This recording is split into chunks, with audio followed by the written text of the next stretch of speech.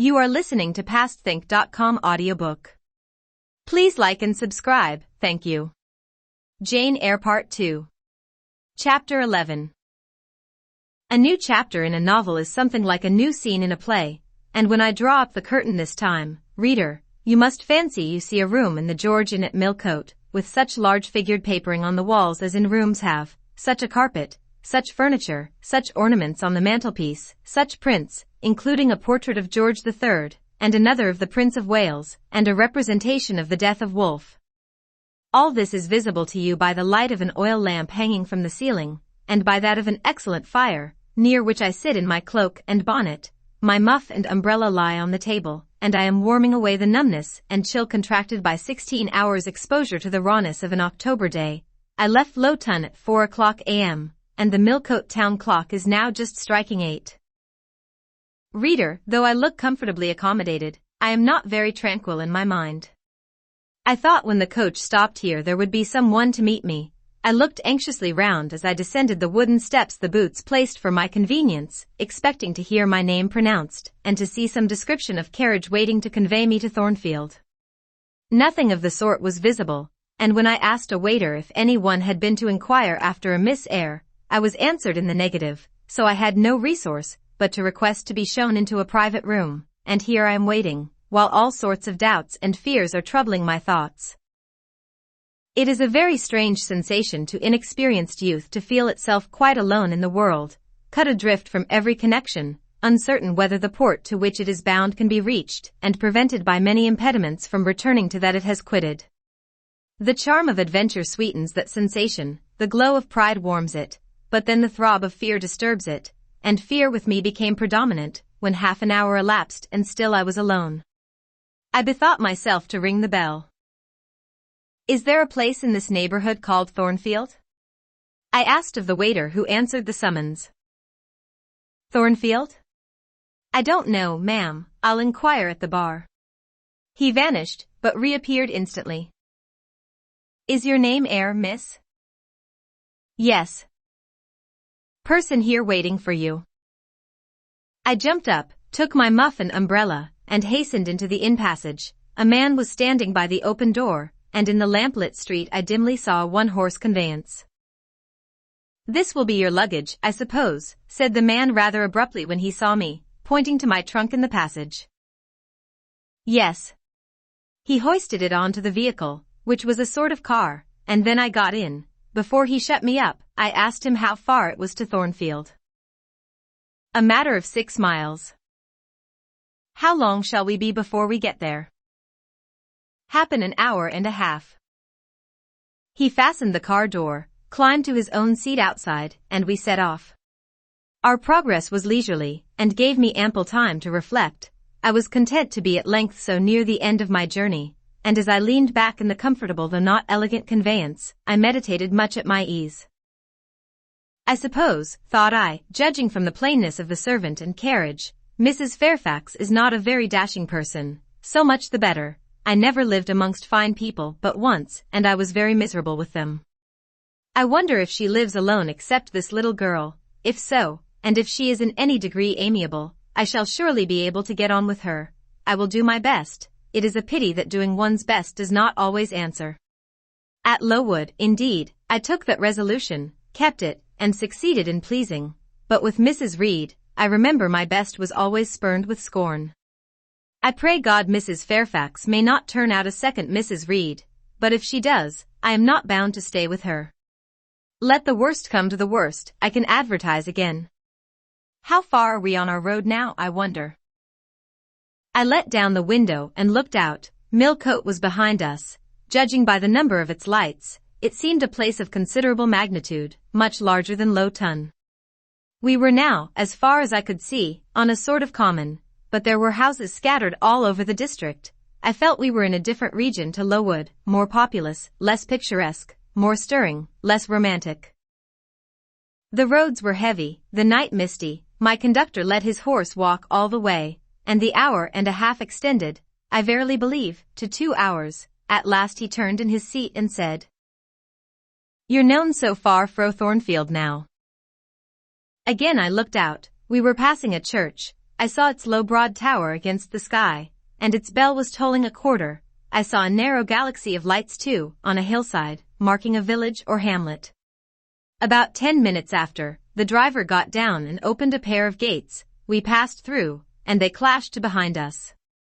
We now slowly ascended a drive, and came upon the long front of a house. Candlelight gleamed from one curtained bow window, all the rest were dark. The car stopped at the front door. It was opened by a maidservant. I alighted and went in. "Will you walk this way, ma'am?" said the girl, and I followed her across a square hall with high doors all round. She ushered me into a room whose double illumination of fire and candle at first dazzled me, contrasting as it did with the darkness to which my eyes had been for 2 hours inured. When I could see, however, a cozy and agreeable picture presented itself to my view. A snug small room, a round table by a cheerful fire, an armchair high-backed and old-fashioned, wherein sat the neatest imaginable little elderly lady, in widow's cap, black silk gown, and snowy muslin apron, exactly like what I had fancied Mrs. Fairfax, only less stately and milder looking. She was occupied in knitting. A large cat sat demurely at her feet. Nothing in short was wanting to complete the beau ideal of domestic comfort. A more reassuring introduction for a new governess could scarcely be conceived. There was no grandeur to overwhelm, no stateliness to embarrass. And then, as I entered, the old lady got up and promptly and kindly came forward to meet me. "How do you do, my dear? I am afraid you have had a tedious ride. John drives so slowly. You must be cold. Come to the fire." "Mrs. Fairfax, I suppose," said I. "Yes, you are right. Do sit down." She conducted me to her own chair, and then began to remove my shawl and untie my bonnet strings. I begged she would not give herself so much trouble. "Oh, it is no trouble. I dare say your own hands are almost numbed with cold. Leah, make a little hot negus and cut a sandwich or two. Here are the keys of the storeroom." And she produced from her pocket a most housewifely bunch of keys, and delivered them to the servant. "Now then, draw nearer to the fire," she continued. "You've brought your luggage with you, haven't you, my dear?" "Yes, ma'am." "I'll see it carried into your room," she said, and bustled out. She treats me like a visitor, thought I. I little expected such a reception. I anticipated only coldness and stiffness. This is not like what I have heard of the treatment of governesses, but I must not exult too soon. She returned, with her own hands cleared her knitting apparatus, and a book or two from the table, to make room for the tray which Leah now brought, and then herself handed me the refreshments. I felt rather confused at being the object of more attention than I had ever before received, and that too, shown by my employer and superior. But as she did not herself seem to consider she was doing anything out of her place, I thought it better to take her civilities quietly. "Shall I have the pleasure of seeing Miss Fairfax tonight?" I asked, when I had partaken of what she offered me. "What did you say, my dear?" "I am a little deaf," returned the good lady, approaching her ear to my mouth. I repeated the question more distinctly. "Miss Fairfax? Oh, you mean Miss Varens. Varens is the name of your future pupil." "Indeed. Then she is not your daughter?" "No, I have no family." I should have followed up my first inquiry by asking in what way Miss Varens was connected with her, but I recollected it was not polite to ask too many questions. Besides, I was sure to hear in time. "I am so glad," she continued, as she sat down opposite to me, and took the cat on her knee. "I am so glad you are come. It will be quite pleasant living here now with a companion." To be sure it is pleasant at any time, for Thornfield is a fine old hall, rather neglected of late years perhaps, but still it is a respectable place. Yet you know in winter-time one feels dreary quite alone in the best quarters. I say alone. Leah is a nice girl to be sure, and John and his wife are very decent people, but then you see they are only servants, and one can't converse with them on terms of equality. One must keep them at due distance, for fear of losing one's authority.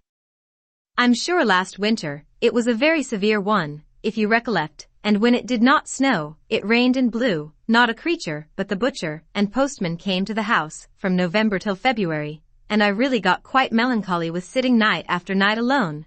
I had Leah in to read to me sometimes, but I don't think the poor girl liked the task much. She felt it confining. In spring and summer one got on better. Sunshine and long days make such a difference. And then, just at the commencement of this autumn, little Adela Varens came and her nurse. A child makes a house alive all at once, and now you are here I shall be quite gay. My heart really warmed to the worthy lady as I heard her talk, and I drew my chair a little nearer to her, and expressed my sincere wish that she might find my company as agreeable as she anticipated. "But I'll not keep you sitting up late tonight," said she. "It is on the stroke of 12 now, and you have been traveling all day. You must feel tired. If you have got your feet well warmed, I'll show you your bedroom. I've had the room next to mine prepared for you. It is only a small apartment, but I thought you would like it better than one of the large front chambers. To be sure they have finer furniture, but they are so dreary and solitary, I never sleep in them myself." I thanked her for her considerate choice, and as I really felt fatigued with my long journey, expressed my readiness to retire. She took her candle, and I followed her from the room. First she went to see if the hall door was fastened. Having taken the key from the lock, she led the way upstairs. The steps and banisters were of oak, the staircase window was high and latticed, both it and the long gallery into which the bedroom doors opened looked as if they belonged to a church rather than a house.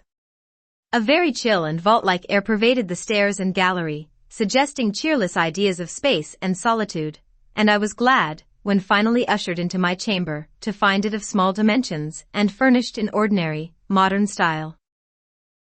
When Mrs. Fairfax had bidden me a kind good night, and I had fastened my door, gazed leisurely round, and in some measure effaced the eerie impression made by that wide hall, that dark and spacious staircase, and that long, cold gallery, by the livelier aspect of my little room, I remembered that, after a day of bodily fatigue and mental anxiety, I was now at last in safe haven. The impulse of gratitude swelled my heart, and I knelt down at the bedside, and offered up thanks where thanks were due, not forgetting, ere I rose, to implore aid on my further path, and the power of meriting the kindness which seemed so frankly offered me before it was earned.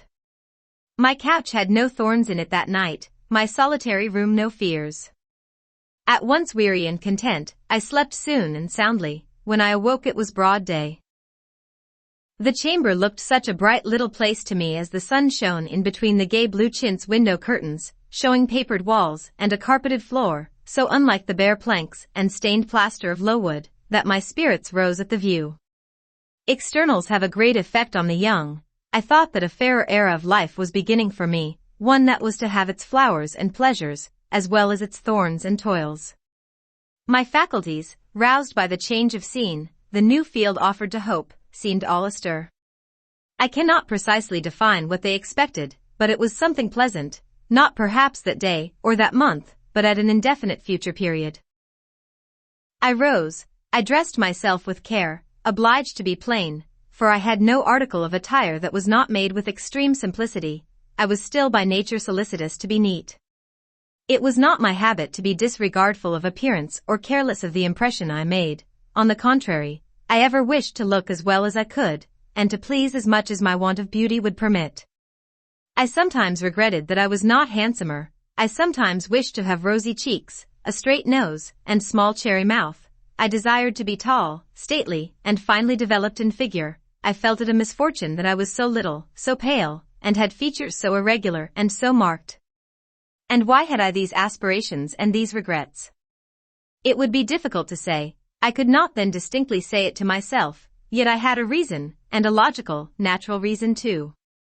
However, when I had brushed my hair very smooth, and put on my black frock, which, Quaker-like as it was, at least had the merit of fitting to a nicety, and adjusted my clean white tucker, I thought I should do respectably enough to appear before Mrs. Fairfax, and that my new pupil would not at least recoil from me with antipathy.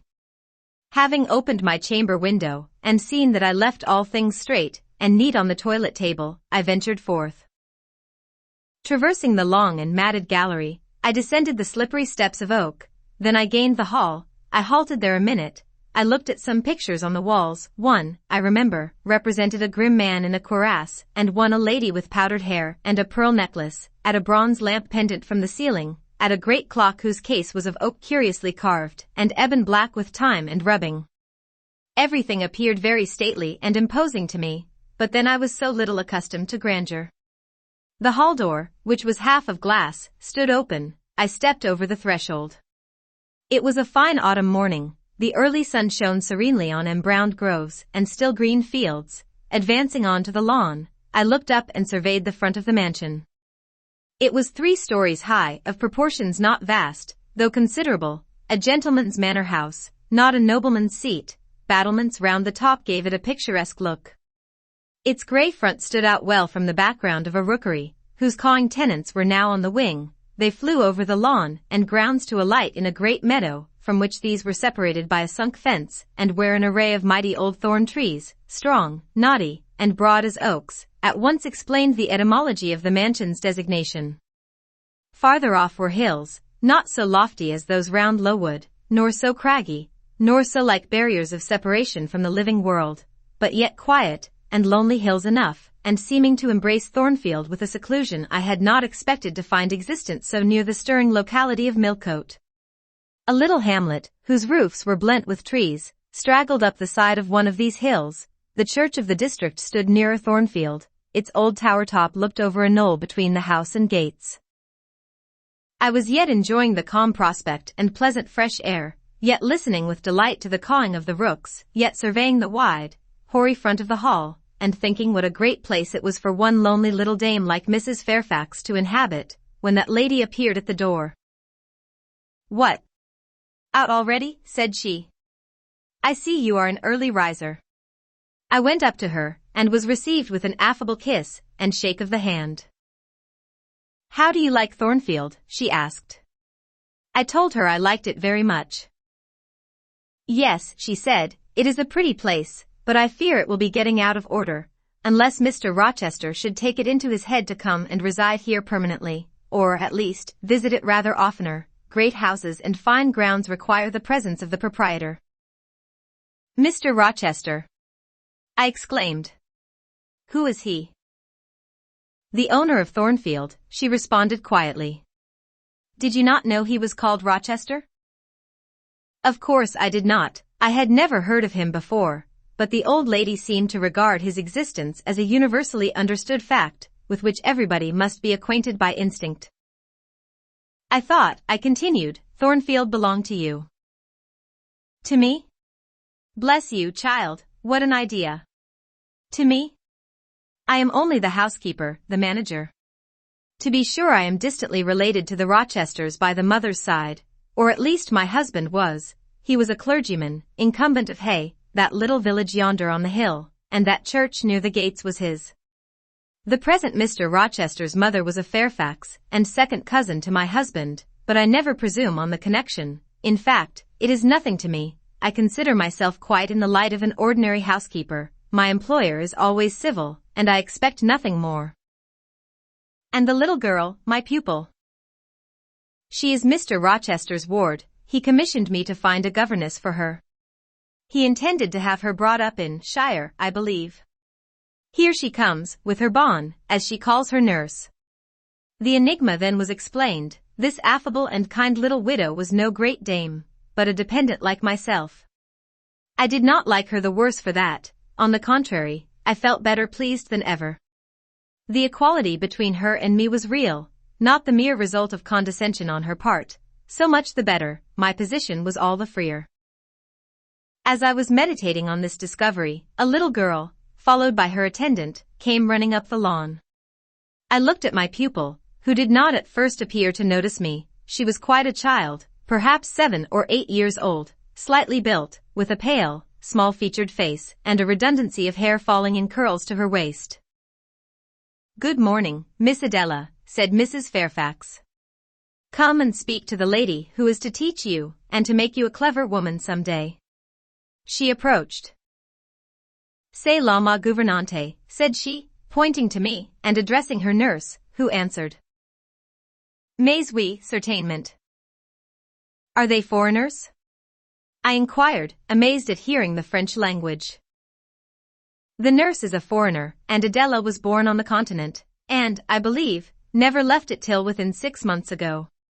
When she first came here she could speak no English. Now she can make shift to talk it a little, I don't understand her, she mixes it so with French, but you will make out her meaning very well, I dare say. Fortunately I had had the advantage of being taught French by a French lady, and as I had always made a point of conversing with Madame Pierrot as often as I could, and had, besides, during the last 7 years, learnt a portion of French by heart daily, applying myself to take pains with my accent, and imitating as closely as possible the pronunciation of my teacher, I had acquired a certain degree of readiness and correctness in the language, and was not likely to be much at a loss with Mademoiselle Adela. She came and shook hand with me when she heard that I was her governess, and as I led her in to breakfast, I addressed some phrases to her in her own tongue. She replied briefly at first, but after we were seated at the table, and she had examined me some 10 minutes with her large hazel eyes, she suddenly commenced chattering fluently. "Ah," cried she, in French, "you speak my language as well as Mr. Rochester does. I can talk to you as I can to him, and so can Sophie. She will be glad. Nobody here understands her. Madame Fairfax is all English. Sophie is my nurse, she came with me over the sea in a great ship with a chimney that smoked, how it did smoke, and I was sick, and so was Sophie, and so was Mr. Rochester. Mr. Rochester lay down on a sofa in a pretty room called the salon, and Sophie and I had little beds in another place. I nearly fell out of mine, it was like a shelf. And mademoiselle, what is your name?" "Eyre, Jane Eyre." "Eyre? Bah! I cannot say it." "Well, our ship stopped in the morning, before it was quite daylight, at a great city, a huge city, with very dark houses, and all smoky, not at all like the pretty clean town I came from, and Mr. Rochester carried me in his arms over a plank to the land, and Sophie came after, and we all got into a coach, which took us to a beautiful large house, larger than this and finer, called an hotel. We stayed there nearly a week. I and Sophie used to walk every day in a great green place full of trees, called the park, and there were many children there besides me, and a pond with beautiful birds in it, that I fed with crumbs." "Can you understand her when she runs on so fast?" asked Mrs. Fairfax. I understood her very well, for I had been accustomed to the fluent tongue of Madame Pierrot. "I wish," continued the good lady, "you would ask her a question or two about her parents. I wonder if she remembers them." "Adele," I inquired, "with whom did you live when you were in that pretty clean town you spoke of?" "I lived long ago with Mamma, but she is gone to the Holy Virgin. Mamma used to teach me to dance and sing, and to say verses. A great many gentlemen and ladies came to see Mamma, and I used to dance before them, or to sit on their knees and sing to them. I liked it. Shall I let you hear me sing now?" She had finished her breakfast, so I permitted her to give a specimen of her accomplishments. Descending from her chair, she came and placed herself on my knee, then, folding her little hands demurely before her, shaking back her curls and lifting her eyes to the ceiling, she commenced singing a song from some opera. It was the strain of a forsaken lady, who, after bewailing the perfidy of her lover, calls pride to her aid, desires her attendant to deck her in her brightest jewels and richest robes, and resolves to meet the false one that night at a ball, and prove to him, by the gaiety of her demeanor, how little his desertion has affected her.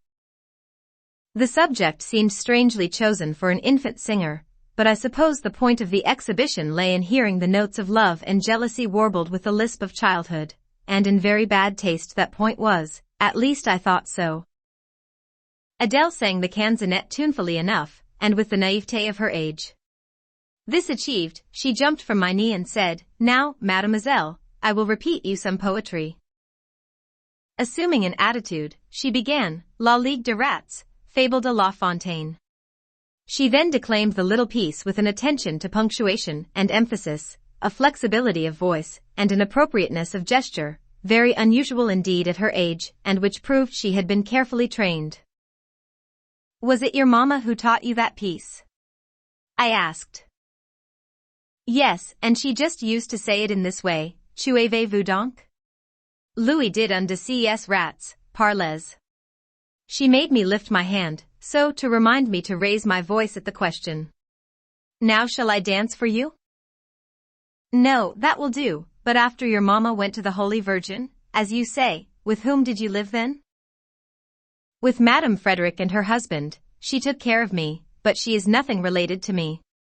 I think she is poor, for she had not so fine a house as Mamma. I was not long there.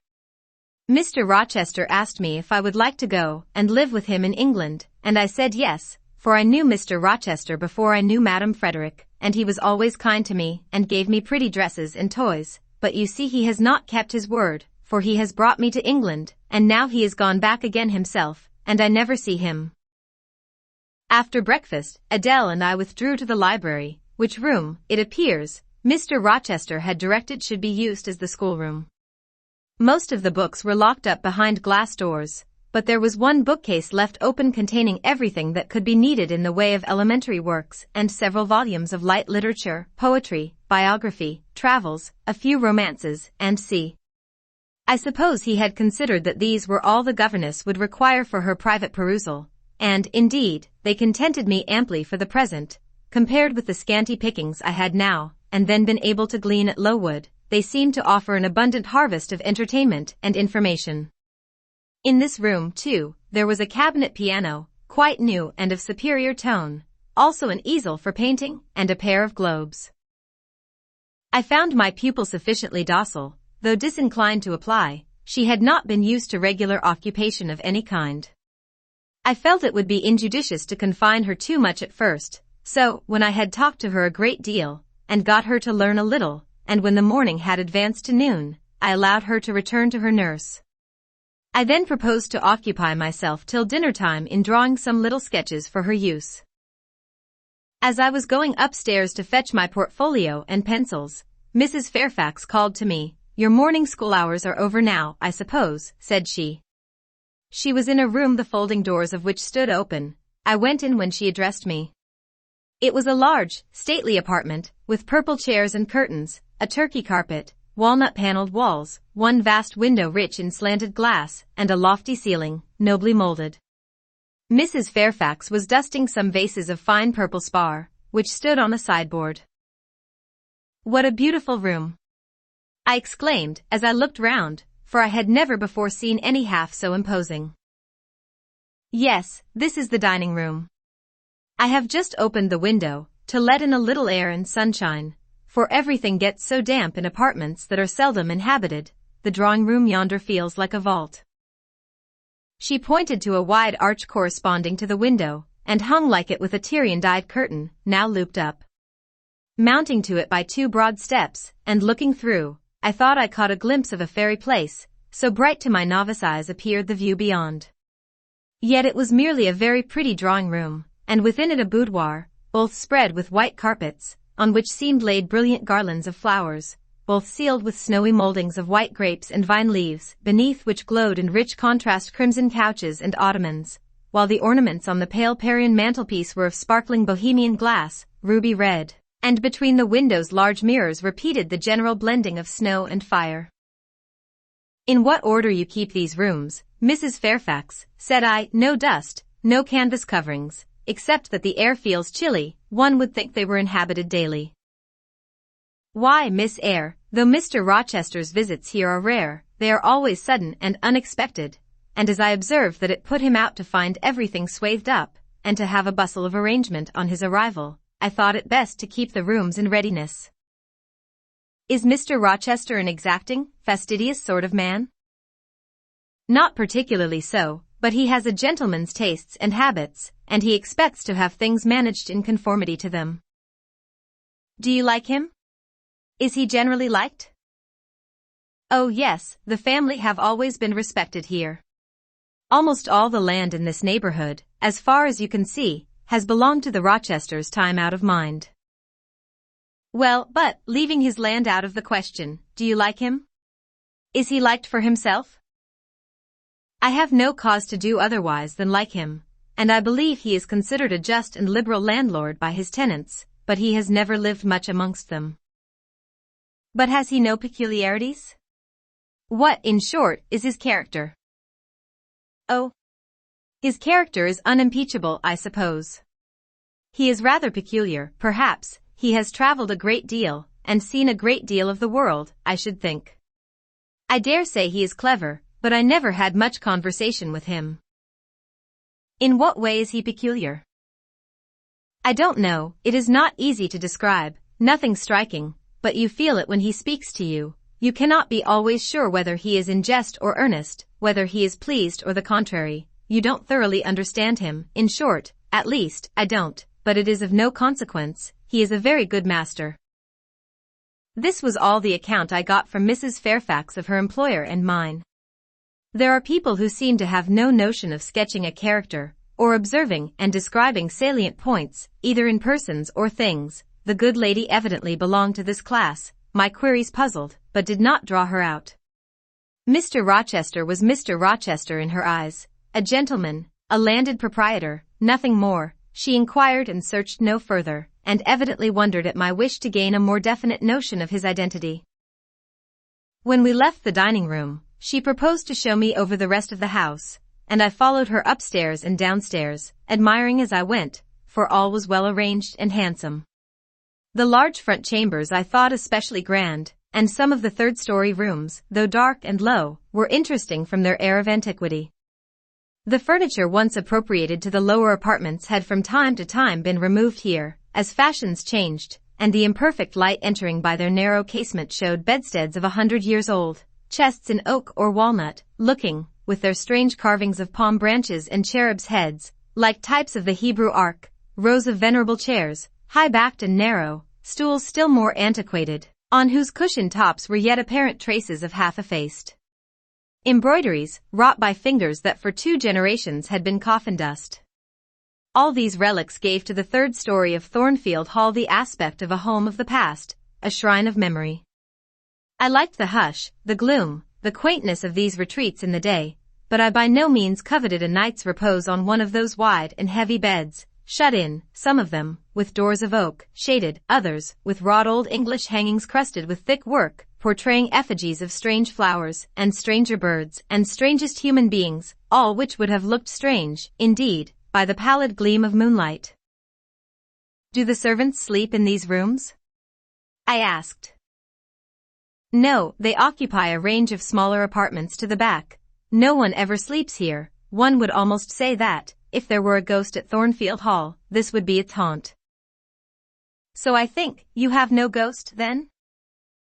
None that I ever heard of, returned Mrs. Fairfax, smiling. Nor any traditions of one? No legends or ghost stories?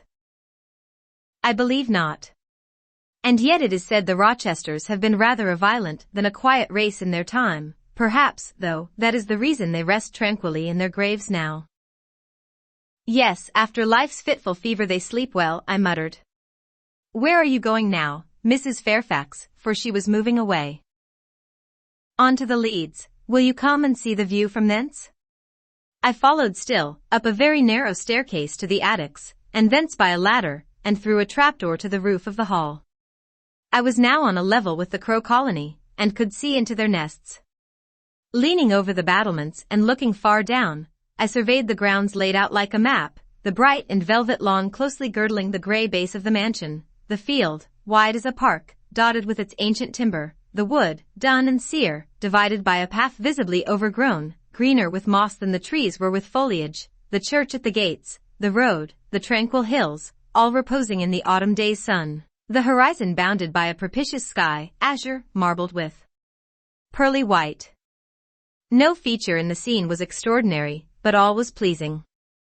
When I turned from it and repassed the trapdoor, I could scarcely see my way down the ladder. The attic seemed black as a vault compared with that arch of blue air to which I had been looking up, and to that sunlit scene of grove, pasture, and green hill, of which the hall was the center, and over which I had been gazing with delight. Mrs. Fairfax stayed behind a moment to fasten the trapdoor. I, by drift of groping, found the outlet from the attic, and proceeded to descend the narrow garret staircase. I lingered in the long passage to which this led, separating the front and back rooms of the third story, narrow, low, and dim, with only one little window at the far end, and looking, with its 2 rows of small black doors all shut, like a corridor in some Bluebeard's castle. While I paced softly on, the last sound I expected to hear in so still a region, a laugh, struck my ear. It was a curious laugh, distinct, formal, mirthless. I stopped, the sound ceased, only for an instant. It began again, louder, for at first, though distinct, it was very low. It passed off in a clamorous peal that seemed to wake an echo in every lonely chamber, though it originated but in one, and I could have pointed out the door whence the accents issued. Mrs. Fairfax. I called out, for I now heard her descending the great stairs. Did you hear that loud laugh? Who is it? Some of the servants, very likely, she answered, perhaps Grace Poole. Did you hear it? I again inquired. Yes, plainly, I often hear her. She sews in one of these rooms. Sometimes Leah is with her, they are frequently noisy together. The laugh was repeated in its low, syllabic tone, and terminated in an odd murmur. Grace, exclaimed Mrs. Fairfax. I really did not expect any Grace to answer, for the laugh was as tragic, as preternatural a laugh as any I ever heard, but that it was high noon, and that no circumstance of ghostliness accompanied the curious cachinnation, but that neither scene nor season favored fear, I should have been superstitiously afraid. However, the event showed me I was a fool for entertaining a sense even of surprise. The door nearest me opened, and a servant came out, a woman of between 30 and 40, a set, square-made figure, red-haired, and with a hard, plain face. Any apparition less romantic or less ghostly could scarcely be conceived. Too much noise, Grace, said Mrs. Fairfax. Remember directions.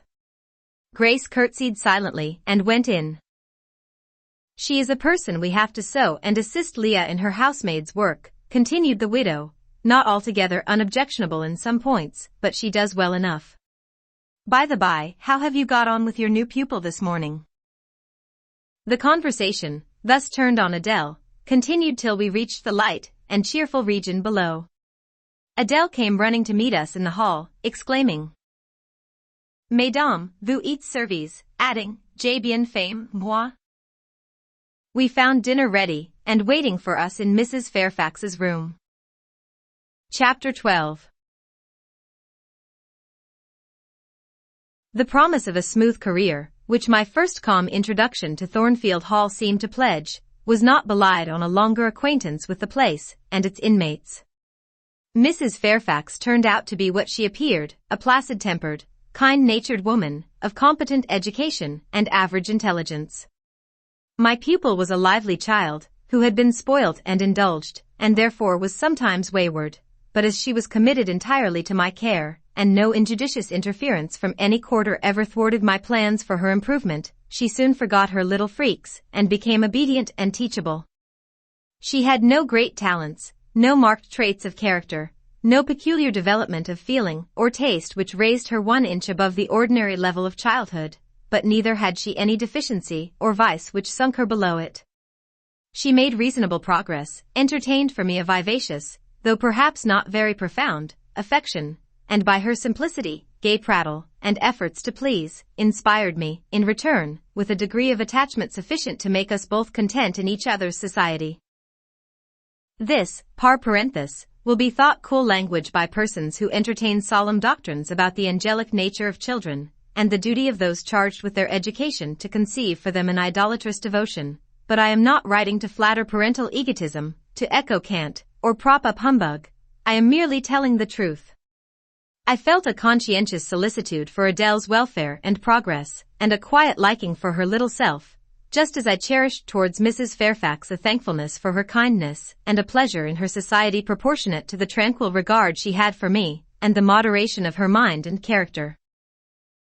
Anybody may blame me who likes, when I add further, that, now and then, when I took a walk by myself in the grounds, when I went down to the gates and looked through them along the road, or when, while Adele played with her nurse and Mrs. Fairfax made jellies in the storeroom, I climbed the 3 staircases, raised the trapdoor of the attic, and having reached the leads, looked out afar over sequestered field and hill, and a long dim skyline, that then I longed for a power of vision which might overpass that limit, which might reach the busy world, towns, regions full of life I had heard of but never seen, that then I desired more of practical experience than I possessed, more of intercourse with my kind, of acquaintance with variety of character, than was here within my reach.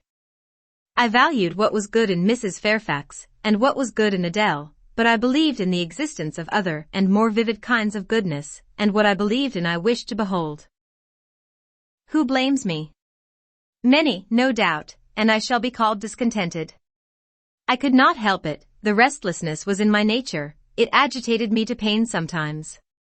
Then my sole relief was to walk along the corridor of the third story, backwards and forwards, safe in the silence and solitude of the spot, and allow my mind's eye to dwell on whatever bright visions rose before it, and, certainly, they were many and glowing, to let my heart be heaved by the exultant movement, which, while it swelled it in trouble, expanded it with life, and, best of all, to open my inward ear to a tale that was never ended, a tale my imagination created and narrated continuously, quickened with all of incident, life, fire, feeling, that I desired and had not in my actual existence.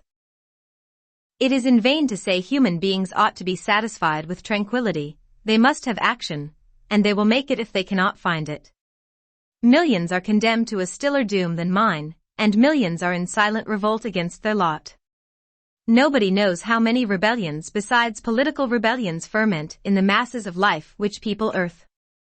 Women are supposed to be very calm generally, but women feel just as men feel, they need exercise for their faculties, and a field for their efforts, as much as their brothers do, they suffer from too rigid a restraint, too absolute a stagnation, precisely as men would suffer, and it is narrow-minded in their more privileged fellow creatures to say that they ought to confine themselves to making puddings and knitting stockings, to playing on the piano and embroidering bags. It is thoughtless to condemn them, or laugh at them, if they seek to do more or learn more than custom has pronounced necessary for their sex.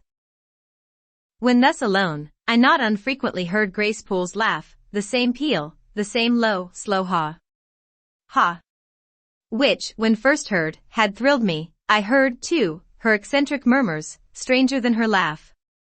There were days when she was quite silent, but there were others when I could not account for the sounds she made. Sometimes I saw her. She would come out of her room with a basin, or a plate, or a tray in her hand, go down to the kitchen and shortly return, generally, oh, romantic reader, forgive me for telling the plain truth, bearing a pot of porter.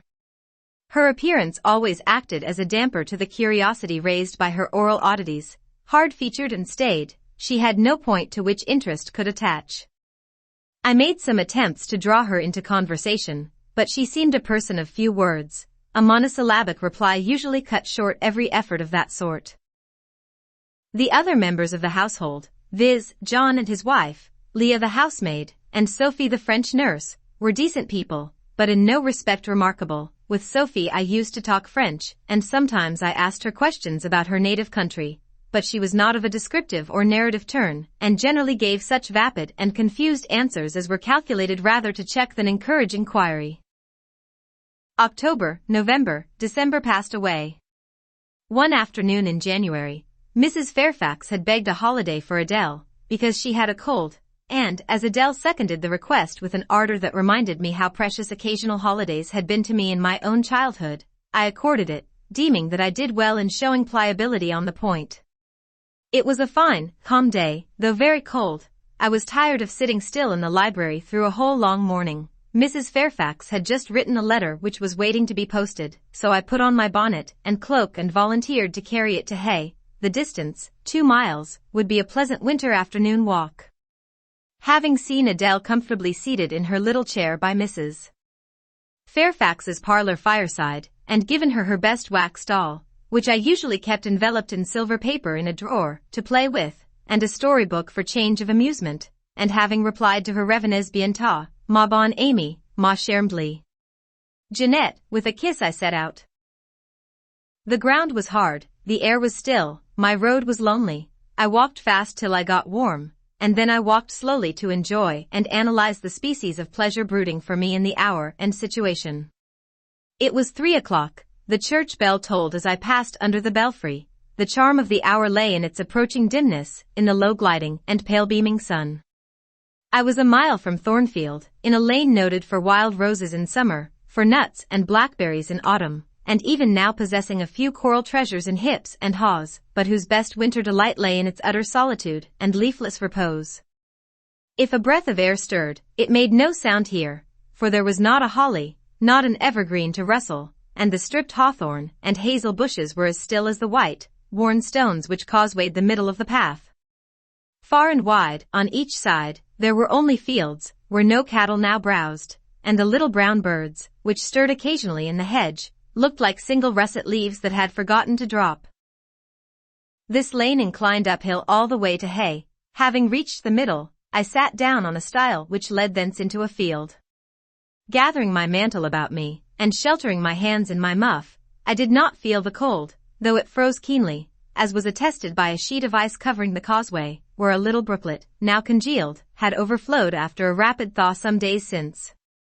From my seat I could look down on Thornfield. The grey and battlemented hall was the principal object in the vale below me. Its woods and dark rookery rose against the west.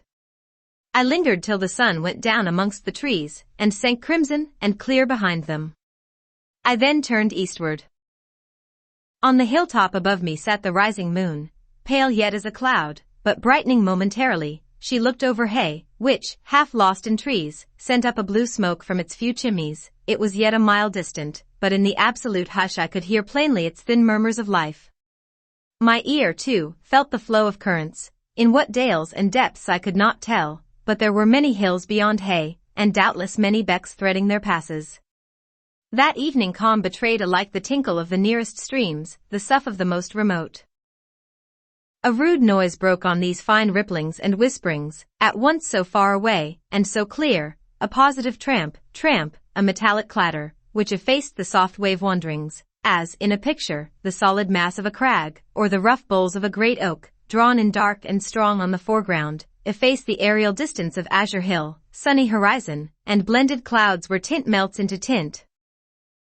The din was on the causeway. A horse was coming. The windings of the lane yet hid it, but it approached.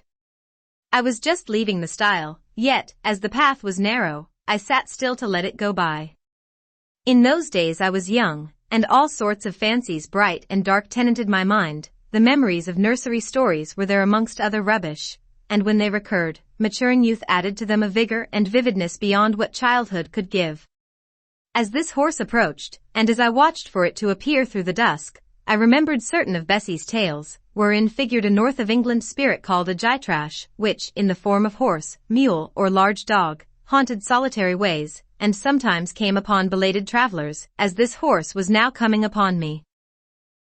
It was very near, but not yet in sight, when, in addition to the tramp, I heard a rush under the hedge, and close down by the hazel stems glided a great dog, whose black and white color made him a distinct object against the trees. It was exactly one form of Bessie's gytrash, a lion-like creature with long hair and a huge head. It passed me, however, quietly enough, not staying to look up, with strange pretercanian eyes, in my face, as I half expected it would. The horse followed, a tall steed, and on its back a rider. The man, the human being, broke the spell at once. Nothing ever rode the gytrash. It was always alone, and goblins, to my notions, though they might tenant the dumb carcasses of beasts, could scarce covet shelter in the commonplace human form. No gytrash was this, only a traveller taking the short cut to Millcote. He passed, and I went on. A few steps, and I turned. A sliding sound, and an exclamation of "What the deuce is to do now?" and a clattering tumble arrested my attention. Man and horse were down. They had slipped on the sheet of ice which glazed the causeway. The dog came bounding back, and seeing his master in a predicament, and hearing the horse groan, barked till the evening hills echoed the sound, which was deep in proportion to his magnitude. He snuffed round the prostrate group, and then he ran up to me. It was all he could do. There was no other help at hand to summon. I obeyed him, and walked down to the traveller, by this time struggling himself free of his steed. His efforts were so vigorous, I thought he could not be much hurt, but I asked him the question. "Are you injured, sir?" I think he was swearing, but am not certain. However, he was pronouncing some formula which prevented him from replying to me directly. "Can I do anything?" I asked again. "You must just stand on one side," he answered as he rose, first to his knees, and then to his feet. I did, whereupon began a heaving, stamping, clattering process, accompanied by a barking and baying which removed me effectually some yards distance, but I would not be driven quite away till I saw the event. This was finally fortunate. The horse was re-established, and the dog was silenced with a down pilot. The traveller now, stooping, felt his foot and leg, as if trying whether they were sound. Apparently something ailed them, for he halted to the stile whence I had just risen, and sat down. I was in the mood for being useful, or at least officious, I think, for I now drew near him again. "If you are hurt, and want help, sir, I can fetch someone either from Thornfield Hall, or from Hay." "Thank you, I shall do. I have no broken bones, only a sprain," and again he stood up and tried his foot, but the result extorted an involuntary ugh. Something of daylight still lingered, and the moon was waxing bright. I could see him plainly. His figure was enveloped in a riding cloak, fur-collared and steel-clasped. Its details were not apparent, but I traced the general points of middle height and considerable breadth of chest. He had a dark face, with stern features and a heavy brow. His eyes and gathered eyebrows looked ireful and thwarted just now. He was past youth, but had not reached middle age. Perhaps he might be 35.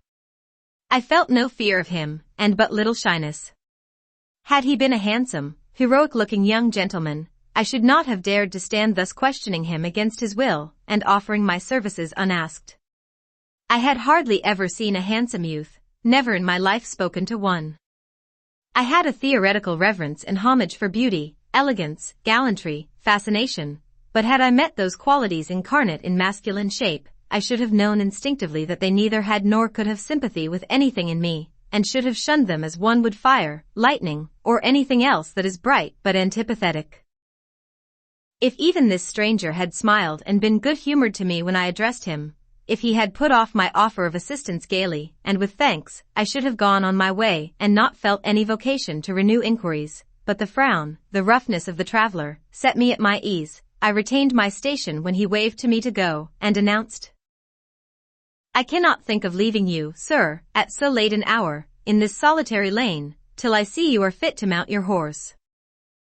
He looked at me when I said this. He had hardly turned his eyes in my direction before. "I should think you ought to be at home yourself," said he, "if you have a home in this neighborhood. Where do you come from?" "From just below, and I am not at all afraid of being out late. When it is moonlight, I will run over to Hay for you with pleasure, if you wish it. Indeed, I am going there to post a letter." "You live just below. Do you mean at that house with the battlements?" pointing to Thornfield Hall, on which the moon cast a hoary gleam, bringing it out distinct and pale from the woods that, by contrast with the western sky, now seemed one mass of shadow. "Yes, sir." "Whose house is it?" "Mr. Rochester's." "Do you know Mr. Rochester?" "No, I have never seen him." "He is not resident, then?" "No." "Can you tell me where he is?" "I cannot." "You are not a servant at the hall, of course." "You are." He stopped, ran his eye over my dress, which, as usual, was quite simple, a black merino cloak, a black beaver bonnet, neither of them half fine enough for a lady's maid. He seemed puzzled to decide what I was. I helped him. "I am the governess." "Ah, the governess," he repeated. "Deuce take me, if I had not forgotten. The governess," and again my raiment underwent scrutiny. In 2 minutes he rose from the stile. His face expressed pain when he tried to move. "I cannot commission you to fetch help," he said, "but you may help me a little yourself, if you will be so kind." "Yes, sir." "You have not an umbrella that I can use as a stick?" "No." "Try to get hold of my horse's bridle and lead him to me. You are not afraid?" I should have been afraid to touch a horse when alone, but when told to do it, I was disposed to obey. I put down my muff on the stile, and went up to the tall steed. I endeavored to catch the bridle, but it was a spirited thing, and would not let me come near its head. I made effort on effort, though in vain. Meantime, I was mortally afraid of its trampling 4 feet. The traveler waited and watched for some time, and at last he laughed. "I see," he said, "the mountain will never be brought to Mahomet, so all you can do is to aid Mahomet to go to the mountain. I must beg of you to come here." I came. "Excuse me," he continued, "necessity compels me to make you useful." He laid a heavy hand on my shoulder, and leaning on me with some stress, limped to his horse. Having once caught the bridle, he mastered it directly and sprang to his saddle, grimacing grimly as he made the effort, for it wrenched his sprain. "Now," said he, releasing his under lip from a hard bite, "just hand me my whip, it lies there under the hedge." I sought it and found it. "Thank you, now make haste with the letter to Hay, and return as fast as you can." A touch of a spurred heel made his horse first start and rear, and then bound away. The dog rushed in his traces, all three vanished. Like heath that, in the wilderness, the wild wind whirls away. I took up my muff and walked on. The incident had occurred and was gone for me. It was an incident of no moment, no romance, no interest in a sense, yet it marked with change one single hour of a monotonous life. My help had been needed and claimed. I had given it. I was pleased to have done something, trivial, transitory though the deed was, it was yet an active thing, and I was weary of an existence all passive. The new face, too, was like a new picture introduced to the gallery of memory, and it was dissimilar to all the others hanging there, firstly, because it was masculine, and, secondly, because it was dark, strong, and stern. I had it still before me when I entered Hay, and slipped the letter into the post office. I saw it as I walked fast downhill all the way home. When I came to the stile, I stopped a minute, looked round and listened, with an idea that a horse's hoofs might ring on the causeway again, and that a rider in a cloak and a gytrash-like Newfoundland dog might be again apparent. I saw only the hedge and a pollard willow before me, rising up still and straight to meet the moonbeams. I heard only the faintest waft of wind roaming fitful among the trees round Thornfield, a mile distant, and when I glanced down in the direction of the murmur, my eye, traversing the hall front, caught a light kindling in a window. It reminded me that I was late, and I hurried on. I did not like re-entering Thornfield. To pass its threshold was to return to stagnation, to cross the silent hall, to ascend the darksome staircase, to seek my own lonely little room, and then to meet tranquil Mrs. Fairfax and spend the long winter evening with her, and her only, was to quell wholly the faint excitement wakened by my walk, to slip again over my faculties the viewless fetters of an uniform and too still existence, of an existence whose very privileges of security and ease I was becoming incapable of appreciating. What good it would have done me at that time to have been tossed in the storms of an uncertain struggling life, and to have been taught by rough and bitter experience to long for the calm amidst which I now repined. Yes, just as much good as it would do a man tired of sitting still in a too-easy chair to take a long walk, and just as natural was the wish to stir, under my circumstances, as it would be under his. I lingered at the gates, I lingered on the lawn, I paced backwards and forwards on the pavement. The shutters of the glass door were closed. I could not see into the interior, and both my eyes and spirit seemed drawn from the gloomy house, from the grey hollow filled with rayless cells, as it appeared to me, to that sky expanded before me, a blue sea absolved from taint of cloud, the moon ascending it in solemn march, her orb seeming to look up as she left the hilltops, from behind which she had come, far and farther below her, and aspired to the zenith, midnight dark in its fathomless depth and measureless distance. And for those trembling stars that followed her course, they made my heart tremble, my veins glow when I viewed them. Little things recall us to earth. The clock struck in the hall, that sufficed. I turned from moon and stars, opened a side door, and went in. The hall was not dark, nor yet was it lit, only by the high-hung bronze lamp. A warm glow suffused both it and the lower steps of the oak staircase. This ruddy shine issued from the great dining room, whose two-leaved door stood open, and showed a genial fire in the grate, glancing on marble hearth and brass fire-irons, and revealing purple draperies and polished furniture, in the most pleasant radiance. It revealed, too, a group near the mantelpiece. I had scarcely caught it, and scarcely become aware of a cheerful mingling of voices, amongst which I seemed to distinguish the tones of Adele, when the door closed. I hastened to Mrs. Fairfax's room. There was a fire there too, but no candle, and no Mrs. Fairfax. Instead, all alone, sitting upright on the rug, and gazing with gravity at the blaze, I beheld a great black and white long-haired dog, just like the gytrash of the lane. It was so like it that I went forward and said, "Pilot," and the thing got up and came to me and snuffed me. I caressed him, and he wagged his great tail, but he looked an eerie creature to be alone with, and I could not tell whence he had come. I rang the bell, for I wanted a candle, and I wanted, too, to get an account of this visitant. Leah entered. "What dog is this?"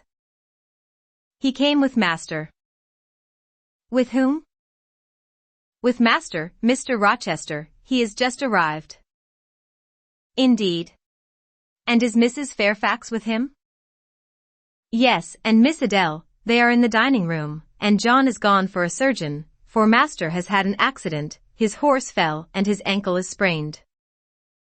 Did the horse fall in Hay Lane? Yes, coming downhill, it slipped on some ice. Ah. Bring me a candle, will you, Leah? Leah brought it. She entered, followed by Mrs. Fairfax, who repeated the news, adding that Mr. Carter, the surgeon, was come and was now with Mr. Rochester. Then she hurried out to give orders about tea, and I went upstairs to take off my things. Chapter 13. Mr. Rochester, it seems, by the surgeon's orders, went to bed early that night, nor did he rise soon next morning. When he did come down, it was to attend to business. His agent and some of his tenants were arrived and waiting to speak with him. Adele and I had now to vacate the library. It would be in daily requisition as a reception room for callers. A fire was lit in an apartment upstairs, and there I carried our books and arranged it for the future schoolroom. I discerned in the course of the morning that Thornfield Hall was a changed place, no longer silent as a church. It echoed every hour or two to a knock at the door, or a clang of the bell. Steps, too, often traversed the hall, and new voices spoke in different keys below. A rill from the outer world was flowing through it. It had a master. For my part, I liked it better. Adele was not easy to teach that day. She could not apply. She kept running to the door and looking over the banisters to see if she could get a glimpse of Mr. Rochester. Then she coined pretexts to go downstairs, in order, as I shrewdly suspected, to visit the library, where I knew she was not wanted. Then, when I got a little angry, and made her sit still, she continued to talk incessantly of her ami, Monsieur Edouard Fairfax de Rochester, as she dubbed him. I had not before heard his prenomens, and to conjecture what presents he had brought her, for it appears he had intimated the night before, that when his luggage came from Millcote, there would be found amongst it a little box in whose contents she had an interest. Et cela doit signifier, said she, tu il aura la dedans un cadeau pour moi, et peut-être pour vous aussi, mademoiselle. Monsieur parle de vous, il me demande le nom de ma gouvernante, et s'il n'était pas une petite personne, et ses mince et un peu pale. J'ai dit tu oui, car c'est vrai, n'est-ce pas, mademoiselle? I and my pupil dined as usual in Mrs. Fairfax's parlor. The afternoon was wild and snowy, and we passed it in the schoolroom. At dark I allowed Adele to put away books and work, and to run downstairs, for, from the comparative silence below, and from the cessation of appeals to the door-bell, I conjectured that Mr. Rochester was now at liberty. Left alone, I walked to the window, but nothing was to be seen thence. Twilight and snowflakes together thickened the air, and hid the very shrubs on the lawn. I let down the curtain and went back to the fireside. In the clear embers I was tracing a view, not unlike a picture I remembered to have seen of the castle of Heidelberg, on the Rhine, when Mrs. Fairfax came in, breaking up by her entrance the fiery mosaic I had been piecing together, and scattering too some heavy unwelcome thoughts that were beginning to throng on my solitude. Mr. Rochester would be glad if you and your pupil would take tea with him in the drawing-room this evening, said she. He has been so much engaged all day that he could not ask to see you before. When is his tea time? I inquired. Oh, at 6 o'clock. He keeps early hours in the country. You had better change your frock now. I will go with you and fasten it. Here is a candle. Is it necessary to change my frock? Yes, you had better. I always dress for the evening when Mr. Rochester is here. This additional ceremony seemed somewhat stately. However, I repaired to my room, and, with Mrs. Fairfax's aid, replaced my black stuff dress by one of black silk, the best and the only additional one I had, except one of light grey, which, in my Lowood notions of the toilette, I thought too fine to be worn, except on first-rate occasions. You want a brooch, said Mrs. Fairfax. I had a single little pearl ornament, which Miss Temple gave me as a parting keepsake. I put it on, and then we went downstairs. And used as I was to strangers, it was rather a trial to appear thus formally summoned in Mr. Rochester's presence. I let Mrs. Fairfax precede me into the dining room, and kept in her shade as we crossed that apartment, and, passing the arch, whose curtain was now dropped, entered the elegant recess beyond. 2 wax candles stood lighted on the table, and 2 on the mantelpiece, basking in the light and heat of a superb fire. Lay Pilot, Adele knelt near him. Half reclined on a couch appeared Mr. Rochester, his foot supported by the cushion. He was looking at Adele and the dog. The fire shone full on his face. I knew my traveler with his broad and jetty eyebrows, his square forehead, made squarer by the horizontal sweep of his black hair.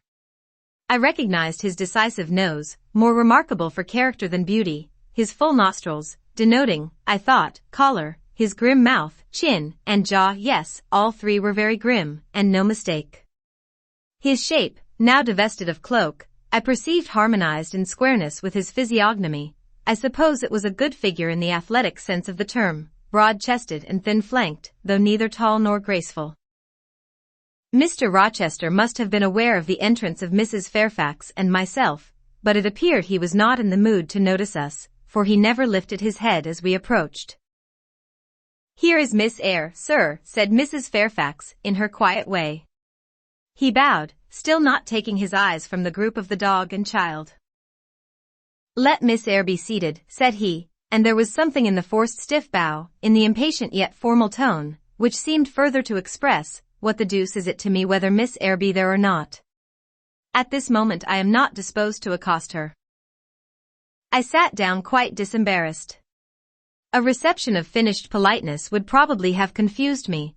I could not have returned or repaid it by answering grace and elegance on my part, but harsh caprice laid me under no obligation. On the contrary, a decent quiescence, under the freak of manner, gave me the advantage. Besides, the eccentricity of the proceeding was piquant. I felt interested to see how he would go on. He went on as a statue would, that is, he neither spoke nor moved. Mrs. Fairfax seemed to think it necessary that someone should be amiable, and she began to talk. Kindly, as usual, and, as usual, rather trite, she condoled with him on the pressure of business he had had all day, on the annoyance it must have been to him with that painful sprain. Then she commended his patience and perseverance in going through with it. "Madam, I should like some tea," was the sole rejoinder she got. She hastened to ring the bell, and when the tray came, she proceeded to arrange the cups, spoons, and with assiduous celerity. I and Adele went to the table, but the master did not leave his couch. "Will you hand Mr. Rochester's cup?" said Mrs. Fairfax to me. "Adele might perhaps spill it." I did as requested. As he took the cup from my hand, Adele, thinking the moment propitious for making a request in my favor, cried out, "N'est-ce pas, monsieur, tu as un cadeau pour mademoiselle Eyre dans votre petit coffre?" "Who talks of cadeaux?" said he gruffly. "Did you expect a present, Miss Eyre? Are you fond of presents?" And he searched my face with eyes that I saw were dark, irate, and piercing. "I hardly know, sir. I have little experience of them. They are generally thought pleasant things." "Generally thought? But what do you think?" "I should be obliged to take time, sir, before I could give you an answer worthy of your acceptance. A present has many faces to it, has it not? And one should consider all, before pronouncing an opinion as to its nature." "Miss Eyre, you are not so unsophisticated as Adele. She demands a cadeau, clamorously. The moment she sees me, you beat about the bush." "Because I have less confidence in my deserts than Adele has. She can prefer the claim of old acquaintance, and the right too of custom, for she says you have always been in the habit of giving her playthings. But if I had to make out a case I should be puzzled, since I am a stranger, and have done nothing to entitle me to an acknowledgement." "Oh, don't fall back on over-modesty. I have examined Adele, and find you have taken great pains with her. She is not bright, she has no talents, yet in a short time she has made much improvement." "Sir, you have now given me my cadeau. I am obliged to you. It is the meed teachers most covet, praise of their pupils' progress." "Humph," said Mr. Rochester, and he took his tea in silence. "Come to the fire," said the master, when the tray was taken away, and Mrs. Fairfax had settled into a corner with her knitting. while Adele was leading me by the hand round the room, showing me the beautiful books and ornaments on the consoles and chiffoniers. We obeyed, as in duty bound. Adele wanted to take a seat on my knee, but she was ordered to amuse herself with Pilot. "You have been resident in my house 3 months?" "Yes, sir." "And you came from?" "From Lowood School, in Shire." "Ah. A charitable concern. How long were you there?" 8 years. 8 years. You must be tenacious of life. I thought half the time in such a place would have done up any constitution. No wonder you have rather the look of another world. I marveled where you had got that sort of face. When you came on me in Hay Lane last night, I thought unaccountably of fairy tales, and had half a mind to demand whether you had bewitched my horse. I am not sure yet. Who are your parents?" "I have none." "Nor ever had, I suppose. Do you remember them?" "No." "I thought not. And so you were waiting for your people when you sat on that stile?" "For whom, sir?"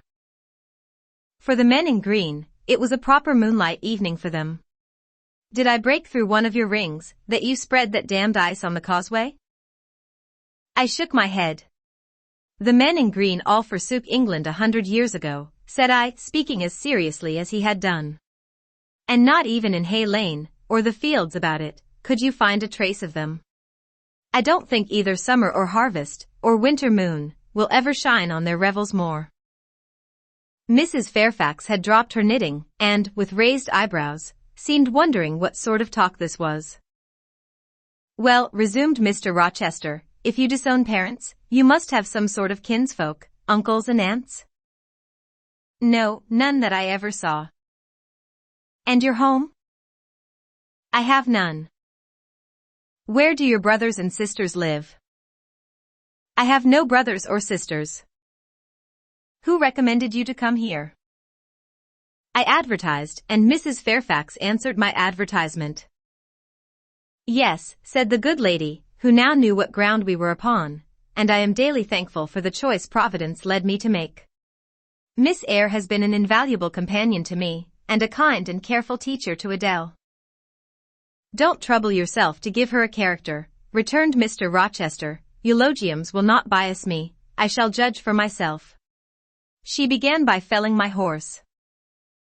"Sir," said Mrs. Fairfax, "I have to thank her for this sprain." The widow looked bewildered. "Miss Eyre, have you ever lived in a town?" "No, sir." "Have you seen much society?" "None but the pupils and teachers of Lowood, and now the inmates of Thornfield." "Have you read much?" "Only such books as came in my way, and they have not been numerous or very learned." "You have lived the life of a nun. No doubt you are well drilled in religious forms. Brocklehurst, who I understand directs Lowood, is a parson, is he not?" "Yes, sir." "And you girls probably worshipped him, as a convent full of religieuses would worship their director." "Oh no." "You are very cool." "No." "What? A novice not worship her priest? That sounds blasphemous."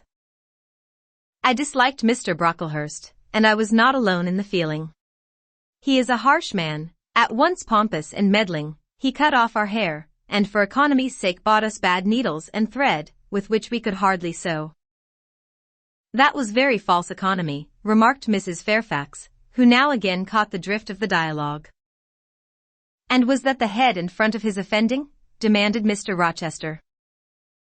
"He starved us when he had the sole superintendence of the provision department, before the committee was appointed, and he bored us with long lectures once a week, and with evening readings from books of his own Indy Ting, about sudden deaths and judgments, which made us afraid to go to bed." "What age were you when you went to Lowood?" "About 10. "And you stayed there 8 years, you are now, then, 18? I assented. "Arithmetic, you see, is useful. Without its aid, I should hardly have been able to guess your age. It is a point difficult to fix where the features and countenance are so much at variance as in your case. And now what did you learn at Lowood? Can you play? A little. Of course, that is the established answer. Go into the library, if you please. Excuse my tone of command. I am used to say, do this, and it is done. I cannot alter my customary habits for one new inmate. Go then, into the library, take a candle with you, leave the door open, sit down to the piano, and play a tune. I departed, obeying his directions. Enough, he called out in a few minutes. You play a little, I see, like any other English schoolgirl, perhaps rather better than some, but not well. I closed the piano and returned. Mr. Rochester continued, Adele showed me some sketches this morning, which she said were yours. I don't know whether they were entirely of your doing, probably a master aided you. No, indeed. I interjected. Ah. That pricks pride.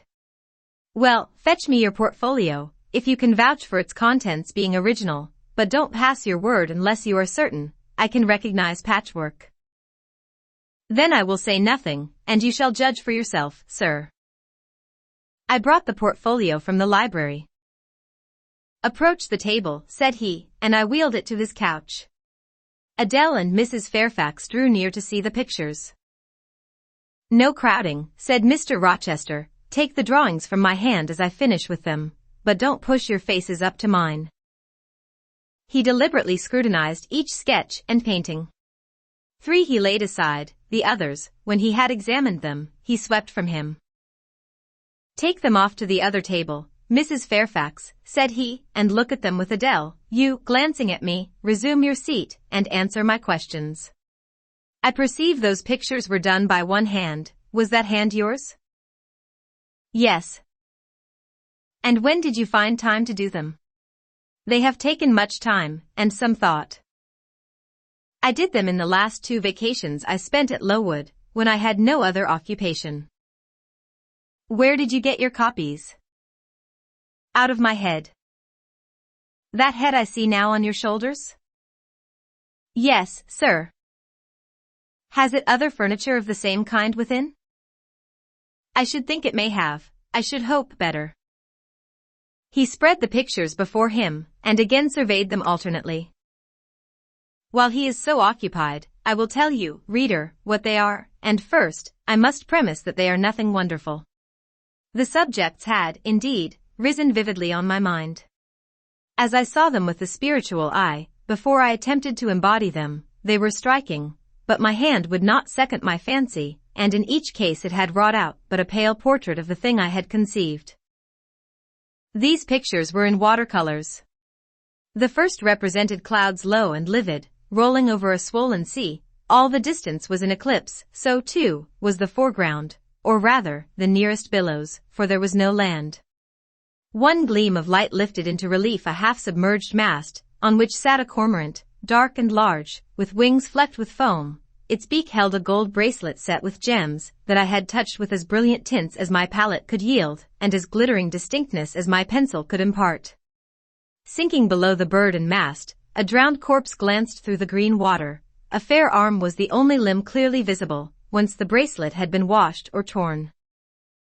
The second picture contained for foreground only the dim peak of a hill, with grass and some leaves slanting as if by a breeze. Beyond and above spread an expanse of sky, dark blue as at twilight. Rising into the sky was a woman's shape to the bust, portrayed in tints as dusk and soft as I could combine. The dim forehead was crowned with a star, the lineaments below were seen as through the suffusion of vapor, the eyes shone dark and wild, the hair streamed shadowy, like a beamless cloud torn by storm or by electric travail. On the neck lay a pale reflection like moonlight. The same faint luster touched the train of thin clouds from which rose and bowed this vision of the evening star. The third showed the pinnacle of an iceberg piercing a polar winter sky. A muster of northern lights reared their dim lances, close serried, along the horizon. Throwing these into distance, rose, in the foreground, a head, a colossal head, inclined towards the iceberg, and resting against it. 2 thin hands, joined under the forehead, and supporting it, drew up before the lower features a sable veil, a brow quite bloodless, white as bone, and an eye hollow and fixed, blank of meaning but for the glassiness of despair, alone were visible. Above the temples, amidst wreathed turbaned folds of black drapery, vague in its character and consistency as cloud, gleamed a ring of white flame, gemmed with sparkles of a more lurid tinge. This pale crescent was the likeness of a kingly crown. What it diademed was the shape which shape had none. "Were you happy when you painted these pictures?" asked Mr. Rochester presently.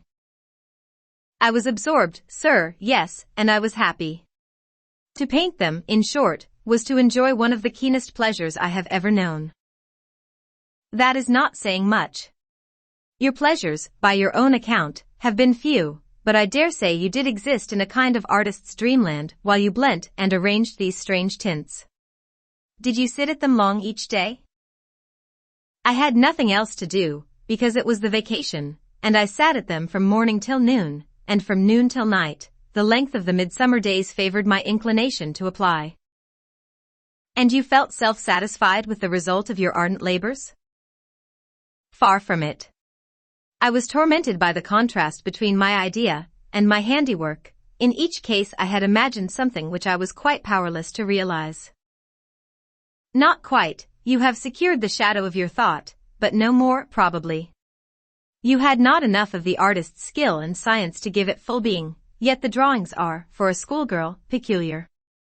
As to the thoughts, they are elfish. These eyes in the evening star you must have seen in a dream. How could you make them look so clear, and yet not at all brilliant? For the planet above quells their rays. And what meaning is that in their solemn depth? And who taught you to paint wind? There is a high gale in that sky, and on this hilltop. Where did you see Latmos? For that is Latmos. There. Put the drawings away." I had scarce tied the strings of the portfolio, when, looking at his watch, he said abruptly, "It is 9 o'clock. What are you about, Miss Eyre, to let Adele sit up so long? Take her to bed." Adele went to kiss him before quitting the room. He endured the caress, but scarcely seemed to relish it more than Pilate would have done, nor so much. "I wish you all good night, now," said he, making a movement of the hand towards the door, in token that he was tired of our company, and wished to dismiss us. Mrs. Fairfax folded up her knitting. I took my portfolio, we curtsied to him, received a frigid bow in return, and so withdrew. "You said Mr. Rochester was not strikingly peculiar, Mrs. Fairfax," I observed, when I rejoined her in her room, after putting Adele to bed. "Well, is he?" "I think so. He is very changeful and abrupt." "True, no doubt he may appear so to a stranger, but I am so accustomed to his manner, I never think of it, and then, if he has peculiarities of temper, allowance should be made." "Why?" "Partly because it is his nature, and we can none of us help our nature, and partly because he has painful thoughts, no doubt, to harass him, and make his spirits unequal." "What about?" "Family troubles, for one thing." "But he has no family." "Not now, but he has had, or, at least, relatives. He lost his elder brother a few years since." "His elder brother?" "Yes. The present Mr. Rochester has not been very long in possession of the property, only about 9 years. 9 years is a tolerable time. Was he so very fond of his brother as to be still inconsolable for his loss?" "Why, no, perhaps not. I believe there were some misunderstandings between them. Mr. Roland Rochester was not quite just to Mr. Edward, and perhaps he prejudiced his father against him. The old gentleman was fond of money, and anxious to keep the family estate together. He did not like to diminish the property by division, and yet he was anxious that Mr. Edward should have wealth, too, to keep up the consequence of the name, and, soon after he was of age, some steps were taken that were not quite fair, and made a great deal of mischief. Old Mr. Rochester and Mr. Roland combined to bring Mr.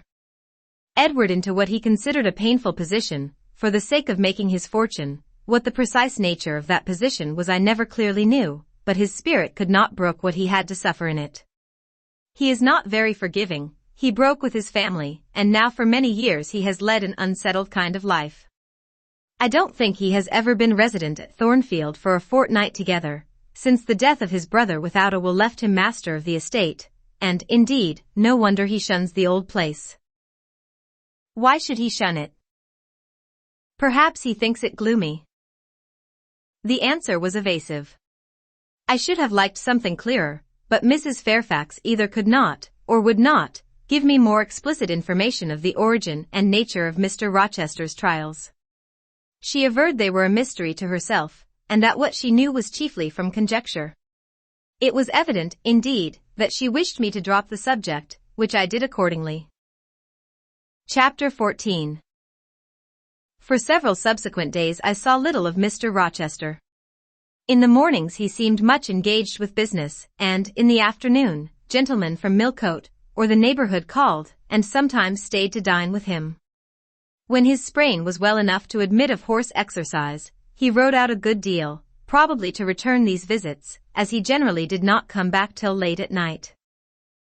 During this interval, even Adele was seldom sent for to his presence, and all my acquaintance with him was confined to an occasional rencontre in the hall, on the stairs, or in the gallery, when he would sometimes pass me haughtily and coldly, just acknowledging my presence by a distant nod or a cool glance, and sometimes bow and smile with gentlemanlike affability.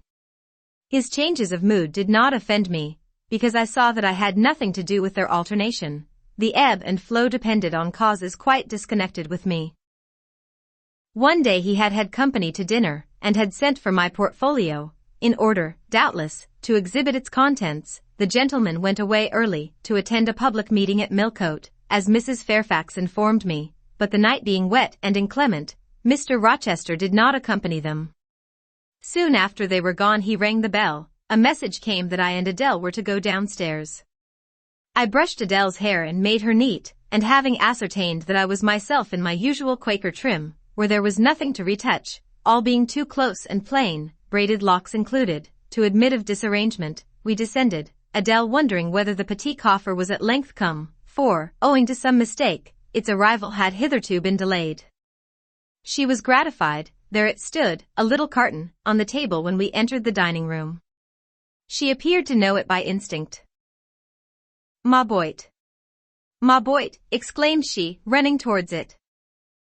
"Yes, there is your boit at last. Take it into a corner, you genuine daughter of Paris, and amuse yourself with disemboweling it," said the deep and rather sarcastic voice of Mr. Rochester, proceeding from the depths of an immense easy-chair at the fireside. "And mind," he continued, "don't bother me with any details of the anatomical process, or any notice of the condition of the entrails. Let your operation be conducted in silence. Teens toy tranquil, enfant, comprends tout." Adele seemed scarcely to need the warning. She had already retired to a sofa with her treasure, and was busy untying the cord which secured the lid. Having removed this impediment, and lifted certain silvery envelopes of tissue paper, she merely exclaimed, "Oh ciel! Que c'est beau," and then remained absorbed in ecstatic contemplation. "Is Miss Eyre there?" now demanded the master, half rising from his seat to look round to the door, near which I still stood. "Ah! Well, come forward, be seated here." He drew a chair near his own. "I am not fond of the prattle of children," he continued, "for, old bachelor as I am, I have no pleasant associations connected with their lisp. It would be intolerable to me to pass a whole evening tete-a-tete with a brat. Don't draw that chair farther off, Miss Eyre, sit down exactly where I placed it, if you please, that is. Confound these civilities. I continually forget them. Nor do I particularly affect simple-minded old ladies. By the by, I must have mine in mind. It won't do to neglect her. She is a Fairfax, or wed to one, and blood is said to be thicker than water." He rang, and dispatched an invitation to Mrs. Fairfax, who soon arrived, knitting basket in hand. "Good evening, madam. I sent to you for a charitable purpose. I have forbidden Adele to talk to me about her presents, and she is bursting with repletion. Have the goodness to serve her as auditress and interlocutress. It will be one of the most benevolent acts you ever performed." Adele, indeed, no sooner saw Mrs. Fairfax than she summoned her to her sofa, and there quickly filled her lap with the porcelain, the ivory, the waxen contents of her boit, pouring out, meantime, explanations and raptures in such broken English as she was mistress of. "Now I have performed the part of a good host," pursued Mr. Rochester, "put my guests into the way of amusing each other, I ought to be at liberty to attend to my own pleasure. Miss Eyre, draw your chair still a little farther forward, you are yet too far back. I cannot see you without disturbing my position in this comfortable chair, which I have no mind to do." I did as I was bid, though I would much rather have remained somewhat in the shade, but Mr. Rochester had such a direct way of giving orders, it seemed a matter of course to obey him promptly. We were, as I have said, in the dining room. The lustre, which had been lit for dinner, filled the room with a festal breadth of light. The large fire was all red and clear, the purple curtains hung rich and ample before the lofty window and loftier arch. Everything was still, save the subdued chat of Adele. She dared not speak loud, and, filling up each pause, the beating of winter rain against the panes. Mr. Rochester, as he sat in his damask-covered chair, looked different to what I had seen him look before, not quite so stern, much less gloomy. There was a smile on his lips, and his eyes sparkled, whether with wine or not, I am not sure, but I think it very probable. He was, in short, in his after-dinner mood, more expanded and genial, and also more self-indulgent than the frigid and rigid temper of the morning. Still he looked preciously grim, cushioning his massive head against the swelling back of his chair, and receiving the light of the fire on his granite-hewn features, and in his great, dark eyes, for he had great, dark eyes, and very fine eyes too, not without a certain change in their depths sometimes, which, if it was not softness, reminded you, at least, of that feeling. He had been looking 2 minutes at the fire, and I had been looking the same length of time at him, when, turning suddenly, he caught my gaze fastened on his physiognomy. "You examine me, Miss Eyre," said he. "Do you think me handsome?" I should, if I had deliberated, have replied to this question by something conventionally vague and polite, but the answer somehow slipped from my tongue before I was aware. "No, sir." "Ah! By my word! There is something singular about you," said he. "You have the air of a little non-net, quaint, quiet, grave, and simple, as you sit with your hands before you, and your eyes generally bent on the carpet, except, by the by, when they are directed piercingly to my face, as just now, for instance, and when one asks you a question, or makes a remark to which you are obliged to reply, you rap out a round rejoinder, which, if not blunt, is at least brusque. What do you mean by it?" "Sir, I was too plain. I beg your pardon. I ought to have replied that it was not easy to give an impromptu answer to a question about appearances, that tastes mostly differ, and that beauty is of little consequence, or something of that sort." "You ought to have replied no such thing. Beauty of little consequence, indeed. And so, under pretense of softening the previous outrage, of stroking and soothing me into placidity, you stick a sly penknife under my ear. Go on, what fault do you find with me, pray? I suppose I have all my limbs and all my features like any other man?" "Mr. Rochester, allow me to disown my first answer. I intended no pointed repartee, it was only a blunder." "Just so, I think so, and you shall be answerable for it. Criticize me, does my forehead not please you?" He lifted up the sable waves of hair which lay horizontally over his brow, and showed a solid enough mass of intellectual organs, but an abrupt deficiency where the suave sign of benevolence should have risen. "Now, ma'am, am I a fool?" "Far from it, sir. You would, perhaps, think me rude if I inquired in return whether you are a philanthropist?" There again.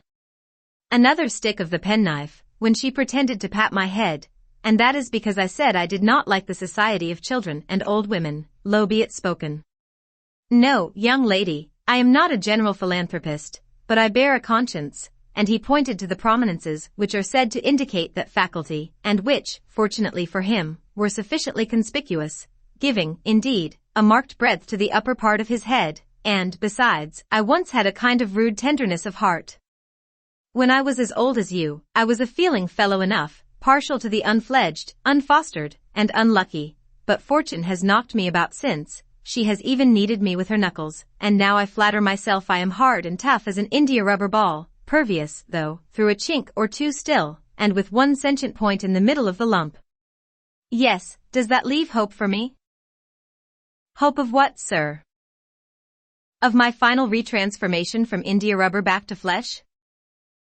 Decidedly he has had too much wine, I thought, and I did not know what answer to make to his queer question. How could I tell whether he was capable of being retransformed?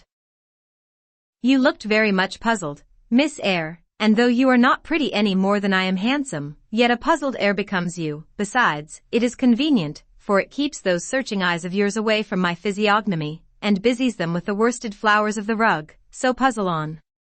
Young lady, I am disposed to be gregarious and communicative tonight.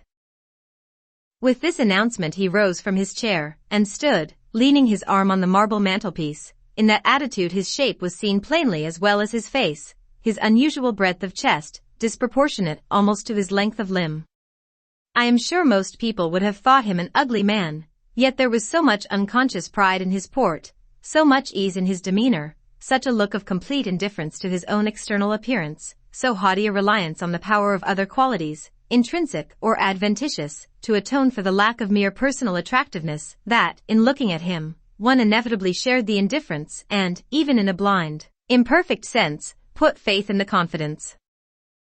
I am disposed to be gregarious and communicative tonight, he repeated, and that is why I sent for you. The fire and the chandelier were not sufficient company for me, nor would Pilate have been, for none of these can talk. Adele is a degree better, but still far below the mark. Mrs. Fairfax ditto. You, I am persuaded, can suit me if you will. You puzzled me the first evening I invited you down here. I have almost forgotten you since, other ideas have driven yours from my head, but tonight I am resolved to be at ease, to dismiss what importunes, and recall what pleases. It would please me now to draw you out, to learn more of you, therefore speak. Instead of speaking, I smiled, and not a very complacent or submissive smile either. Speak, he urged. What about, sir? Whatever you like. I leave both the choice of subject and the manner of treating it entirely to yourself. Accordingly I sat and said nothing. If he expects me to talk for the mere sake of talking and showing off, he will find he has addressed himself to the wrong person, I thought. You are dumb, Miss Eyre. I was dumb still. He bent his head a little towards me, and with a single hasty glance seemed to dive into my eyes. Stubborn, he said, and annoyed. Ah. It is consistent. I put my request in an absurd, almost insolent form. Miss Eyre, I beg your pardon. The fact is, once for all, I don't wish to treat you like an inferior, that is, correcting himself, I claim only such superiority as must result from 20 years' difference in age and a century's advance in experience. This is legitimate, et teens, as Adele would say, and it is by virtue of this superiority, and this alone, that I desire you to have the goodness to talk to me a little now, and divert my thoughts, which are galled with dwelling on one point, cankering as a rusty nail. He had deigned an explanation, almost an apology, and I did not feel insensible to this condescension, and would not seem so.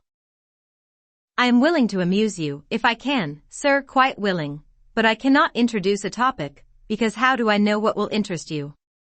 Ask me questions, and I will do my best to answer them.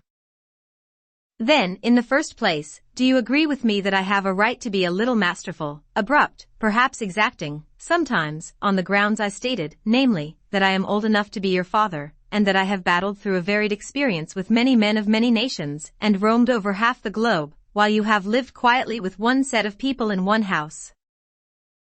Do as you please, sir. That is no answer, or rather it is a very irritating, because a very evasive one. Reply clearly.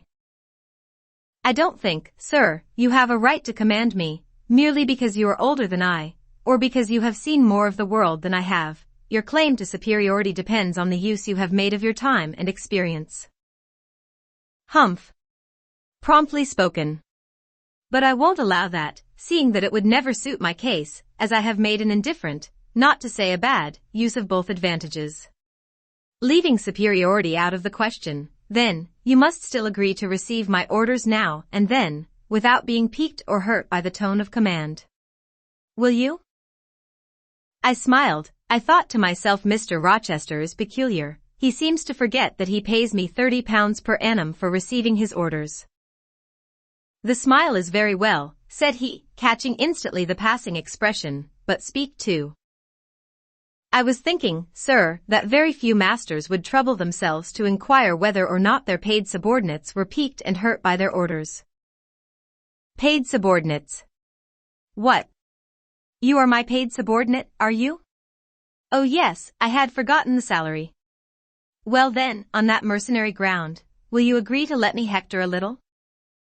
No, sir, not on that ground, but on the ground that you did forget it, and that you care whether or not a dependent is comfortable in his dependency, I agree heartily. And will you consent to dispense with a great many conventional forms and phrases, without thinking that the omission arises from insolence? I am sure, sir, I should never mistake informality for insolence, one I rather like, the other nothing freeborn would submit to, even for a salary. Humbug.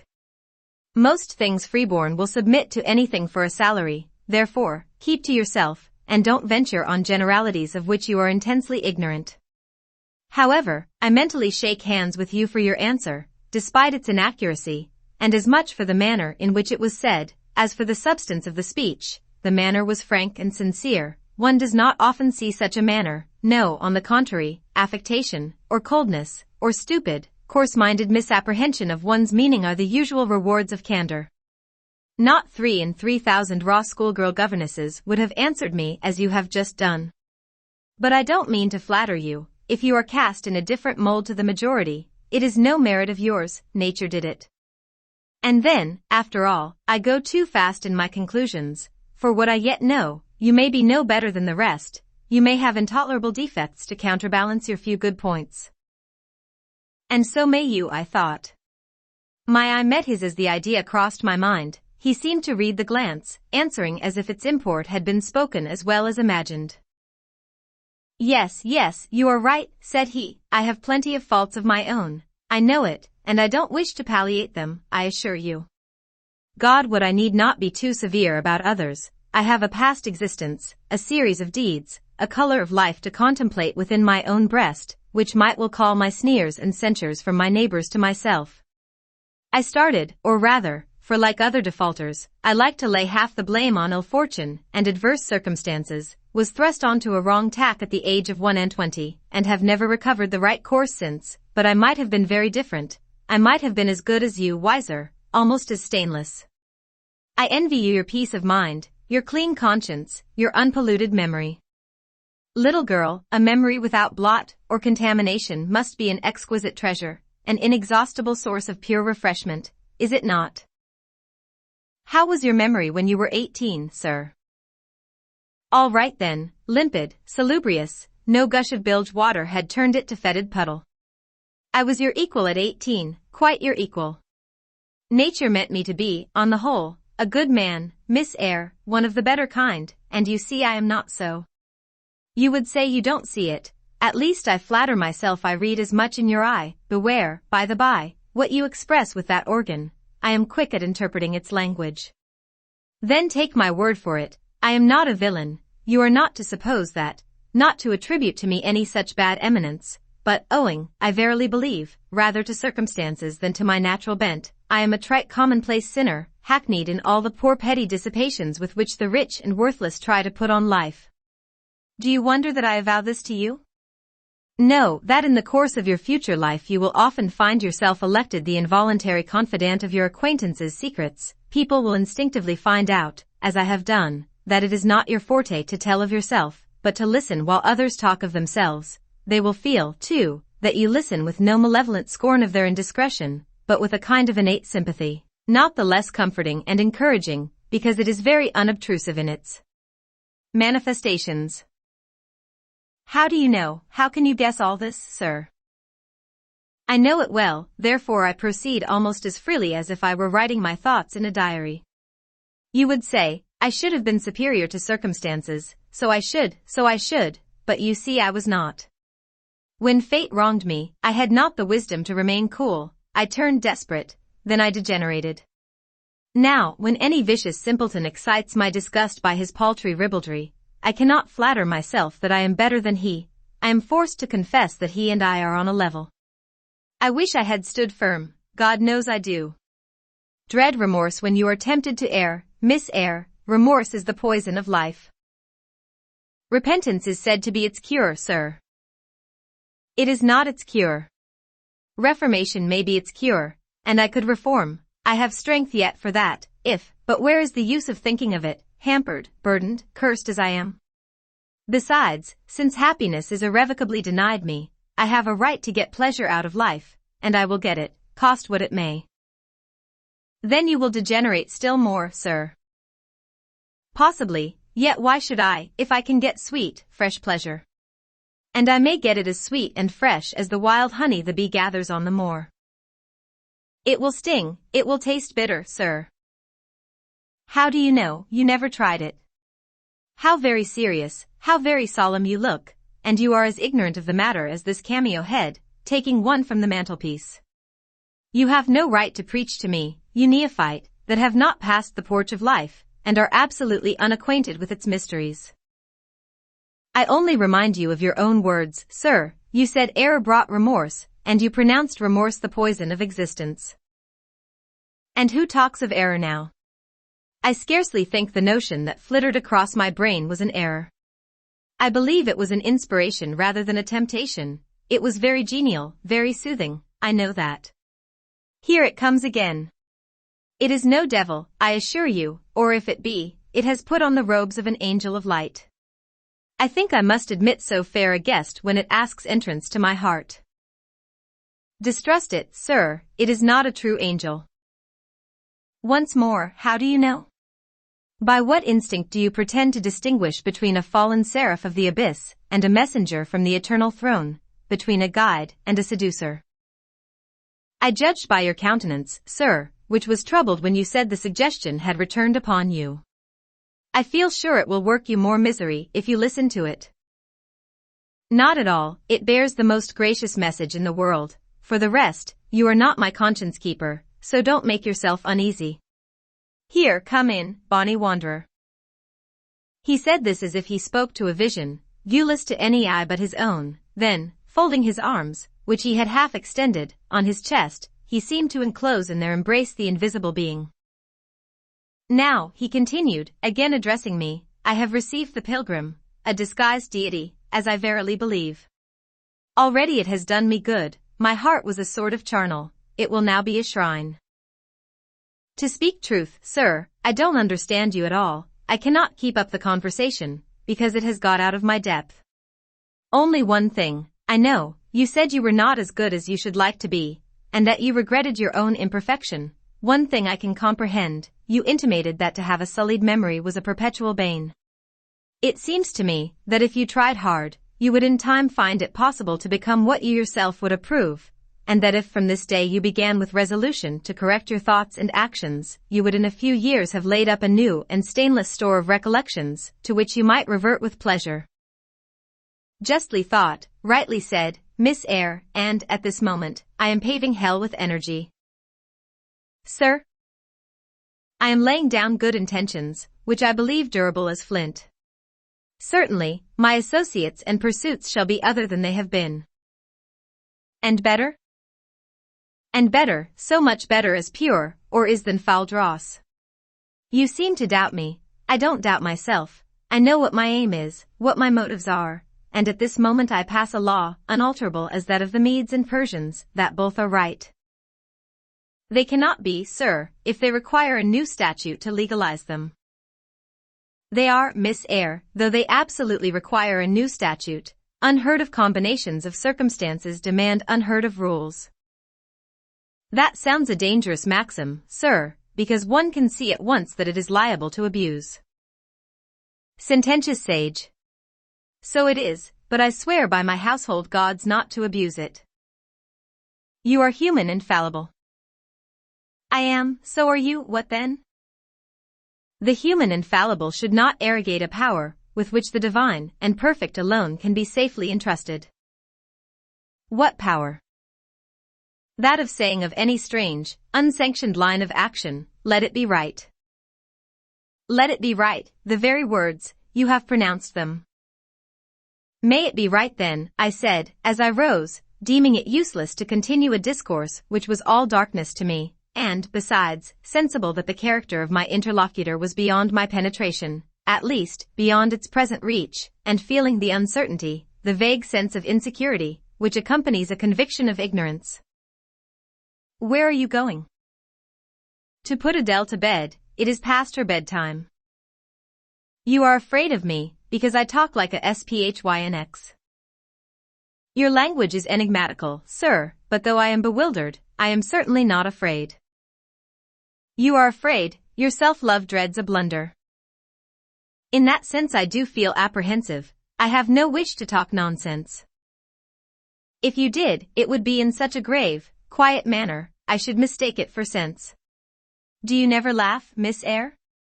Don't trouble yourself to answer, I see you laugh rarely, but you can laugh very merrily, believe me, you are not naturally austere, any more than I am naturally vicious. The lowered constraint still clings to you somewhat, controlling your features, muffling your voice, and restricting your limbs, and you fear in the presence of a man, and a brother, or father, or master, or what you will, to smile too gaily, speak too freely, or move too quickly, but, in time, I think you will learn to be natural with me, as I find it impossible to be conventional with you, and then your looks and movements will have more vivacity and variety than they dare offer now. I see at intervals the glance of a curious sort of bird through the close-set bars of a cage, a vivid, restless, resolute captive is there, were it but free, it would soar cloud-high. You are still bent on going? It has struck 9, sir. Never mind, wait a minute, Adele is not ready to go to bed yet. My position, Miss Eyre, with my back to the fire, and my face to the room, favors observation. While talking to you, I have also occasionally watched Adele. I have my own reasons for thinking her a curious study, reasons that I may, nay, that I shall, impart to you some day. She pulled out of her box, about 10 minutes ago, a little pink silk frock. Rapture lit her face as she unfolded it. Coquetry runs in her blood, blends with her brains, and seasons the marrow of her bones. Il faut que j'lsa, cried she, et à l'instant même, and she rushed out of the room. She is now with Sophie, undergoing a robing process. In a few minutes she will re-enter, and I know what I shall see, a miniature of Céline Varens, as she used to appear on the boards at the rising of, but never mind that. However, my tenderest feelings are about to receive a shock, such is my presentiment. Stay now, to see whether it will be realized. Ere long, Adele's little foot was heard tripping across the hall. She entered, transformed as her guardian had predicted. A dress of rose-colored satin, very short, and as full in the skirt as it could be gathered, replaced the brown frock she had previously worn. A wreath of rosebuds circled her forehead. Her feet were dressed in silk stockings and small white satin sandals. Est-ce que ma robe vieille bien? Cried she, bounding forwards. Et-mes souliers? Et-mes bas? Tenez, je crois que je vais danser. And spreading out her dress, she chassed across the room till, having reached Mr. Rochester, she wheeled lightly round before him on tiptoe, then dropped on one knee at his feet, exclaiming, Monsieur, je vous remercie mille fois de votre bonté. Then rising, she added, C'est comme cela que maman faisait, n'est-ce pas, monsieur? Precise ly, was the answer, and, comme cela, she charmed my English gold out of my British breeches pocket. I have been green too, Miss Eyre, grass green, not a more vernal tint freshens you now than once freshened me. My spring is gone, however, but it has left me that French flowered on my hands, which, in some moods, I would fain be rid of. Not valuing now the root whence it sprang, having found that it was of a sort which nothing but gold dust could manure, I have but half a liking to the blossom, especially when it looks so artificial as just now. I keep it and rear it rather on the Roman Catholic principle of expiating numerous sins, great or small, by one good work. I'll explain all this some day. Good night. You are listening to PastThink.com audiobook. Please like and subscribe, thank you. Chapter 15. Mr. Rochester did, on a future occasion, explain it. It was one afternoon, when he chanced to meet me and Adele in the grounds, and while she played with Pilot and her shuttlecock, he asked me to walk up and down a long beach avenue within sight of her. He then said that she was the daughter of a French opera dancer, Céline Varens, towards whom he had once cherished what he called a grande passion. This passion Céline had professed to return with even superior ardor. He thought himself her idol, ugly as he was. He believed, as he said, that she preferred his taille d'athlete to the elegance of the Apollo Belvedere. And Miss Eyre, so much was I flattered by this preference of the Gallic sylph for her British gnome, that I installed her in an hotel, gave her a complete establishment of servants, a carriage, cashmeres, diamonds, dentelles, and in short, I began the process of ruining myself in the received style, like any other spoony. I had not, it seems, the originality to chalk out a new road to shame and destruction, but trode the old track with stupid exactness not to deviate an inch from the beaten center. I had, as I deserved to have, the fate of all other spoonies. Happening to call one evening when Céline did not expect me, I found her out, but it was a warm night, and I was tired with strolling through Paris, so I sat down in her boudoir, happy to breathe the air consecrated so lately by her presence. No, I exaggerate. I never thought there was any consecrating virtue about her. It was rather a sort of pastille perfume she had left, a scent of musk and amber, than an odor of sanctity. I was just beginning to stifle with the fumes of conservatory flowers and sprinkled essences, when I bethought myself to open the window and step out onto the balcony. It was moonlight and gaslight besides, and very still and serene. The balcony was furnished with a chair or two. I sat down and took out a cigar. I will take one now, if you will excuse me. Here ensued a pause, filled up by the producing and lighting of a cigar. Having placed it to his lips and breathed a trail of Havana incense on the freezing and sunless air, he went on. I liked bonbons too in those days, Miss Eyre, and I was croquant, overlooked the barbarism, croquant chocolate comfits, and smoking alternately, watching meantime the equipages that rolled along the fashionable streets towards the neighboring opera house, when in an elegant close carriage drawn by a beautiful pair of English horses, and distinctly seen in the brilliant city night, I recognized the voiture I had given Céline. She was returning. Of course my heart thumped with impatience against the iron rails I leant upon. The carriage stopped, as I had expected, at the hotel door. My flame, that is the very word for an opera inamorata, alighted, though muffed in a cloak, an unnecessary encumbrance, by the by, on so warm a June evening. I knew her instantly by her little foot, seen peeping from the skirt of her dress, as she skipped from the carriage step. Bending over the balcony, I was about to murmur Mon Ange, in a tone, of course, which should be audible to the ear of love alone, when a figure jumped from the carriage after her, cloaked also, but that was a spurred heel which had rung on the pavement, and that was a hatted head which now passed under the arched porte-cochere of the hotel. You never felt jealousy, did you, Miss Eyre? Of course not. I need not ask you, because you never felt love. You have both sentiments yet to experience, your soul sleeps, the shock is yet to be given which shall waken it. You think all existence lapses in as quiet a flow as that in which your youth has hitherto slid away. Floating on with closed eyes and muffled ears, you neither see the rocks bristling not far off in the bed of the flood, nor hear the breakers boil at their base. But I tell you, and you may mark my words, you will come some day to a craggy pass in the channel, where the whole of life's stream will be broken up into whirl and tumult, foam and noise. Either you will be dashed to atoms on crag points, or lifted up and borne on by some master wave into a calmer current, as I am now. I like this day, I like that sky of steel, I like the sternness and stillness of the world under this frost. I like Thornfield, its antiquity, its retirement, its old crow trees and thorn trees, its grey facade, and lines of dark windows reflecting that metal welkin. And yet how long have I abhorred the very thought of it, shunned it like a great plague house. How I do still abhor. He ground his teeth, and was silent. He arrested his step and struck his boot against the hard ground. Some hated thought seemed to have him in its grip, and to hold him so tightly that he could not advance. We were ascending the avenue when he thus paused. The hall was before us. Lifting his eye to its battlements, he cast over them a glare such as I never saw before or since. Pain, shame, ire, impatience, disgust, detestation, seemed momentarily to hold a quivering conflict in the large pupil dilating under his ebon eyebrow.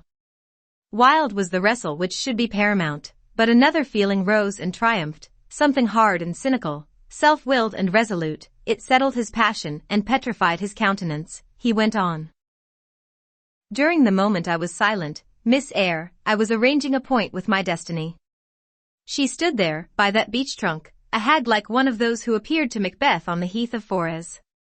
You like Thornfield, she said, lifting her finger, and then she wrote in the air a memento, which ran in lurid hieroglyphics all along the house front, between the upper and lower row of windows. Like it if you can.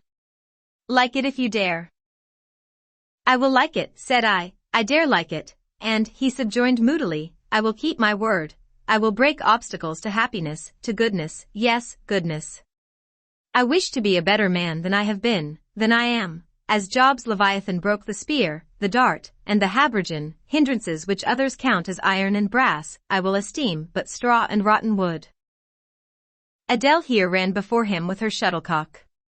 Away, he cried harshly, keep at a distance, child, or go into Sophie. Continuing then to pursue his walk in silence, I ventured to recall him to the point whence he had abruptly diverged. Did you leave the balcony, sir? I asked, when Blee Varens entered. I almost expected a rebuff for this hardly well-timed question, but, on the contrary, waking out of his scowling abstraction, he turned his eyes towards me, and the shade seemed to clear off his brow. Oh, I had forgotten Céline. Well, to resume.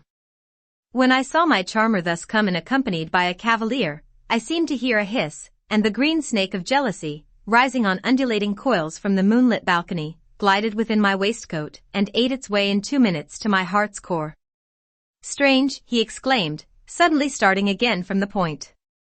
Strange that I should choose you for the confidant of all this, young lady, passing strange that you should listen to me quietly, as if it were the most usual thing in the world for a man like me to tell stories of his opera mistresses to a quaint, inexperienced girl like you.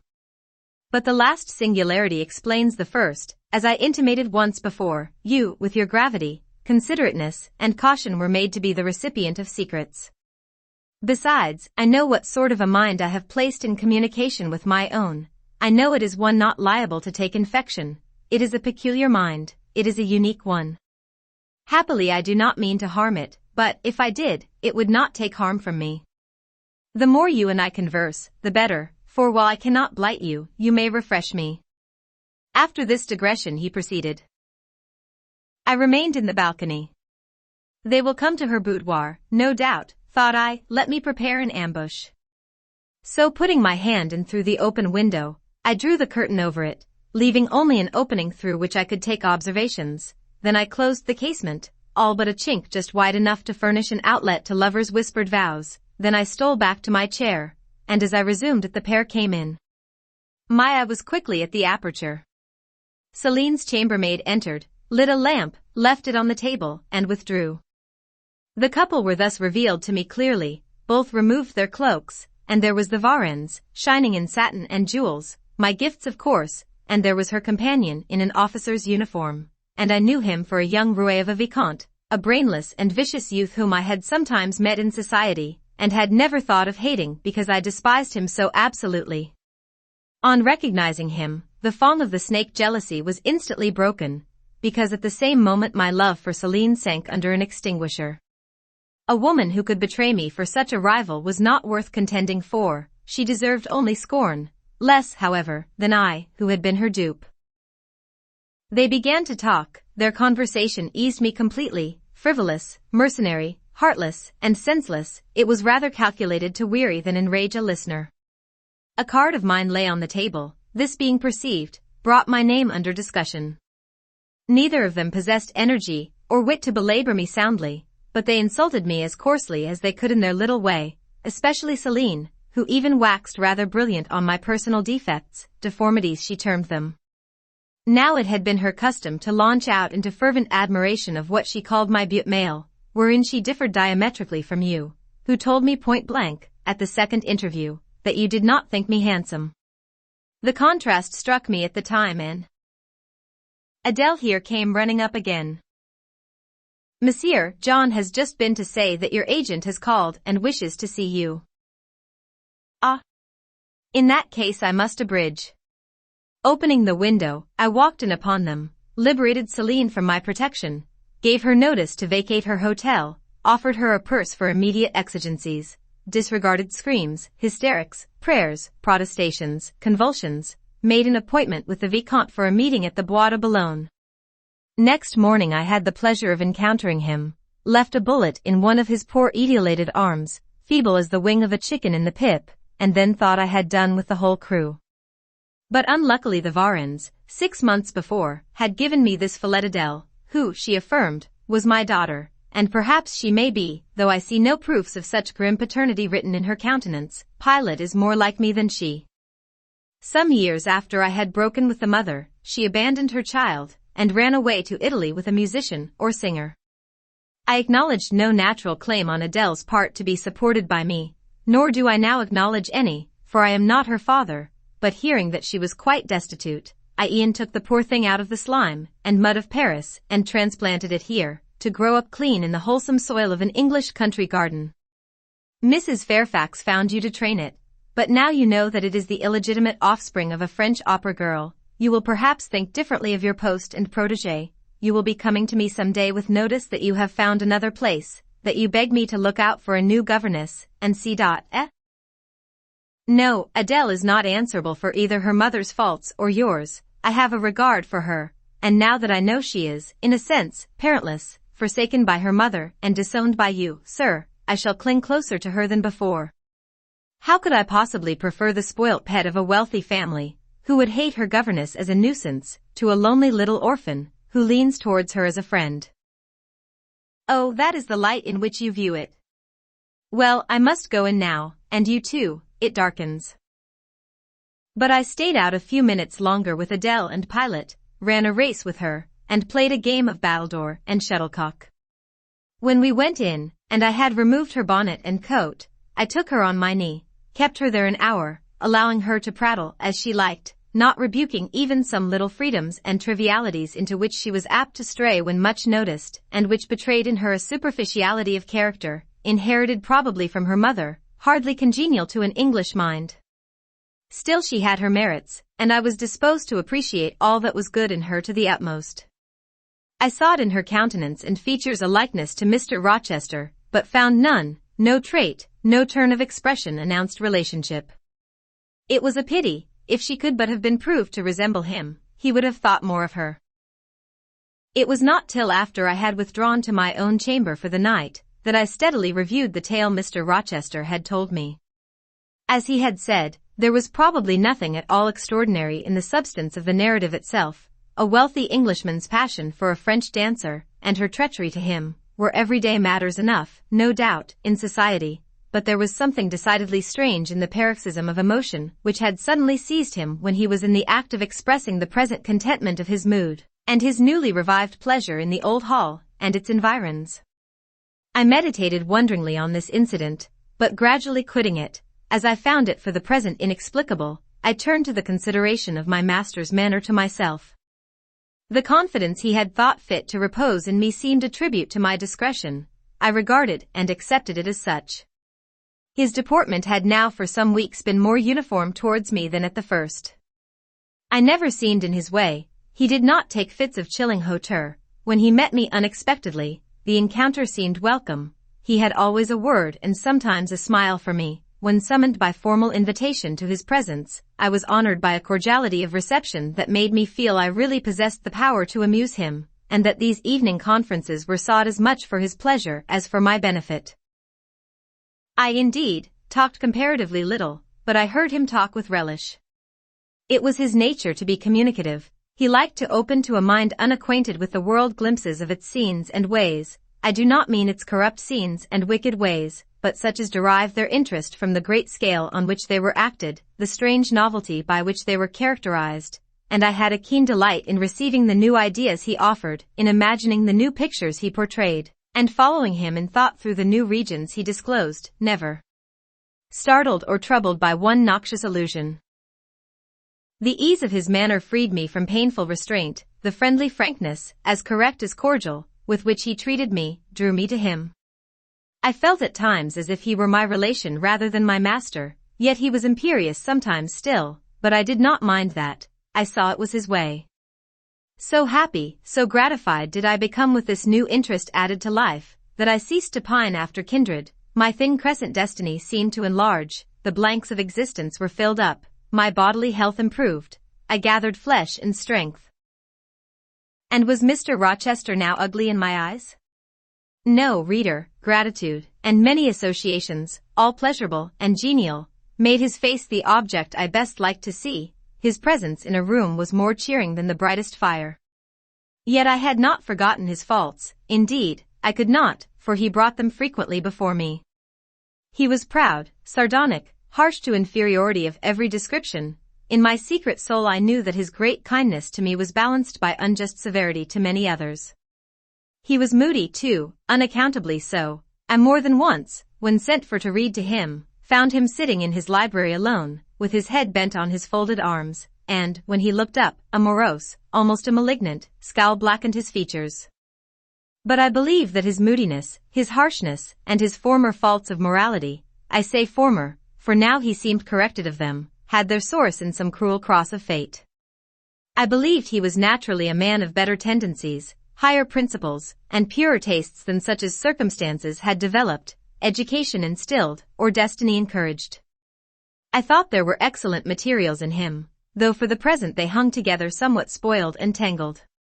I cannot deny that I grieved for his grief, whatever that was, and would have given much to assuage it.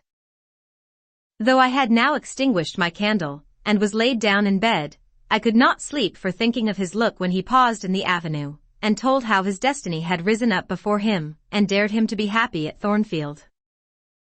Why not? I asked myself. What alienates him from the house? Will he leave it again soon? Mrs. Fairfax said he seldom stayed here longer than a fortnight at a time, and he has now been resident 8 weeks. If he does go, the change will be doleful. Suppose he should be absent spring, summer, and autumn, how joyless sunshine and fine days will seem. I hardly know whether I had slept or not after this musing. At any rate, I started wide awake on hearing a vague murmur, peculiar and lugubrious, which sounded, I thought, just above me. I wished I had kept my candle burning. The night was drearily dark, my spirits were depressed. I rose and sat up in bed, listening. The sound was hushed. I tried again to sleep, but my heart beat anxiously, my inward tranquility was broken. The clock, far down in the hall, struck 2. Just then it seemed my chamber door was touched, as if fingers had swept the panels in groping away along the dark gallery outside. I said, "Who is there?" Nothing answered. I was chilled with fear. All at once I remembered that it might be Pilot, who, when the kitchen door chanced to be left open, not unfrequently found his way up to the threshold of Mr. Rochester's chamber. I had seen him lying there myself in the mornings. The idea calmed me somewhat. I lay down. Silence composes the nerves, and as an unbroken hush now reigned again through the whole house, I began to feel the return of slumber. But it was not fated that I should sleep that night. A dream had scarcely approached my ear, when it fled affrighted, scared by a marrow-freezing incident enough. This was a demoniac laugh, low, suppressed, and deep, uttered, as it seemed, at the very keyhole of my chamber door. The head of my bed was near the door, and I thought at first the goblin laugher stood at my bedside, or rather, crouched by my pillow, but I rose, looked round, and could see nothing, while, as I still gazed, the unnatural sound was reiterated, and I knew it came from behind the panels. My first impulse was to rise and fasten the bolt, my next, again to cry out, "Who is there?" Something gurgled and moaned.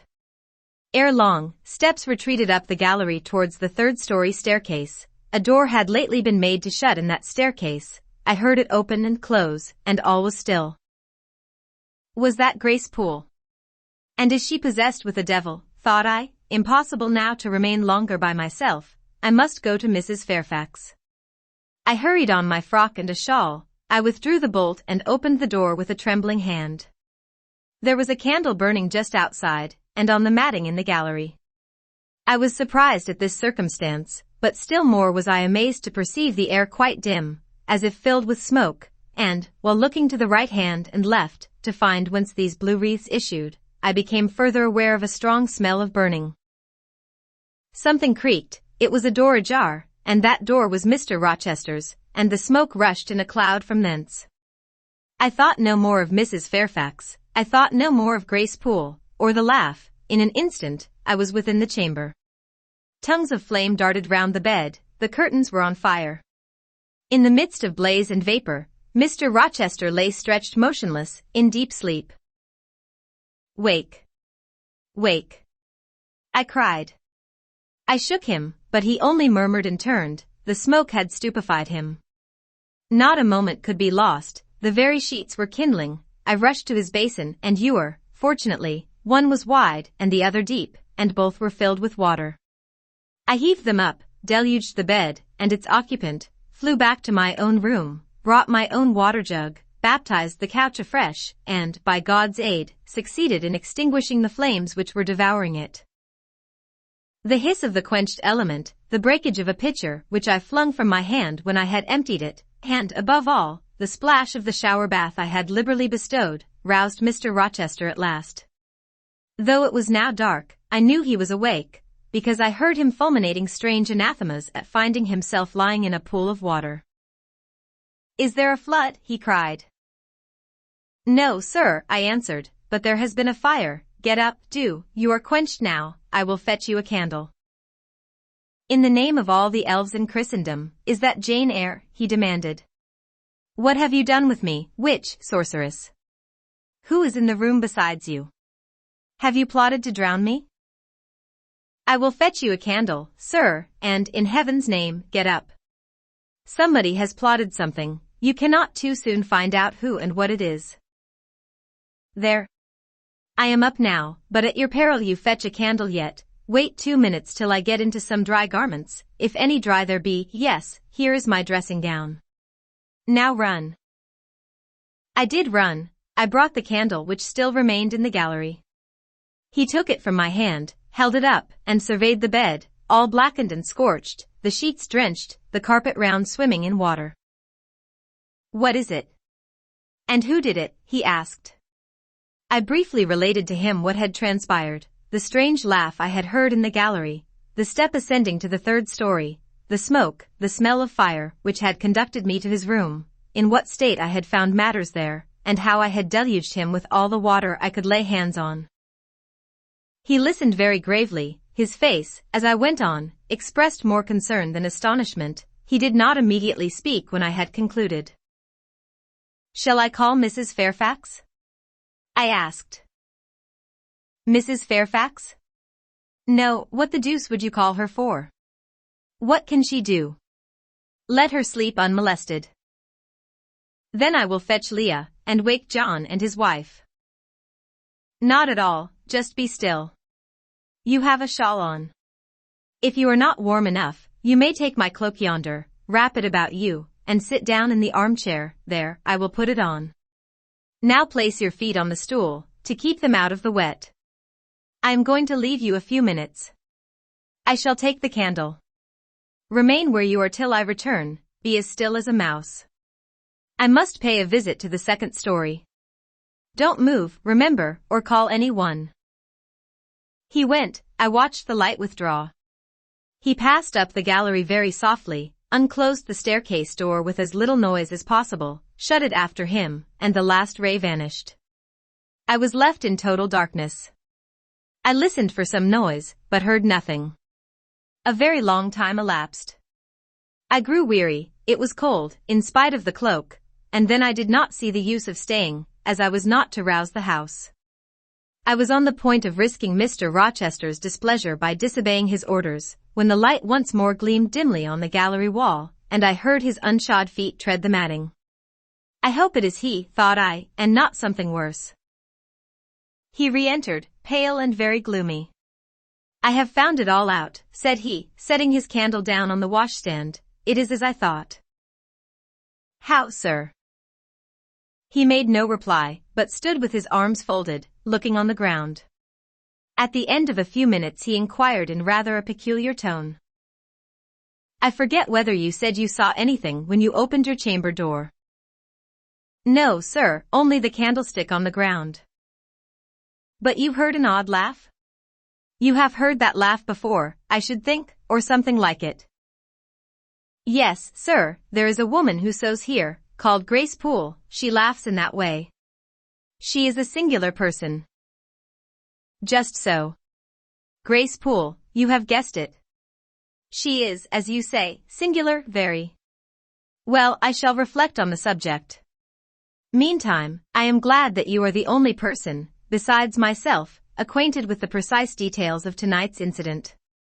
You are no talking fool, say nothing about it.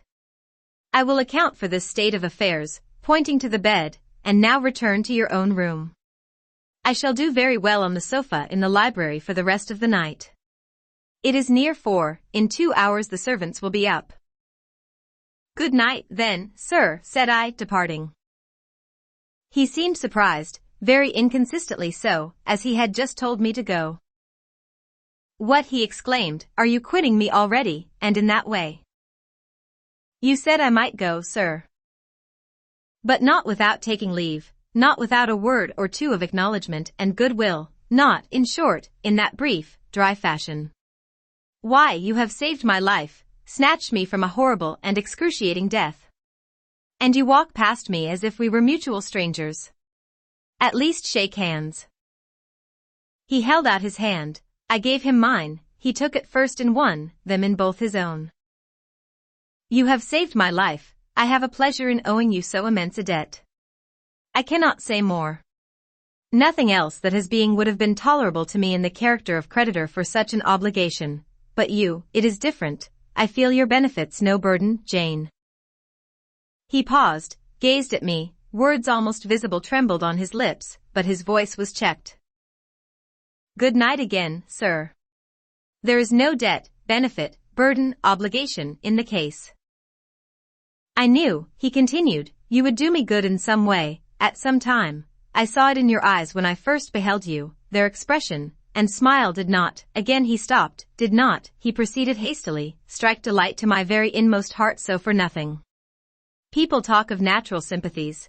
I have heard of good genii, there are grains of truth in the wildest fable. My cherished preserver, good night. Strange energy was in his voice, strange fire in his look. I am glad I happened to be awake, I said, and then I was going. What? You will go? I am cold, sir. Cold? Yes, and standing in a pool. Go then, Jane, go. But he still retained my hand, and I could not free it. I bethought myself of an expedient. I think I hear Mrs. Fairfax move, sir, said I. Well, leave me. He relaxed his fingers, and I was gone. I regained my couch, but never thought of sleep. Till morning dawned I was tossed on a buoyant, but unquiet sea, where billows of trouble rolled under surges of joy. I thought sometimes I saw beyond its wild waters a shore, sweet as the hills of Beulah, and now, and then a freshening gale, wakened by hope, bore my spirit triumphantly towards the bourne, but I could not reach it, even in fancy. A counteracting breeze blew off land, and continually drove me back. Sense would resist delirium, judgment would warn passion. Too feverish to rest, I rose as soon as day dawned. Chapter 16. I both wished and feared to see Mr. Rochester on the day which followed this sleepless night.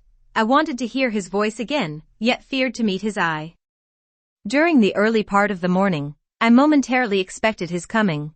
He was not in the frequent habit of entering the schoolroom, but he did step in for a few minutes sometimes, and I had the impression that he was sure to visit it that day. But the morning passed just as usual. Nothing happened to interrupt the quiet course of Adele's studies. Only soon after breakfast, I heard some bustle in the neighborhood of Mr. Rochester's chamber, Mrs. Fairfax's voice, and Leah's, and the cook's, that is, John's wife, and even John's own gruff tones. There were exclamations of what a mercy master was not burnt in his bed. It is always dangerous to keep a candle lit at night. How providential that he had presence of mind to think of the water jug. I wonder he waked nobody. It is to be hoped he will not take cold with sleeping on the library sofa, and see. To much confabulation succeeded a sound of scrubbing and setting to rights, and when I passed the room, in going downstairs to dinner, I saw through the open door that all was again restored to complete order, only the bed was stripped of its hangings. Leah stood up in the window seat, rubbing the panes of glass dimmed with smoke. I was about to address her, for I wished to know what account had been given of the affair, but, on advancing, I saw a second person in the chamber, a woman sitting on a chair by the bedside, and sewing rings to new curtains. That woman was no other than Grace Poole. There she sat, staid and taciturn looking, as usual, in her brown stuff gown, her check apron, white handkerchief, and cap. She was intent on her work, in which her whole thoughts seemed absorbed. On her hard forehead, and in her commonplace features, was nothing either of the paleness or desperation one would have expected to see marking the countenance of a woman who had attempted murder, and whose intended victim had followed her last night to her lair, and, as I believed, charged her with the crime she wished to perpetrate. I was amazed, confounded. She looked up, while I still gazed at her. No start, no increase or failure of color betrayed emotion, consciousness of guilt, or fear of detection. She said, "Good morning, miss," in her usual phlegmatic and brief manner, and taking up another ring and more tape, went on with her sewing. I will put her to some test, thought I, such absolute impenetrability is past comprehension. "Good morning, Grace," I said. "Has anything happened here? I thought I heard the servants all talking together a while ago." Only master had been reading in his bed last night. He fell asleep with his candle lit, and the curtains got on fire, but, fortunately, he awoke before the bedclothes or the woodwork caught, and contrived to quench the flames with the water in the ewer. "A strange affair," I said in a low voice, then, looking at her fixedly, "Did Mr. Rochester wake nobody? Did no one hear him move?" She again raised her eyes to me, and this time there was something of consciousness in their expression. She seemed to examine me warily, then she answered. "The servants sleep so far off, you know, miss, they would not be likely to hear. Mrs. Fairfax's room and yours are the nearest to master's, but Mrs. Fairfax said she heard nothing. When people get elderly, they often sleep heavy." She paused and then added, with a sort of assumed indifference, but still in a marked and significant tone, "But you are young, miss, and I should say a light sleeper, perhaps you may have heard a noise?" "I did," said I, dropping my voice, so that Leah, who was still polishing the panes, could not hear me, and at first I thought it was Pilot, but Pilot cannot laugh, and I am certain I heard a laugh, and a strange one. She took a new needleful of thread, waxed it carefully, threaded her needle with a steady hand, and then observed, with perfect composure, "It is hardly likely master would laugh, I should think, miss, when he was in such danger. You must have been dreaming." "I was not dreaming," I said, with some warmth, for her brazen coolness provoked me. Again she looked at me, and with the same scrutinizing and conscious eye. "Have you told master that you heard a laugh?" she inquired. "I have not had the opportunity of speaking to him this morning." "You did not think of opening your door and looking out into the gallery?" she further asked. She appeared to be cross-questioning me, attempting to draw from me information unawares. The idea struck me that if she discovered I knew or suspected her guilt, she would be playing of some of her malignant pranks on me. I thought it advisable to be on my guard. "On the contrary," said I bolted my door. "Then you are not in the habit of bolting your door every night before you get into bed?" Fiend. She wants to know my habits, that she may lay her plans accordingly. Indignation again prevailed over prudence. I replied sharply, "Hitherto I have often omitted to fasten the bolt. I did not think it necessary. I was not aware any danger or annoyance was to be dreaded at Thornfield Hall, but in future, and I laid marked stress on the words, I shall take good care to make all secure before I venture to lie down." "It will be wise so to do," was her answer. "This neighborhood is as quiet as any I know, and I never heard of the hall being attempted by robbers since it was a house, though there are hundreds of pounds worth of plate in the plate closet, as is well known. And you see, for such a large house, there are very few servants, because master has never lived here much, and when he does come, being a bachelor, he needs little waiting on, but I always think it best to err on the safe side. A door is soon fastened, and it is as well to have a drawn bolt between one and any mischief that may be about." A deal of people, miss, are for trusting all to Providence, but I say Providence will not dispense with the means, though he often blesses them when they are used discreetly. And here she closed her harangue, a long one for her, and uttered with the demureness of a Quakeress. I still stood absolutely dumbfounded at what appeared to me her miraculous self-possession, and most inscrutable hypocrisy, when the cook entered.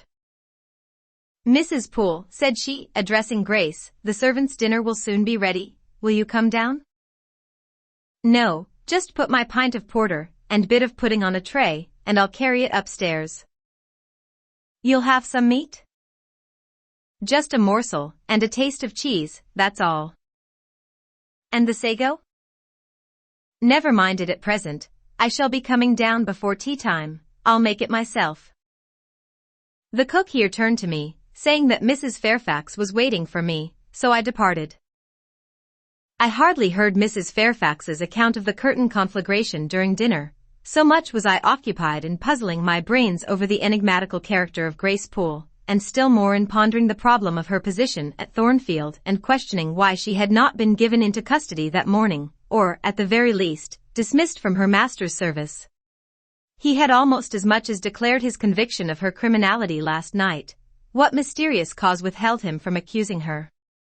Why had he enjoined me, too, to secrecy? It was strange. A bold, vindictive, and haughty gentleman seemed somehow in the power of one of the meanest of his dependents, so much in her power that even when she lifted her hand against his life, he dared not openly charge her with the attempt, much less punish her for it. Had Grace been young and handsome, I should have been tempted to think that tenderer feelings than prudence or fear influenced Mr. Rochester in her behalf, but, hard-favored and matronly as she was, the idea could not be admitted. Yet, I reflected, she has been young once, her youth would be contemporary with her master's. Mrs. Fairfax told me once, she had lived here many years. I don't think she can ever have been pretty, but, for aught I know, she may possess originality and strength of character to compensate for the want of personal advantages. Mr. Rochester is an amateur of the decided and eccentric. Grace is eccentric at least. What if a former caprice, a freak very possible to a nature so sudden and headstrong as his, has delivered him into her power, and she now exercises over his actions a secret influence, the result of his own indiscretion, which he cannot shake off and dare not disregard? But, having reached this point of conjecture, Mrs. Poole's square, flat figure, and uncomely, dry, even coarse face, recurred so distinctly to my mind's eye that I thought, no, impossible. My supposition cannot be correct.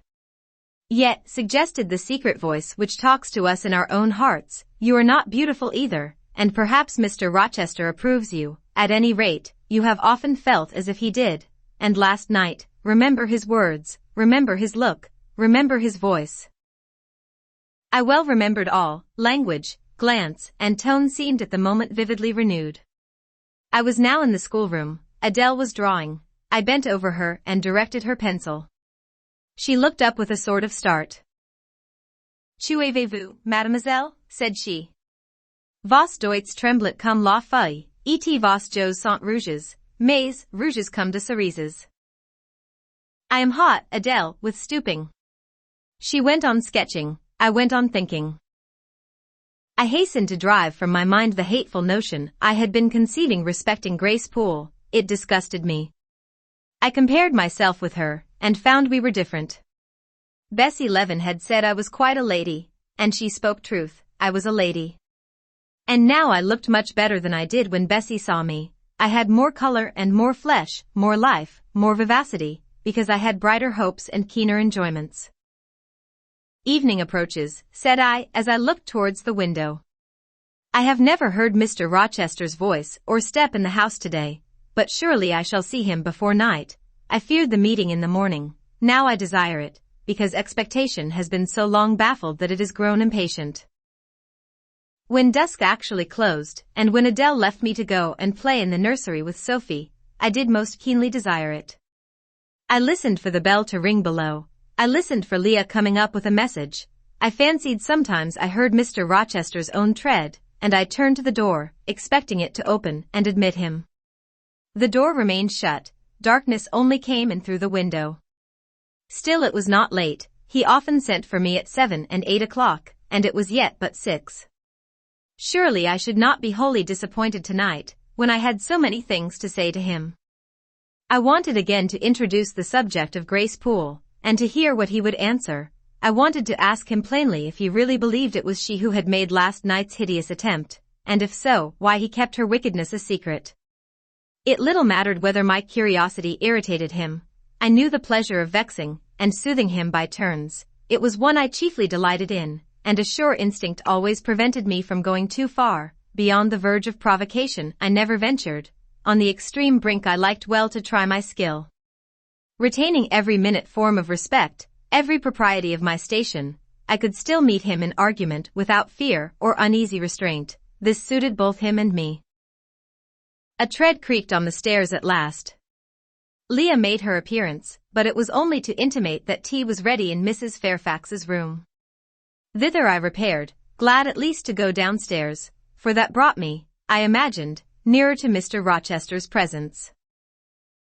"You must want your tea," said the good lady, as I joined her. "You ate so little at dinner." "I am afraid," she continued, "you are not well today. You look flushed and feverish." "Oh, quite well. I never felt better." "Then you must prove it by evincing a good appetite. Will you fill the teapot while I knit off this needle?" Having completed her task, she rose to draw down the blind, which she had hitherto kept up, by way, I suppose, of making the most of daylight, though dusk was now fast deepening into total obscurity. "It is fair tonight," said she, as she looked through the panes, though not starlight. "Mr. Rochester has, on the whole, had a favorable day for his journey." "Journey? Is Mr. Rochester gone anywhere? I did not know he was out." "Oh, he set off the moment he had breakfasted. He is gone to the Leas, Mr. Eshton's place, 10 miles on the other side Millcote. I believe there is quite a party assembled there, Lord Ingram, Sir George Lynn, Colonel Dent, and others." "Do you expect him back tonight?" "No, nor tomorrow either. I should think he is very likely to stay a week or more. When these fine, fashionable people get together, they are so surrounded by elegance and gaiety, so well provided with all that can please and entertain, they are in no hurry to separate. Gentlemen especially are often in request on such occasions, and Mr. Rochester is so talented and so lively in society, that I believe he is a general favorite. The ladies are very fond of him, though you would not think his appearance calculated to recommend him particularly in their eyes, but I suppose his acquirements and abilities, perhaps his wealth and good blood, make amends for any little fault of look." "Are there ladies at the Leas?" "There are Mrs. Eshton and her 3 daughters, very elegant young ladies indeed, and there are the Honourable Blanche and Mary Ingram, most beautiful women, I suppose. Indeed I have seen Blanche, 6 or 7 years since, when she was a girl of 18. She came here to a Christmas ball and party Mr. Rochester gave. You should have seen the dining room that day, how richly it was decorated, how brilliantly lit up. I should think there were 50 ladies and gentlemen present, all of the first county families, and Miss Ingram was considered the belle of the evening." "You saw her, you say, Mrs. Fairfax. What was she like?" "Yes, I saw her. The dining room doors were thrown open, and, as it was Christmas time, the servants were allowed to assemble in the hall, to hear some of the ladies sing and play. Mr. Rochester would have me to come in, and I sat down in a quiet corner and watched them. I never saw a more splendid scene. The ladies were magnificently dressed, most of them, at least most of the younger ones, looked handsome, but Miss Ingram was certainly the queen." "And what was she like?" "Tall, fine bust, sloping shoulders, long, graceful neck, olive complexion, dark and clear, noble features, eyes rather like Mr. Rochester's, large and black, and as brilliant as her jewels. And then she had such a fine head of hair, raven black and so becomingly arranged, a crown of thick plaits behind, and in front the longest, the glossiest curls I ever saw. She was dressed in pure white. An amber-colored scarf was passed over her shoulder and across her breast, tied at the side, and descending in long, fringed ends below her knee. She wore an amber-colored flower, too, in her hair. It contrasted well with the jetty mass of her curls." "She was greatly admired, of course?" Yes, indeed, and not only for her beauty, but for her accomplishments. She was one of the ladies who sang. A gentleman accompanied her on the piano. She and Mr. Rochester sang a duet. Mr. Rochester? I was not aware he could sing. Oh. He has a fine bass voice, and an excellent taste for music. And Miss Ingram, what sort of a voice had she? A very rich and powerful one. She sang delightfully, it was a treat to listen to her, and she played afterwards. I am no judge of music, but Mr. Rochester is, and I heard him say her execution was remarkably good. And this beautiful and accomplished lady, she is not yet married? It appears not. I fancy neither she nor her sister have very large fortunes. Old Lord Ingram's estates were chiefly entailed, and the eldest son came in for everything almost. But I wonder no wealthy nobleman or gentleman has taken a fancy to her, Mr. Rochester, for instance. He is rich, is he not? Oh. Yes. But you see there is a considerable difference in age. Mr. Rochester is nearly 40, she is but 25. What of that? More unequal matches are made every day. True, yet I should scarcely fancy Mr. Rochester would entertain an idea of the sort. But you eat nothing, you have scarcely tasted since you began tea. No, I am too thirsty to eat. Will you let me have another cup? I was about again to revert to the probability of a union between Mr. Rochester and the beautiful Blanche, but Adele came in, and the conversation was turned into another channel. When once more alone, I reviewed the information I had got, looked into my heart, examined its thoughts and feelings, and endeavored to bring back with a strict hand such as had been straying through imagination's boundless and trackless waste, into the safe fold of common sense. Arraigned at my own bar, memory having given her evidence of the hopes, wishes, sentiments I had been cherishing since last night, of the general state of mind in which I had indulged for nearly a fortnight past, reason having come forward and told, in her own quiet way, a plain, unvarnished tale, showing how I had rejected the real, and rapidly devoured the ideal, I pronounced judgment to this effect. That a greater fool than Jane Eyre had never breathed the breath of life, that a more fantastic idiot had never surfeited herself on sweet lies, and swallowed poison, as if it were nectar. You, I said, a favorite with Mr. Rochester? You gifted with the power of pleasing him? You of importance to him in any way? Go. Your folly sickens me. And you have derived pleasure from occasional tokens of preference, equivocal tokens shown by a gentleman of family, and a man of the world to a dependent and a novice. How dared you? Poor stupid dupe, could not even self-interest make you wiser? You repeated to yourself this morning the brief scene of last night, cover your face and be ashamed. He said something in praise of your eyes, did he? Blind puppy. Open their bleared lids and look on your own accursed senselessness. It does good to no woman to be flattered by her superior, who cannot possibly intend to marry her, and it is madness in all women to let a secret love kindle within them, which, if unreturned and unknown, must devour the life that feeds it, and, if discovered and responded to, must lead, ignis fatuus-like, into miry wilds whence there is no extrication. Listen, then, Jane Eyre, to your sentence. Tomorrow, place the glass before you, and draw in chalk your own picture, faithfully, without softening one defect, omit no harsh line, smooth away no displeasing irregularity, write under it, portrait of a governess, disconnected, poor, and plain. Afterwards, take a piece of smooth ivory, you have one prepared in your drawing box, take your palette, mix your freshest, finest, clearest tints, choose your most delicate camel hair pencils, delineate carefully the loveliest face you can imagine, paint it in your softest shades and sweetest lines, according to the description given by Mrs. Fairfax of Blanche Ingram. Remember the raven ringlets, the oriental eye, what? You revert to Mr. Rochester as a model. Order. No snivel, no sentiment, no regret. I will endure only sense and resolution. Recall the august yet harmonious lineaments, the Grecian neck and bust, let the round and dazzling arm be visible, and the delicate hand. Omit neither diamond ring nor gold bracelet, portray faithfully the attire, aerial lace and glistening satin, graceful scarf and golden rose, call it Blanche, an accomplished lady of rank. Whenever, in future, you should chance to fancy Mr. Rochester thinks well of you, take out these two pictures and compare them. Say, Mr. Rochester might probably win that noble lady's love, if he chose to strive for it. Is it likely he would waste a serious thought on this indigent and insignificant plebeian? I'll do it, I resolved, and having framed this determination, I grew calm and fell asleep. I kept my word. An hour or two sufficed to sketch my own portrait in crayons, and in less than a fortnight I had completed an ivory miniature of an imaginary Blanche Ingram. It looked a lovely face enough, and when compared with the real head in chalk, the contrast was as great as self-control could desire. I derived benefit from the task. It had kept my head and hands employed, and had given force and fixedness to the new impressions I wished to stamp indelibly on my heart.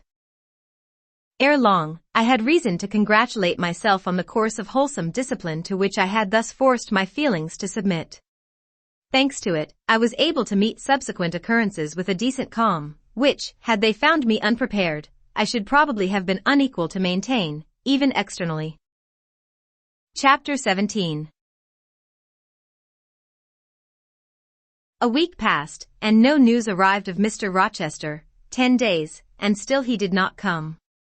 Mrs. Fairfax said she should not be surprised if he were to go straight from the Leas to London, and thence to the Continent, and not show his face again at Thornfield for a year to come. He had not unfrequently quitted it in a manner quite as abrupt and unexpected.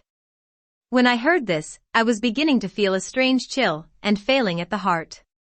I was actually permitting myself to experience a sickening sense of disappointment, but rallying my wits and recollecting my principles, I at once called my sensations to order, and it was wonderful how I got over the temporary blunder, how I cleared up the mistake of supposing Mr.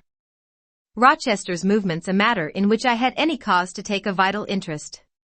Not that I humbled myself by a slavish notion of inferiority, on the contrary, I just said, "You have nothing to do with the master of Thornfield, further than to receive the salary he gives you for teaching his protégé, and to be grateful for such respectful and kind treatment as, if you do your duty, you have a right to expect at his hands. Be sure that is the only tie he seriously acknowledges between you and him. So don't make him the object of your fine feelings, your raptures, agonies, and so forth. He is not of your order, keep to your caste, and be too self-respecting to lavish the love of the whole heart, soul, and strength, where such a gift is not wanted and would be despised." I went on with my day's business tranquilly, but ever and anon vague suggestions kept wandering across my brain of reasons why I should quit Thornfield, and I kept involuntarily framing advertisements and pondering conjectures about new situations. These thoughts I did not think to check. They might germinate and bear fruit if they could. Mr. Rochester had been absent upwards of a fortnight, when the post brought Mrs. Fairfax a letter.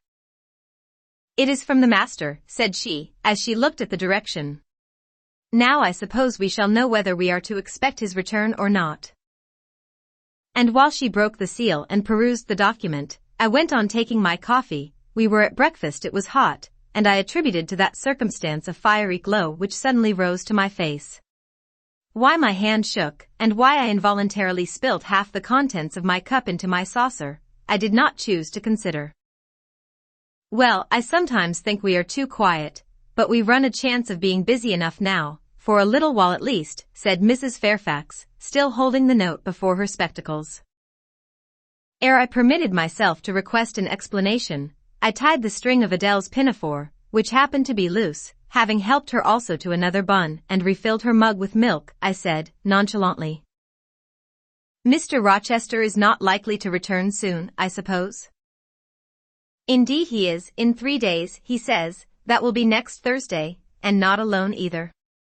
I don't know how many of the fine people at the Leas are coming with him. He sends directions for all the best bedrooms to be prepared, and the library and drawing rooms are to be cleaned out. I am to get more kitchen hands from the George Inn, at Millcote, and from wherever else I can, and the ladies will bring their maids and the gentlemen their valets, so we shall have a full house of it." And Mrs. Fairfax swallowed her breakfast and hastened away to commence operations. The 3 days were, as she had foretold, busy enough. I had thought all the rooms at Thornfield beautifully clean and well arranged, but it appears I was mistaken. 3 women were got to help, and such scrubbing, such brushing, such washing of paint and beating of carpets, such taking down and putting up of pictures, such polishing of mirrors and lustres, such lighting of fires in bedrooms, such airing of sheets and feather beds on hearths, I never beheld, either before or since. Adele ran quite wild in the midst of it. The preparations for company, and the prospect of their arrival, seemed to throw her into ecstasies. She would have Sophie to look over all her toilettes, as she called frocks, to furbish up any that were passés, and to air and arrange the new. For herself, she did nothing but caper about in the front chambers, jump on and off the bedsteads, and lie on the mattresses, and piled up bolsters and pillows before the enormous fires roaring in the chimneys. From school duties she was exonerated. Mrs. Fairfax had pressed me into her service, and I was all day in the storeroom, helping, or hindering, her and the cook, learning to make custards and cheesecakes and French pastry, to truss game and garnish dessert dishes. The party were expected to arrive on Thursday afternoon, in time for dinner at 6. During the intervening period I had no time to nurse chimeras, and I believe I was as active and gay as anybody, Adele excepted. Still, now and then, I received a damping check to my cheerfulness, and was, in spite of myself, thrown back on the region of doubts and portents and dark conjectures. This was when I chanced to see the 3rd-story staircase door, which of late had always been kept locked, open slowly, and give passage to the form of Grace Poole, in prim cap, white apron, and handkerchief, when I watched her glide along the gallery, her quiet tread muffled in a list slipper, when I saw her look into the bustling, topsy-turvy bedrooms, just say a word, perhaps, to the charwoman about the proper way to polish a grate, or clean a marble mantelpiece, or take stains from papered walls, and then pass on. She would thus descend to the kitchen once a day, eat her dinner, smoke a moderate pipe on the hearth, and go back, carrying her pot of porter with her, for her private solace, in her own gloomy, upper haunt. Only 1 hour in the 24 did she pass with her fellow servants below. All the rest of her time was spent in some low-ceiled, oaken chamber of the 2nd story. There she sat and sewed, and probably laughed drearily to herself, as companionless as a prisoner in his dungeon. The strangest thing of all was, that not a soul in the house, except me, noticed her habits, or seemed to marvel at them. No one discussed her position, or employment, no one pitied her solitude or isolation. I once, indeed, overheard part of a dialogue between Leah and one of the charwomen, of which Grace formed the subject. Leah had been saying something I had not caught, and the charwoman remarked, "She gets good wages, I guess." "Yes," said Leah, "I wish I had as good. Not that mine are to complain of, there's no stinginess at Thornfield, but they're not 1/5 of the sum Mrs. Poole receives. And she is laying by, she goes every quarter to the bank at Millcote. I should not wonder but she has saved enough to keep her independent if she liked to leave, but I suppose she's got used to the place, and then she's not 40 yet, and strong and able for anything. It is too soon for her to give up business." "She is a good hand, I dare say," said the charwoman. "Ah, she understands what she has to do, nobody better," rejoined Leah significantly, "and it is not every one could fill her shoes, not for all the money she gets." "That it is not," was the reply. "I wonder whether the master—" The charwoman was going on, but here Leah turned and perceived me, and she instantly gave her companion a nudge. "Doesn't she know?" I heard the woman whisper. Leah shook her head, and the conversation was of course dropped. All I had gathered from it amounted to this, that there was a mystery at Thornfield, and that from participation in that mystery I was purposely excluded. Thursday came. All work had been completed the previous evening. Carpets were laid down, bed hangings festooned, radiant white counterpanes spread, toilet tables arranged, furniture rubbed, flowers piled in vases. Both chambers and saloons looked as fresh and bright as hands could make them. The hall, too, was scoured, and the great carved clock, as well as the steps and banisters of the staircase, were polished to the brightness of glass. In the dining room, the sideboard flashed resplendent with plate. In the drawing room and boudoir, vases of exotics bloomed on all sides. Afternoon arrived. Mrs. Fairfax assumed her best black satin gown, her gloves, and her gold watch, for it was her part to receive the company, to conduct the ladies to their rooms and see, Adele, too, would be dressed, though I thought she had little chance of being introduced to the party that day at least. However, to please her, I allowed Sophie to apparel her in one of her short, full muslin frocks. For myself, I had no need to make any change. I should not be called upon to quit my sanctum of the schoolroom. For a sanctum it was now become to me, a very pleasant refuge in time of trouble. It had been a mild, serene spring day, one of those days which, towards the end of March, or the beginning of April, rise shining over the earth as heralds of summer. It was drawing to an end now, but the evening was even warm, and I sat at work in the schoolroom with the window open. "It gets late," said Mrs. Fairfax, entering in rustling state. "I am glad I ordered dinner an hour after the time Mr. Rochester mentioned, for it is past 6 now. I have sent John down to the gates to see if there is anything on the road. One can see a long way from thence in the direction of Millcote." She went to the window. "Here he is," said she. "Well, John," leaning out, "any news?" "They're coming, ma'am," was the answer. "They'll be here in 10 minutes. Adele flew to the window. I followed, taking care to stand on one side, so that, screened by the curtain, I could see without being seen. The 10 minutes John had given seemed very long, but at last wheels were heard, 4 equestrians galloped up the drive, and after them came 2 open carriages. Fluttering veils and waving plumes filled the vehicles. 2 of the cavaliers were young, dashing-looking gentlemen. The third was Mr. Rochester, on his black horse, Mesmer, pilot bounding before him. At his side rode a lady, and he and she were the first of the party. Her purple riding habit almost swept the ground, her veil streamed long on the breeze, mingling with its transparent folds, and gleaming through them, shone rich raven ringlets. "Miss Ingram," exclaimed Mrs. Fairfax, and away she hurried to her post below. The cavalcade, following the sweep of the drive, quickly turned the angle of the house, and I lost sight of it. Adele now petitioned to go down, but I took her on my knee, and gave her to understand that she must not on any account think of venturing in sight of the ladies, either now or at any other time, unless expressly sent for, that Mr. Rochester would be very angry, and see, some natural tears she shed on being told this, but as I began to look very grave, she consented at last to wipe them. A joyous stir was now audible in the hall. Gentlemen's deep tones and ladies' silvery accents blent harmoniously together, and distinguishable above all, though not loud, was the sonorous voice of the master of Thornfield Hall, welcoming his fair and gallant guests under its roof. Then light steps ascended the stairs, and there was a tripping through the gallery, and soft cheerful laughs, and opening and closing doors, and, for a time, a hush. "Els changent de toilettes," said Adele, who, listening attentively, had followed every movement, and she sighed. "Chez maman," said she, "quand il y avait du monde, j'ai le service pour tout, au salon et à leurs chambers.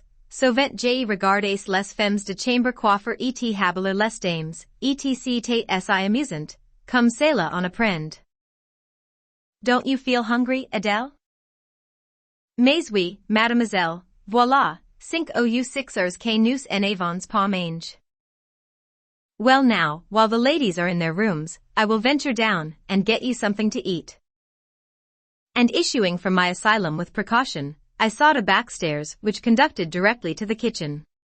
All in that region was fire and commotion. The soup and fish were in the last stage of projection, and the cook hung over her crucibles in a frame of mind and body threatening spontaneous combustion.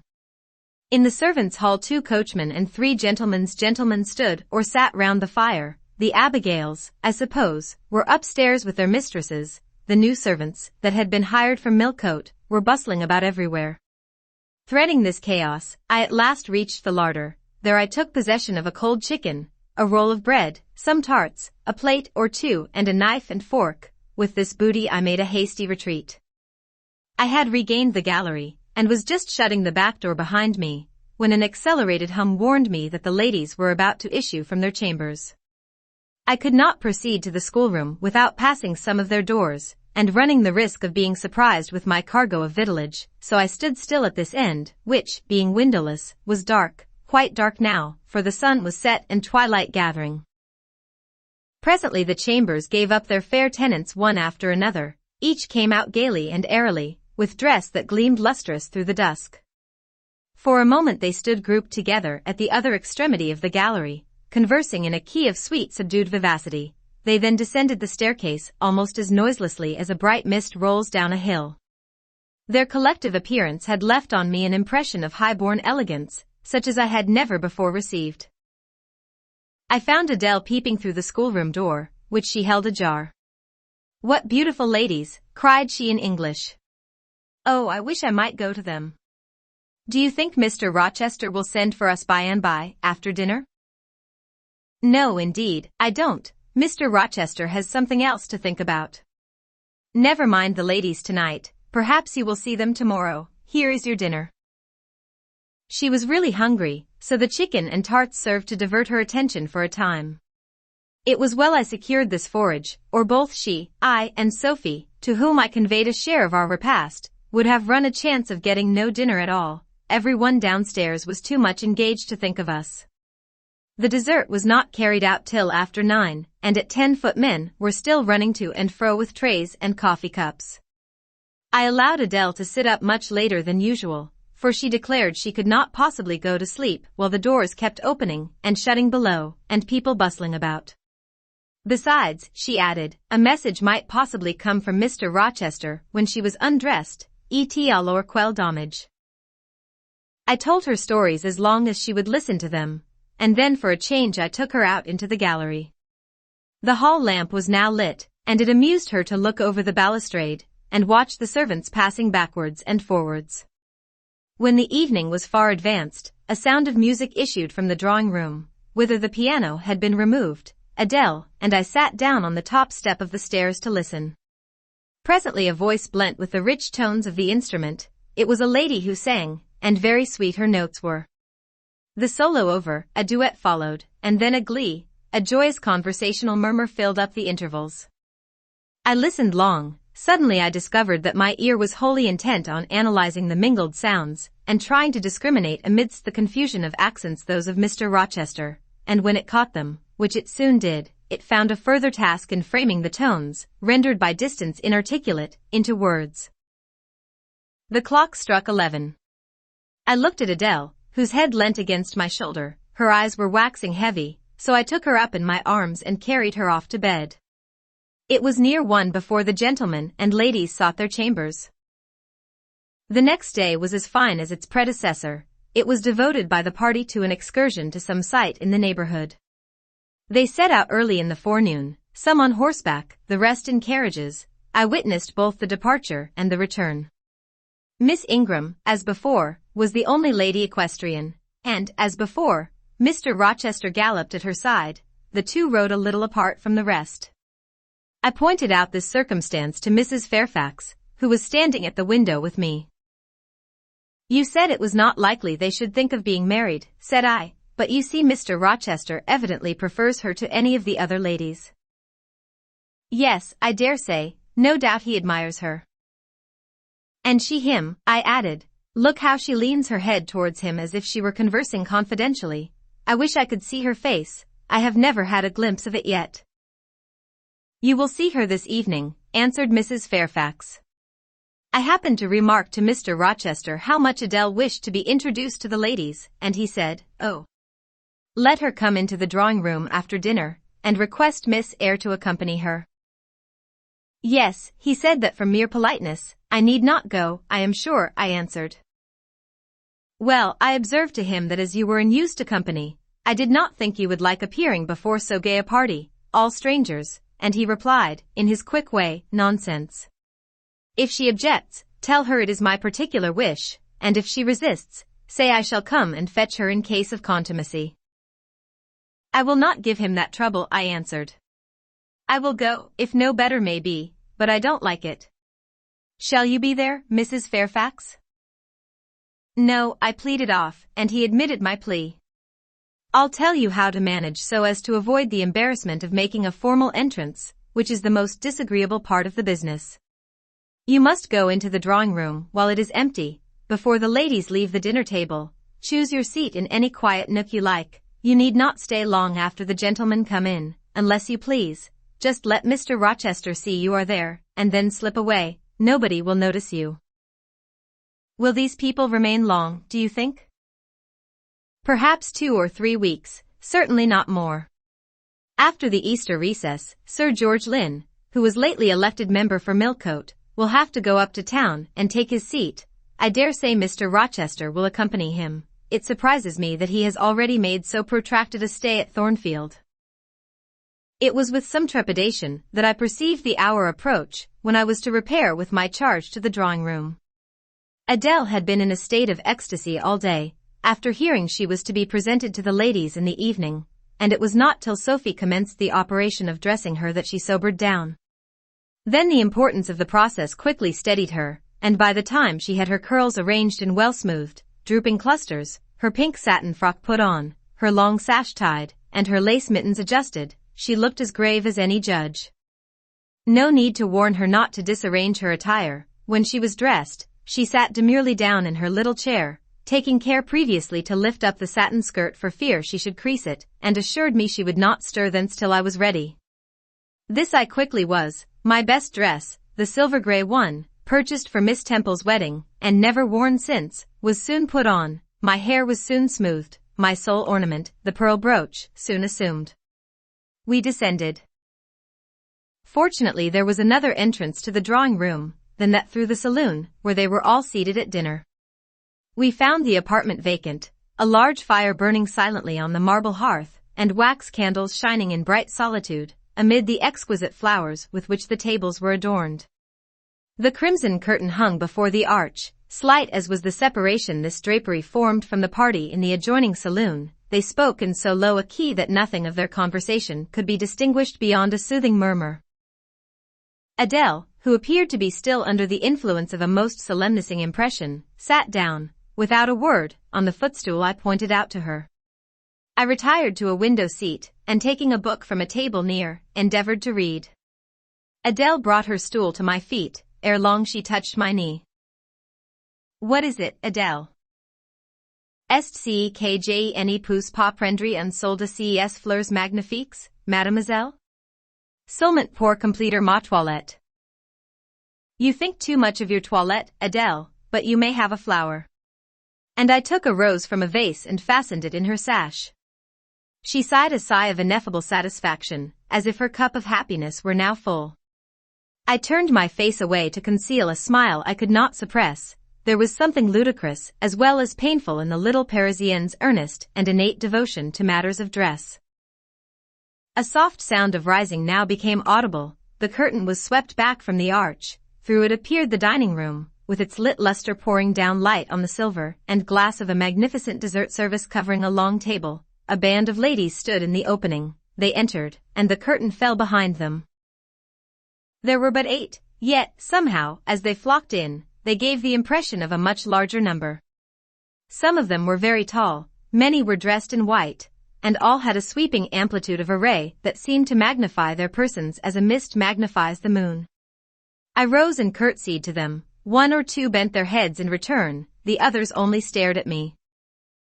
They dispersed about the room, reminding me, by the lightness and buoyancy of their movements, of a flock of white plumy birds. Some of them threw themselves in half-reclining positions on the sofas and ottomans, some bent over the tables and examined the flowers and books, the rest gathered in a group round the fire. All talked in a low but clear tone which seemed habitual to them. I knew their names afterwards, and may as well mention them now. First, there was Mrs. Eshton and 2 of her daughters. She had evidently been a handsome woman, and was well preserved still. Of her daughters, the eldest, Amy, was rather little, naive, and childlike in face and manner, and piquant in form. Her white muslin dress and blue sash became her well. The second, Louisa, was taller and more elegant in figure, with a very pretty face, of that order the French term minois chiffon. Both sisters were fair as lilies. Lady Lynn was a large and stout personage of about 40, very erect, very haughty-looking, richly dressed in a satin robe of changeful sheen. Her dark hair shone glossily under the shade of an azure plume, and within the circlet of a band of gems. Mrs. Colonel Dent was less showy, but, I thought, more ladylike. She had a slight figure, a pale, gentle face, and fair hair. Her black satin dress, her scarf of rich foreign lace, and her pearl ornaments, pleased me better than the rainbow radiance of the titled dame. But the three most distinguished, partly, perhaps, because the tallest figures of the band, were the Dowager Lady Ingram and her daughters, Blanche and Mary. They were all three of the loftiest stature of women. The Dowager might be between 40 and 50, her shape was still fine, her hair, by candlelight at least, still black, her teeth, too, were still apparently perfect. Most people would have termed her a splendid woman of her age, and so she was, no doubt, physically speaking, but then there was an expression of almost insupportable haughtiness in her bearing and countenance. She had Roman features and a double chin, disappearing into a throat like a pillar. These features appeared to me not only inflated and darkened, but even furrowed with pride, and the chin was sustained by the same principle, in a position of almost preternatural erectness. She had, likewise, a fierce and a hard eye. It reminded me of Mrs. Reed's. She mouthed her words in speaking. Her voice was deep, its inflections very pompous, very dogmatical, very intolerable, in short. A crimson velvet robe, and a shawl turban of some gold-wrought Indian fabric, invested her, I suppose she thought, with a truly imperial dignity. Blanche and Mary were of equal stature, straight and tall as poplars. Mary was too slim for her height, but Blanche was molded like a Dienne. I regarded her, of course, with special interest. First, I wished to see whether her appearance accorded with Mrs. Fairfax's description, secondly, whether it at all resembled the fancy miniature I had painted of her, and thirdly, it will out, whether it were such as I should fancy likely to suit Mr. Rochester's taste. As far as person went, she answered point for point, both to my picture and Mrs. Fairfax's description. The noble bust, the sloping shoulders, the graceful neck, the dark eyes and black ringlets were all there, but her face? Her face was like her mother's, a youthful unfurrowed likeness, the same low brow, the same high features, the same pride. It was not, however, so saturnine a pride. She laughed continually, her laugh was satirical, and so was the habitual expression of her arched and haughty lip. Genius is said to be self-conscious. I cannot tell whether Miss Ingram was a genius, but she was self-conscious, remarkably self-conscious indeed. She entered into a discourse on botany with the gentle Mrs. Dent. It seemed Mrs. Dent had not studied that science, though, as she said, she liked flowers, especially wild ones. Miss Ingram had, and she ran over its vocabulary with an air.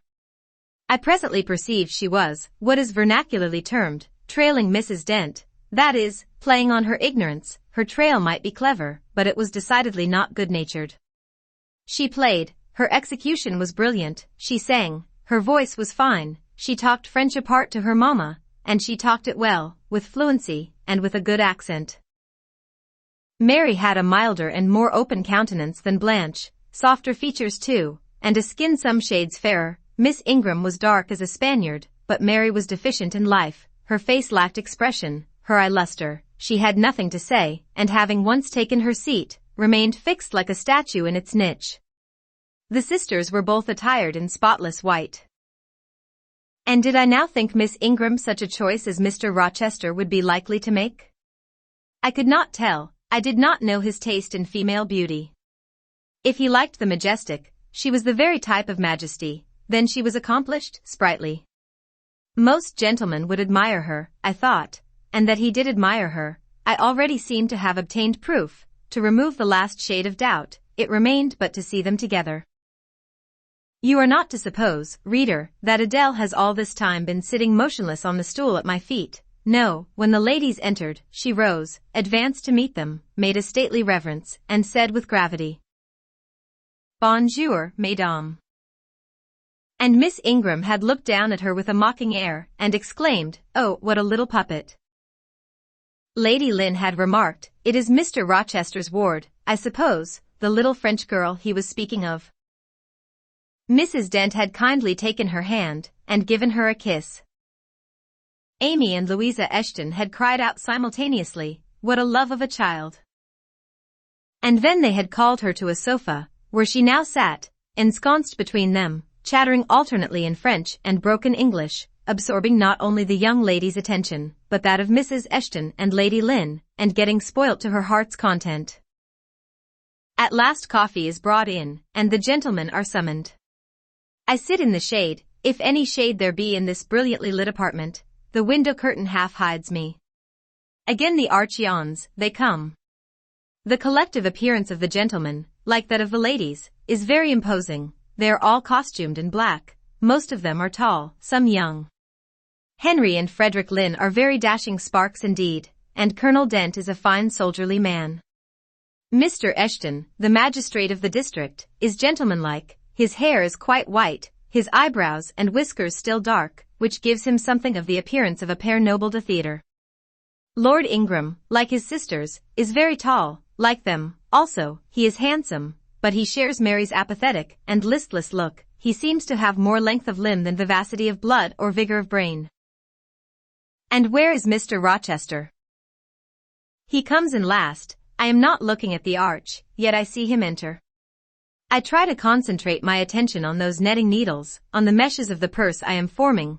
I wish to think only of the work I have in my hands, to see only the silver beads and silk threads that lie in my lap, whereas I distinctly behold his figure, and I inevitably recall the moment when I last saw it, just after I had rendered him what he deemed an essential service, and he, holding my hand, and looking down on my face, surveyed me with eyes that revealed a heart full and eager to overflow, in whose emotions I had a part. How near had I approached him at that moment? What had occurred since, calculated to change his and my relative positions? Yet now, how distant, how far estranged we were. So far estranged, that I did not expect him to come and speak to me.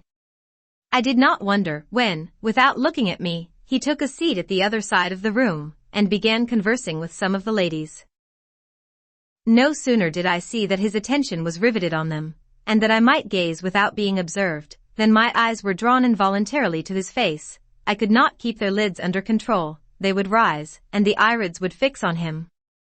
I looked, and had an acute pleasure in looking, a precious yet poignant pleasure, pure gold, with a steely point of agony, a pleasure like what the thirst-perishing man might feel who knows the well to which he has crept is poisoned, yet stoops and drinks divine draughts nevertheless.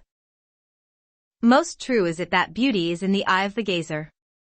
My master's colorless, olive face, square, massive brow, broad and jetty eyebrows, deep eyes, strong features, firm, grim mouth, all energy, decision, will, were not beautiful, according to rule, but they were more than beautiful to me. They were full of an interest, an influence that quite mastered me, that took my feelings from my own power and fettered them in his. I had not intended to love him. The reader knows I had wrought hard to extirpate from my soul the germs of love there detected, and now, at the first renewed view of him, they spontaneously arrived, green and strong. He made me love him without looking at me. I compared him with his guests. What was the gallant grace of the Lynns, the languid elegance of Lord Ingram, even the military distinction of Colonel Dent, contrasted with his look of native pith and genuine power? I had no sympathy in their appearance, their expression, yet I could imagine that most observers would call them attractive, handsome, imposing, while they would pronounce Mr. Rochester at once harsh-featured and melancholy-looking. I saw them smile, laugh. It was nothing. The light of the candles had as much soul in it as their smile, the tinkle of the bell as much significance as their laugh. I saw Mr. Rochester smile, his stern features softened, his eye grew both brilliant and gentle, its ray both searching and sweet. He was talking, at the moment, to Louisa and Amy Eshton. I wondered to see them receive with calm that look which seemed to me so penetrating. I expected their eyes to fall, their color to rise under it, yet I was glad when I found they were in no sense moved. He is not to them what he is to me, I thought, he is not of their kind. I believe he is of mine, I am sure he is, I feel akin to him, I understand the language of his countenance and movements, though rank and wealth sever us widely, I have something in my brain and heart, in my blood and nerves, that assimilates me mentally to him. Did I say, a few days since, that I had nothing to do with him, but to receive my salary at his hands? Did I forbid myself to think of him in any other light than as a paymaster? Blasphemy against nature. Every good, true, vigorous feeling I have gathers impulsively round him. I know I must conceal my sentiments, I must smother hope, I must remember that he cannot care much for me. For when I say that I am of his kind, I do not mean that I have his force to influence and his spell to attract. I mean only that I have certain tastes and feelings in common with him. I must, then, repeat continually that we are forever sundered, and yet, while I breathe and think, I must love him. Coffee is handed. The ladies, since the gentlemen entered, have become lively as larks. Conversation waxes brisk and merry. Colonel Dent and Mr. Eshton argue on politics, their wives listen. The two proud dowagers, Lady Lynn and Lady Ingram, confabulate together. Sir George, whom, by the by, I have forgotten to describe, a very big and very fresh-looking country gentleman, stands before their sofa, coffee cup in hand, and occasionally puts in a word.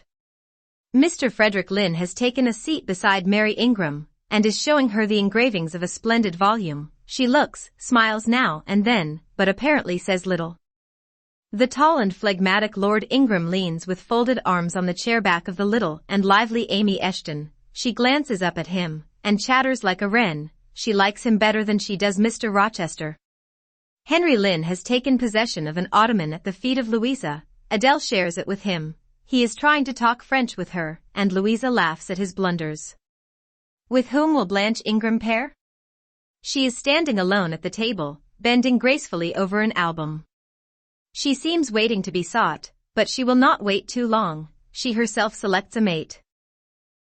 Mr. Rochester, having quitted the Eshtons, stands on the hearth as solitary as she stands by the table. She confronts him, taking her station on the opposite side of the mantelpiece. Mr. Rochester, I thought you were not fond of children? Nor am I. Then, what induced you to take charge of such a little doll as that? Pointing to Adele. Where did you pick her up? I did not pick her up, she was left on my hands. You should have sent her to school. I could not afford it, schools are so dear. Why, I suppose you have a governess for her. I saw a person with her just now. Is she gone? Oh no. There she is still, behind the window curtain. You pay her, of course. I should think it quite as expensive, more so, for you have them both to keep in addition. I feared, or should I say, hoped, the allusion to me would make Mr. Rochester glance my way, and I involuntarily shrank farther into the shade, but he never turned his eyes. I have not considered the subject, said he indifferently, looking straight before him. No, you men never do consider economy and common sense. You should hear Mamma on the chapter of governesses. Mary and I have had, I should think, a dozen at least in our day, half of them detestable and the rest ridiculous, and all incubi, were they not, Mamma? Did you speak, my own? The young lady thus claimed as the dowager's special property, reiterated her question with an explanation. My dearest, don't mention governesses, the word makes me nervous. I have suffered a martyrdom from their incompetency and caprice. I thank heaven I have now done with them. Mrs. Dent here bent over to the pious lady and whispered something in her ear. I suppose, from the answer elicited, it was a reminder that one of the anathematized race was present. Tant peace, said her ladyship, I hope it may do her good. Then, in a lower tone, but still loud enough for me to hear, I noticed her. I am a judge of physiognomy, and in hers I see all the faults of her class. What are they, madam? Inquired Mr. Rochester aloud. I will tell you in your private ear, replied she, wagging her turban 3 times with portentous significancy. But my curiosity will be past its appetite, it craves food now. Ask Blanche, she is nearer you than I. Oh, don't refer him to me, Mamma. I have just one word to say of the whole tribe, they are a nuisance. Not that I ever suffered much from them, I took care to turn the tables. What tricks Theodore and I used to play on our Miss Wilsons and Mrs. Greys and Madame Jouberts. Mary was always too sleepy to join in a plot with spirit. The best fun was with Madame Joubert. Miss Wilson was a poor sickly thing, lachrymose and low-spirited, not worth the trouble of vanquishing, in short, and Mrs. Grey was coarse and insensible, no blow took effect on her. But poor Madame Joubert! I see her yet in her raging passions, when we had driven her to extremities, spilt our tea, crumbled our bread and butter, tossed our books up to the ceiling, and played a chivalry with the ruler and desk, the fender and fire irons. Theodore, do you remember those merry days? Yes, to be sure I do, drawled Lord Ingram, and the poor old stick used to cry out, "Oh, you villain's childs." And then we sermonized her on the presumption of attempting to teach such clever blades as we were, when she was herself so ignorant. We did, and, Tito, you know, I helped you in prosecuting, or persecuting, your tutor, whey-faced Mr. Vining, the parson in the pip, as we used to call him. He and Miss Wilson took the liberty of falling in love with each other, at least Tito, and I thought so. We surprised sundry tender glances and sighs which we interpreted as tokens of la belle passion, and I promise you the public soon had the benefit of our discovery. We employed it as a sort of lever to hoist our dead weights from the house. Dear mamma, there, as soon as she got an inkling of the business, found out that it was of an immoral tendency. Did you not, my lady mother? Certainly, my best. And I was quite right, depend on that. There are 1,000 reasons why liaisons between governesses and tutors should never be tolerated a moment in any well-regulated house. Firstly. Oh gracious, mamma. Spare us the enumeration. Arrest, we all know them, danger of bad example to innocence of childhood, distractions and consequent neglect of duty on the part of the attached, mutual alliance and reliance, confidence thence resulting, insolence accompanying, mutiny and general blow-up. Am I right, Baroness Ingram of Ingram Park? My lily flower, you are right now, as always. Then no more need be said, change the subject. Amy Eshton, not hearing or not heeding this dictum, joined in with her soft, infantine tone. Louisa and I used to quiz our governess too, but she was such a good creature, she would bear anything, nothing put her out. She was never cross with us, was she, Louisa? No, never. We might do what we pleased, ransack her desk and her workbox, and turn her drawers inside out, and she was so good-natured, she would give us anything we asked for. I suppose, now, said Miss Ingram, curling her lip sarcastically, we shall have an abstract of the memoirs of all the governesses extant. In order to avert such a visitation, I again move the introduction of a new topic. Mr. Rochester, do you second my motion? Madam, I support you on this point, as on every other. Then on me be the onus of bringing it forward. Signor Eduardo, are you in voice tonight? Donna Bianca, if you command it, I will be. Then, Signor, I lay on you my sovereign behest to furbish up your lungs and other vocal organs, as they will be wanted on my royal service. Who would not be the Rizzio of so divine a Mary? A fig for Rizzio, cried she, tossing her head with all its curls, as she moved to the piano. It is my opinion the fiddler David must have been an insipid sort of fellow. I like Black Bothwell better. To my mind a man is nothing without a spice of the devil in him, and history may say what it will of James Hepburn, but I have a notion, he was just the sort of wild, fierce, bandit hero whom I could have consented to gift with my hand. Gentlemen, you hear. Now which of you most resembles Bothwell? Cried Mr. Rochester. I should say the preference lies with you, responded Colonel Dent. On my honor, I am much obliged to you, was the reply. Miss Ingram, who had now seated herself with proud grace at the piano, spreading out her snowy robes in queenly amplitude, commenced a brilliant prelude, talking meantime. She appeared to be on her high horse tonight.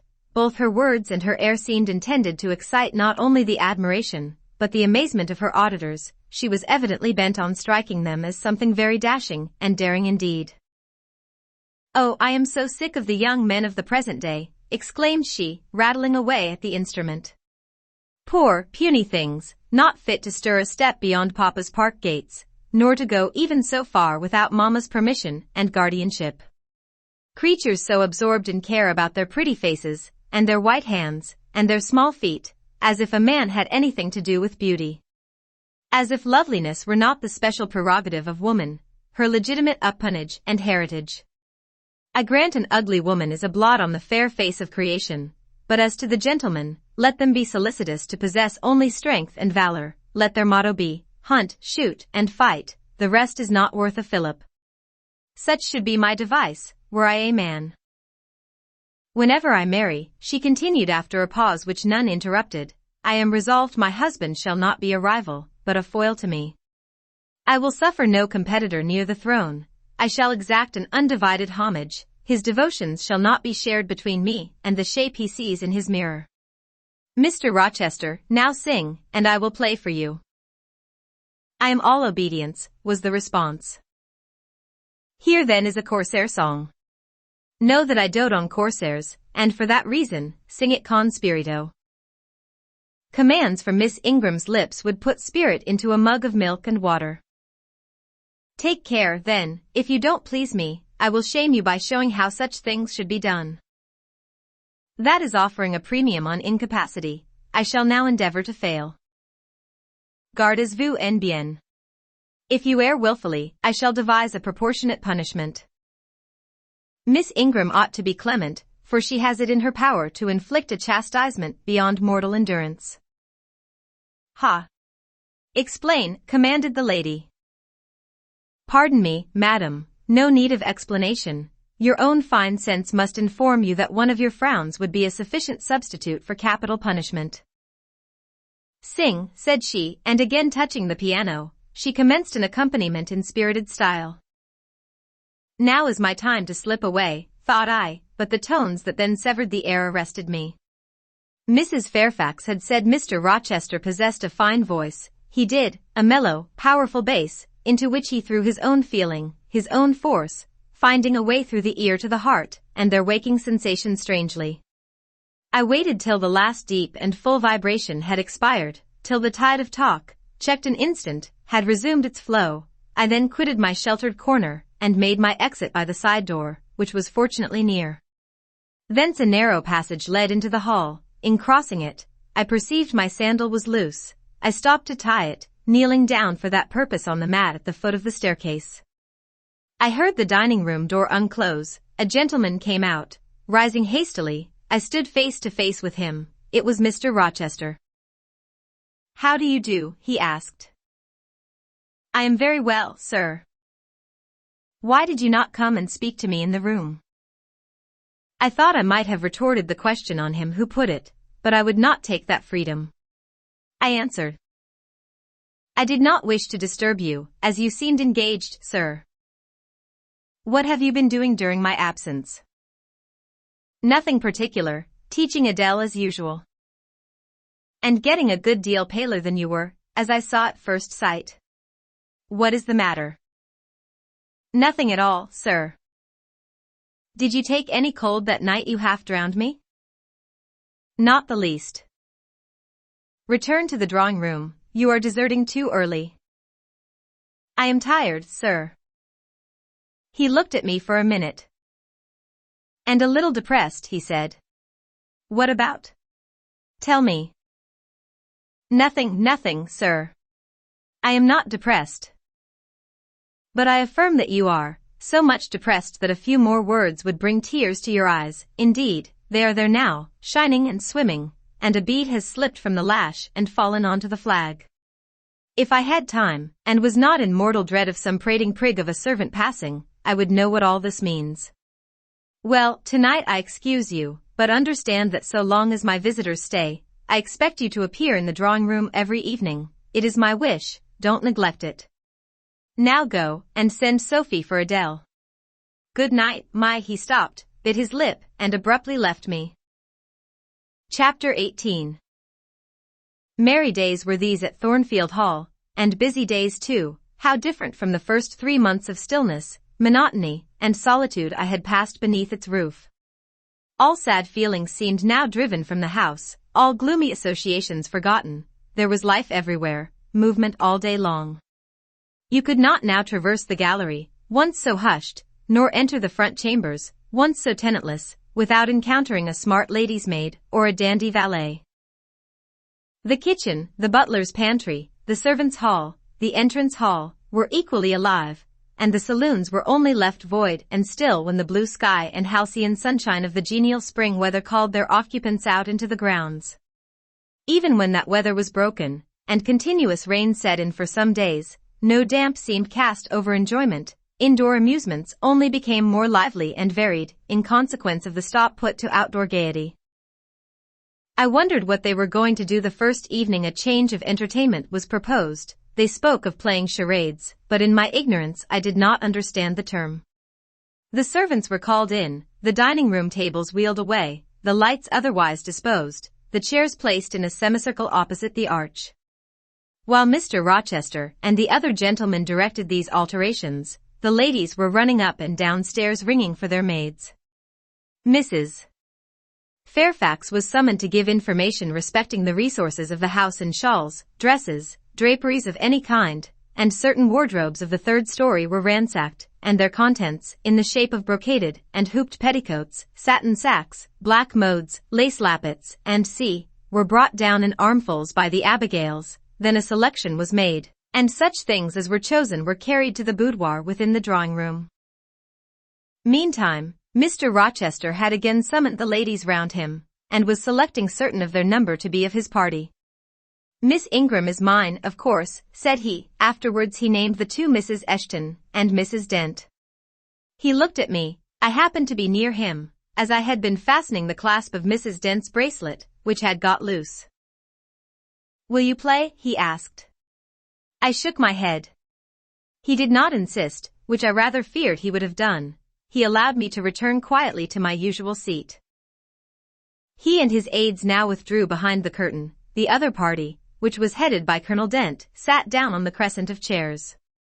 One of the gentlemen, Mr. Eshton, observing me, seemed to propose that I should be asked to join them, but Lady Ingram instantly negatived the notion. "No," I heard her say, "she looks too stupid for any game of the sort." Ere long a bell tinkled, and the curtain drew up. Within the arch, the bulky figure of Sir George Lynn, whom Mr. Rochester had likewise chosen, was seen enveloped in a white sheet.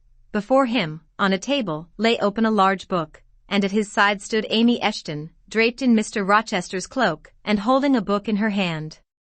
Somebody, unseen, rang the bell merrily. Then Adele, who had insisted on being one of her guardian's party, bounded forward, scattering round her the contents of a basket of flowers she carried on her arm. Then appeared the magnificent figure of Miss Ingram, clad in white, a long veil on her head, and a wreath of roses round her brow. By her side walked Mr. Rochester, and together they drew near the table.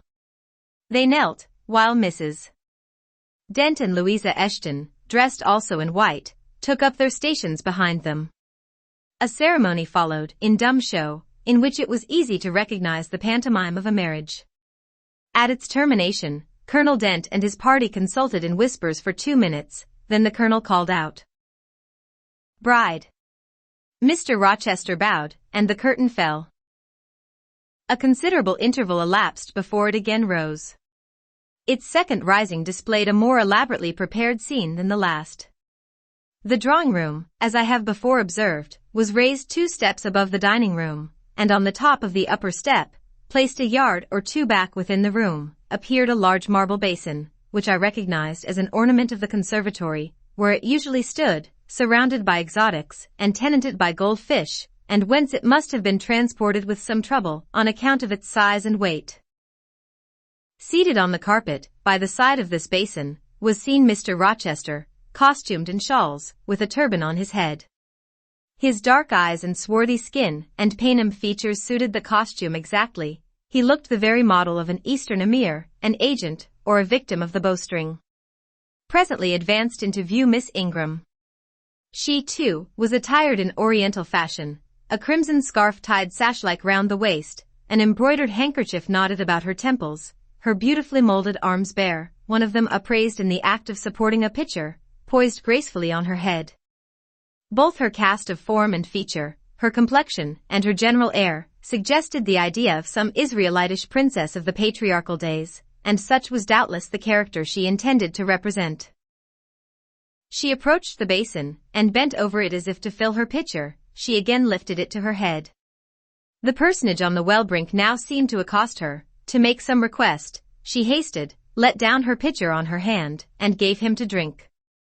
From the bosom of his robe he then produced a casket, opened it, and showed magnificent bracelets and earrings. She acted astonishment and admiration. Kneeling, he laid the treasure at her feet. Incredulity and delight were expressed by her looks and gestures. The stranger fastened the bracelets on her arms and the rings in her ears. It was Eleazar and Rebecca, the camels only were wanting. The divining party again laid their heads together. Apparently they could not agree about the word or syllable the scene illustrated. Colonel Dent, their spokesman, demanded the tableau of the whole, whereupon the curtain again descended. On its third rising only a portion of the drawing-room was disclosed, the rest being concealed by a screen, hung with some sort of dark and coarse drapery. The marble basin was removed. In its place stood a deal table and a kitchen chair. These objects were visible by a very dim light proceeding from a horn lantern, the wax candles being all extinguished. Amidst this sordid scene sat a man with his clenched hands resting on his knees, and his eyes bent on the ground.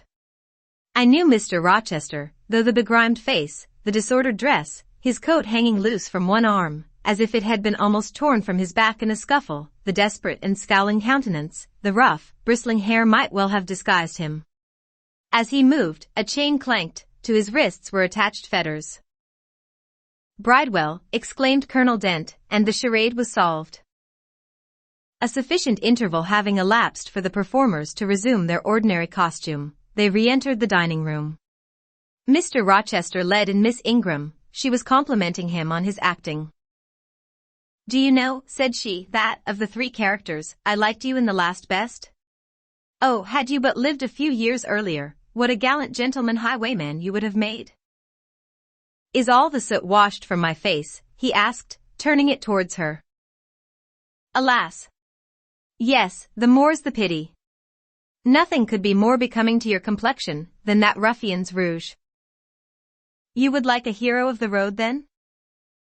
"An English hero of the road would be the next best thing to an Italian bandit, and that could only be surpassed by a Levantine pirate."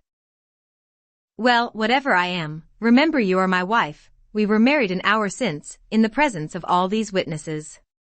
She giggled, and her color rose. "Now, Dent," continued Mr. Rochester, "it is your turn." And as the other party withdrew, he and his band took the vacated seats. Miss Ingram placed herself at her leader's right hand, the other diviners filled the chairs on each side of him and her. I did not now watch the actors. I no longer waited with interest for the curtain to rise. My attention was absorbed by the spectators. My eyes, erewhile fixed on the arch, were now irresistibly attracted to the semicircle of chairs. What charade Colonel Dent and his party played, what word they chose, how they acquitted themselves, I no longer remember, but I still see the consultation which followed each scene. I see Mr. Rochester turn to Miss Ingram, and Miss Ingram to him. I see her incline her head towards him, till the jetty curls almost touch his shoulder and wave against his cheek. I hear their mutual whisperings, I recall their interchanged glances, and something even of the feeling roused by the spectacle returns in memory at this moment. I have told you, reader, that I had learnt to love Mr. Rochester. I could not unlove him now, merely because I found that he had ceased to notice me, because I might pass hours in his presence, and he would never once turn his eyes in my direction, because I saw all his attentions appropriated by a great lady, who scorned to touch me with the hem of her robes as she passed, who, if ever her dark and imperious eye fell on me by chance, would withdraw it instantly as from an object too mean to merit observation.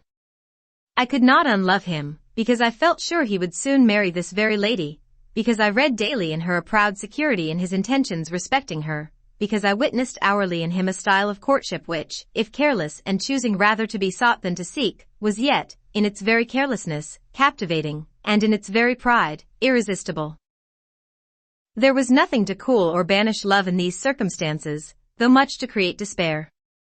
Much too, you will think, reader, to engender jealousy, if a woman, in my position, could presume to be jealous of a woman in Miss Ingram's. But I was not jealous, or very rarely. The nature of the pain I suffered could not be explained by that word. Miss Ingram was a mark beneath jealousy. She was too inferior to excite the feeling. Pardon the seeming paradox, I mean what I say. She was very showy, but she was not genuine. She had a fine person, many brilliant attainments, but her mind was poor, her heart barren by nature. Nothing bloomed spontaneously on that soil. no unforced natural fruit delighted by its freshness. She was not good, she was not original, she used to repeat sounding phrases from books, she never offered, nor had, an opinion of her own. She advocated a high tone of sentiment, but she did not know the sensations of sympathy and pity, tenderness and truth were not in her. Too often she betrayed this, by the undue vent she gave to a spiteful antipathy she had conceived against little Adele, pushing her away with some contumelious epithet if she happened to approach her, sometimes ordering her from the room, and always treating her with coldness and acrimony. Other eyes besides mine watched these manifestations of character, watched them closely, keenly, shrewdly. Yes, the future bridegroom, Mr. Rochester himself, exercised over his intended a ceaseless surveillance, and it was from this sagacity, this guardedness of his, this perfect, clear consciousness of his fair one's defects, this obvious absence of passion in his sentiments towards her, that my ever-torturing pain arose. I saw he was going to marry her, for family, perhaps political reasons, because her rank and connections suited him.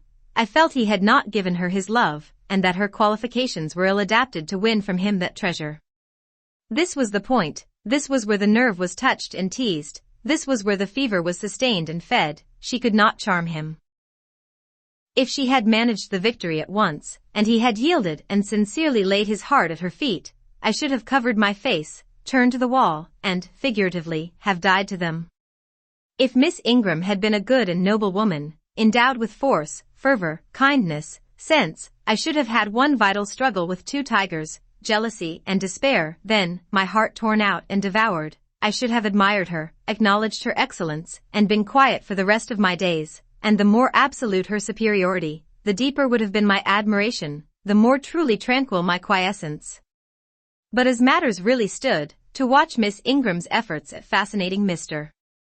Rochester, to witness their repeated failure, herself unconscious that they did fail, vainly fancying that each shaft launched hit the mark, and infatuatedly pluming herself on success, when her pride and self-complacency repelled further and further what she wished to allure, to witness this, was to be at once under ceaseless excitation and ruthless restraint. Because, when she failed, I saw how she might have succeeded. Arrows that continually glanced off from Mr. Rochester's breast and fell harmless at his feet, might, I knew, if shot by a surer hand, have quivered keen in his proud heart, have called love into his stern eye, and softness into his sardonic face, or, better still, without weapons a silent conquest might have been won. Why can she not influence him more, when she is privileged to draw so near to him? I asked myself. Surely she cannot truly like him, or not like him with true affection. If she did, she need not coin her smiles so lavishly, flash her glances so unremittingly, manufacture airs so elaborate, graces so multitudinous. It seems to me that she might, by merely sitting quietly at his side, saying little and looking less, get nigher his heart. I have seen in his face a far different expression from that which hardens it now while she is so vivaciously accosting him, but then it came of itself. It was not elicited by meretricious arts and calculated maneuvers, and one had but to accept it, to answer what he asked without pretension, to address him when needful without grimace, and it increased and grew kinder and more genial, and warmed one like a fostering sunbeam. How will she manage to please him when they are married? I do not think she will manage it, and yet it might be managed, and his wife might, I verily believe, be the very happiest woman the sun shines on. I have not yet said anything condemnatory of Mr. Rochester's project of marrying for interest and connections. It surprised me when I first discovered that such was his intention. I had thought him a man unlikely to be influenced by motives so commonplace in his choice of a wife, but the longer I considered the position, education, and of the parties, the less I felt justified in judging and blaming either him or Miss Ingram for acting in conformity to ideas and principles instilled into them, doubtless, from their childhood. All their class held these principles, I supposed, then, they had reasons for holding them such as I could not fathom.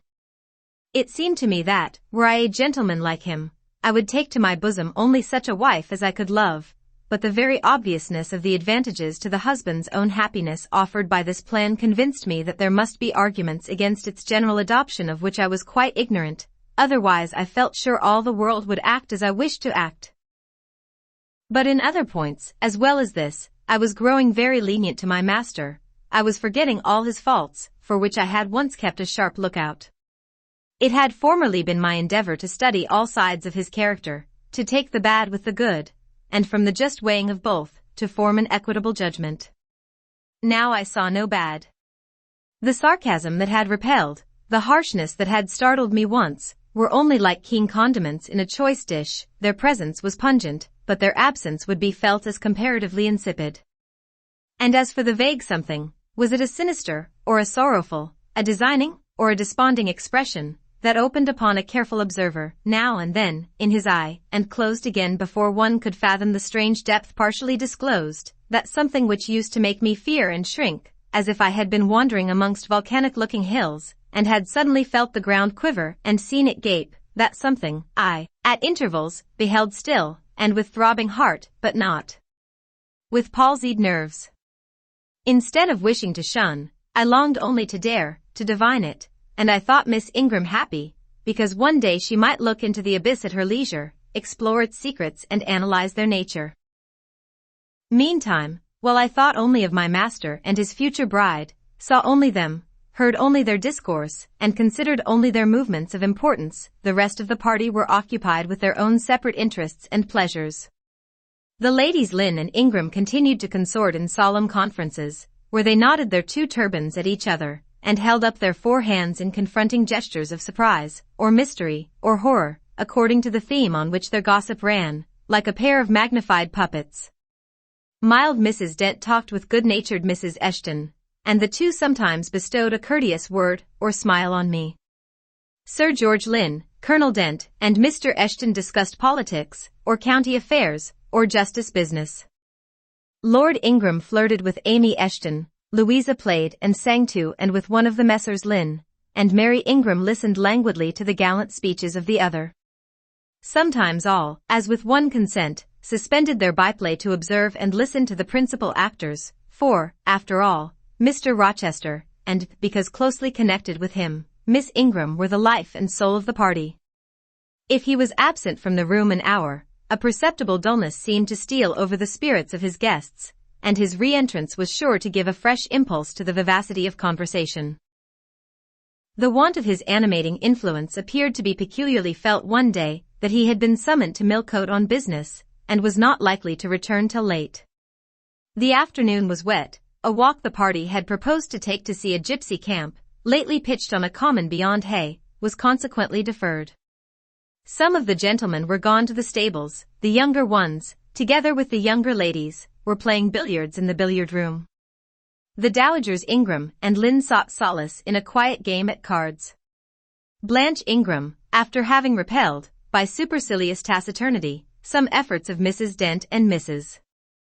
Eshton to draw her into conversation, had first murmured over some sentimental tunes and airs on the piano, and then, having fetched a novel from the library, had flung herself in haughty listlessness on a sofa, and prepared to beguile, by the spell of fiction, the tedious hours of absence. The room and the house were silent, only now and then the merriment of the billiard players was heard from above.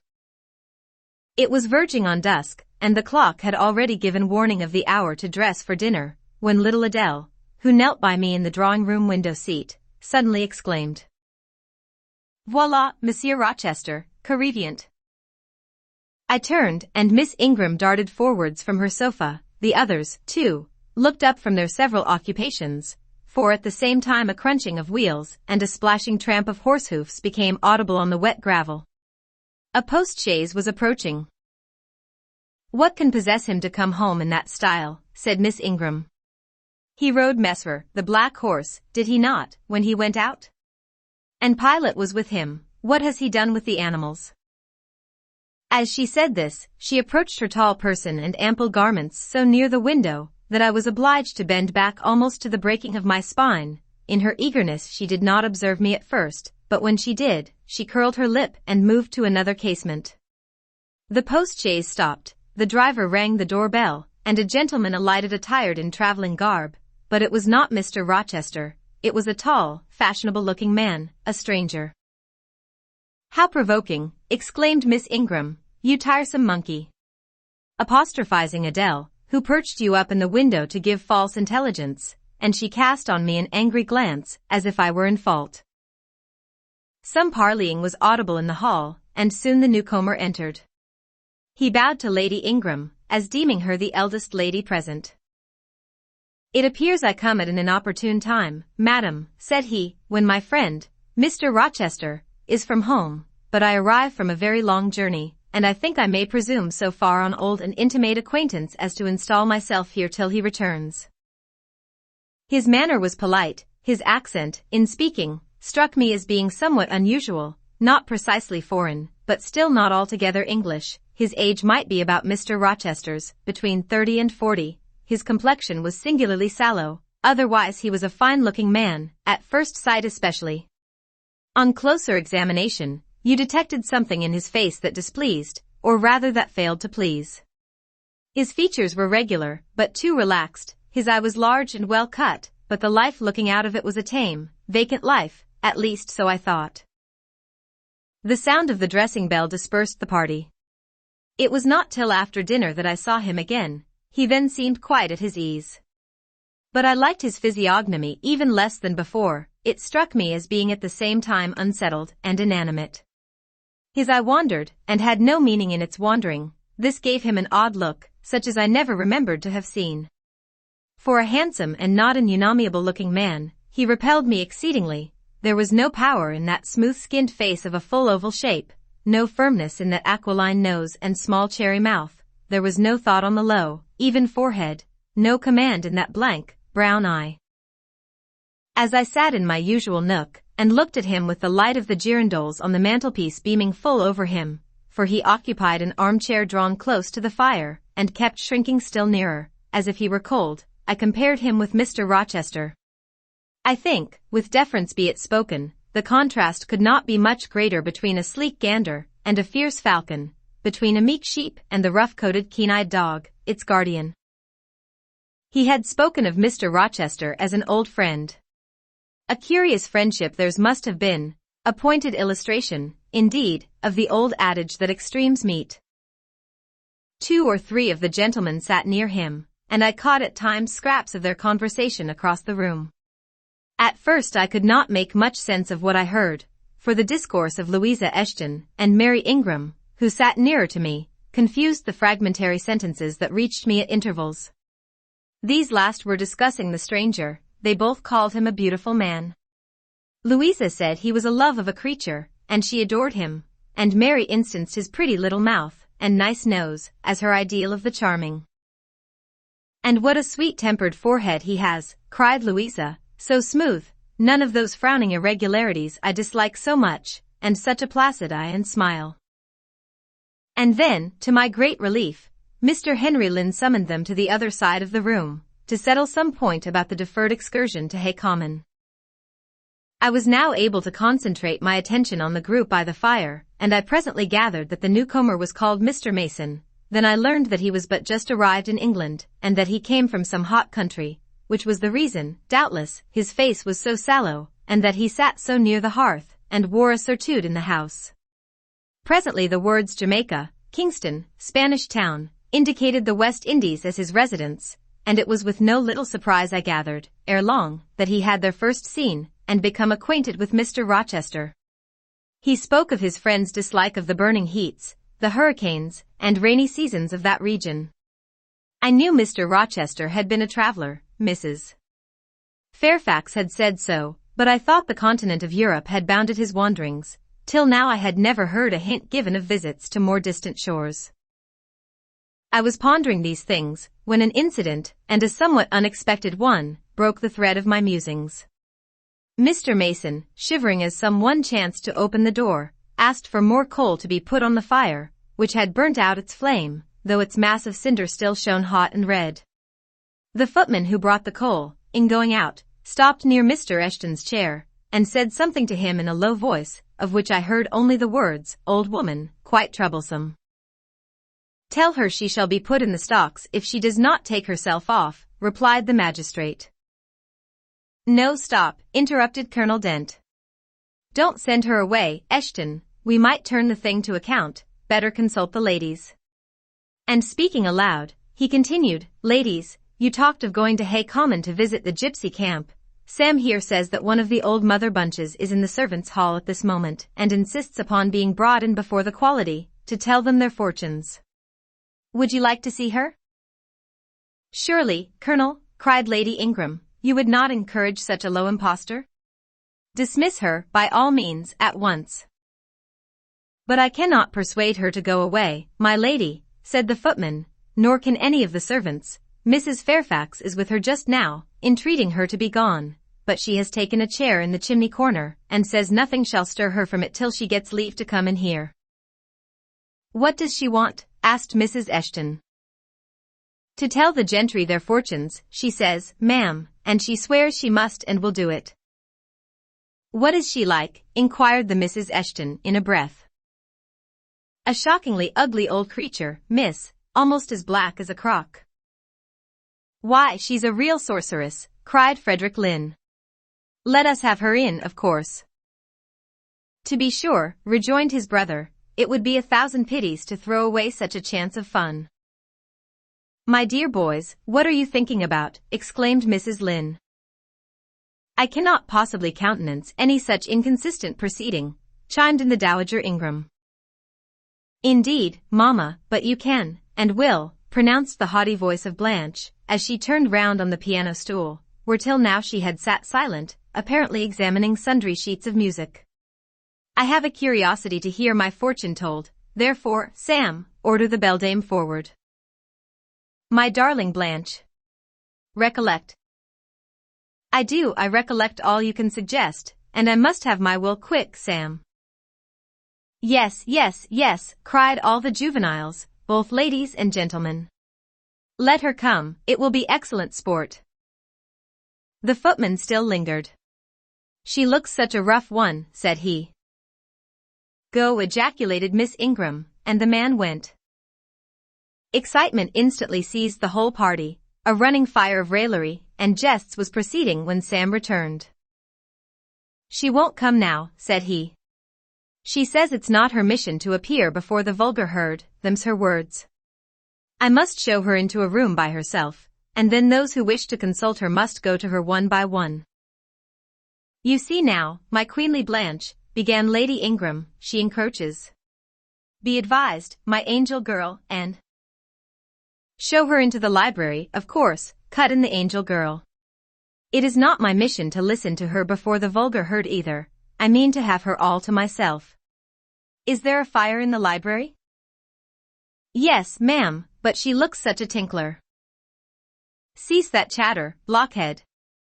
And do my bidding. Again Sam vanished, and mystery, animation, expectation rose to full flow once more. She's ready now, said the footman, as he reappeared. She wishes to know who will be her first visitor. I think I had better just look in upon her before any of the ladies go, said Colonel Dent. Tell her, Sam, a gentleman is coming. Sam went and returned.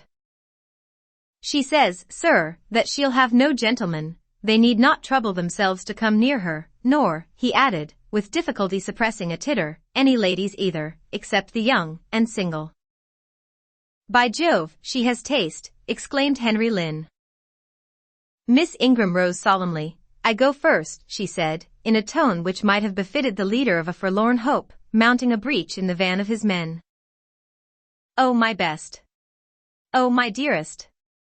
Pause, reflect, was her mamma's cry, but she swept past her in stately silence, passed through the door which Colonel Dent held open, and we heard her enter the library. A comparative silence ensued. Lady Ingram thought it look-cast to wring her hands, which she did accordingly. Miss Mary declared she felt, for her part, she never dared venture. Amy and Louisa Eshton tittered under their breath, and looked a little frightened. The minutes passed very slowly. 15 were counted before the library door again opened. Miss Ingram returned to us through the arch. Would she laugh? Would she take it as a joke? All eyes met her with a glance of eager curiosity, and she met all eyes with one of rebuff and coldness. She looked neither flurried nor merry, she walked stiffly to her seat, and took it in silence. Well, Blanche, said Lord Ingram. What did she say, sister? Asked Mary. What did you think? How do you feel? Is she a real fortune-teller? Demanded the Mrs. Eshton. Now, good people, returned Miss Ingram, don't press upon me. Really your organs of wonder and credulity are easily excited. You seem, by the importance of you all, my good mamma included, ascribed to this matter, absolutely to believe we have a genuine witch in the house, who is in close alliance with the old gentleman. I have seen a gypsy vagabond. She has practiced in hackneyed fashion the science of palmistry, and told me what such people usually tell. My whim is gratified, and now I think Mr. Eshton will do well to put the hag in the stocks tomorrow morning, as he threatened. Miss Ingram took a book, leant back in her chair, and so declined further conversation. I watched her for nearly half an hour. During all that time she never turned a page, and her face grew momently darker, more dissatisfied, and more sourly expressive of disappointment. She had obviously not heard anything to her advantage, and it seemed to me, from her prolonged fit of gloom and taciturnity, that she herself, notwithstanding her professed indifference, attached undue importance to whatever revelations had been made her. Meantime, Mary Ingram, Amy and Louisa Eshton, declared they dared not go alone, and yet they all wished to go. A negotiation was opened through the medium of the ambassador, Sam, and after much pacing to and fro, till, I think, the said Sam's calves must have ached with the exercise, permission was at last, with great difficulty, extorted from the rigorous Sibyl, for the three to wait upon her in a body. Their visit was not so still as Miss Ingram's had been. We heard hysterical giggling, and little shrieks proceeding from the library, and at the end of about 20 minutes they burst the door open, and came running across the hall, as if they were half scared out of their wits. I am sure she is something not right, they cried, one and all. She told us such things. She knows all about us, and they sank breathless into the various seats the gentleman hastened to bring them. Pressed for further explanation, they declared she had told them of things they had said and done when they were mere children, described books and ornaments they had in their boudoirs at home, keepsakes that different relations had presented to them.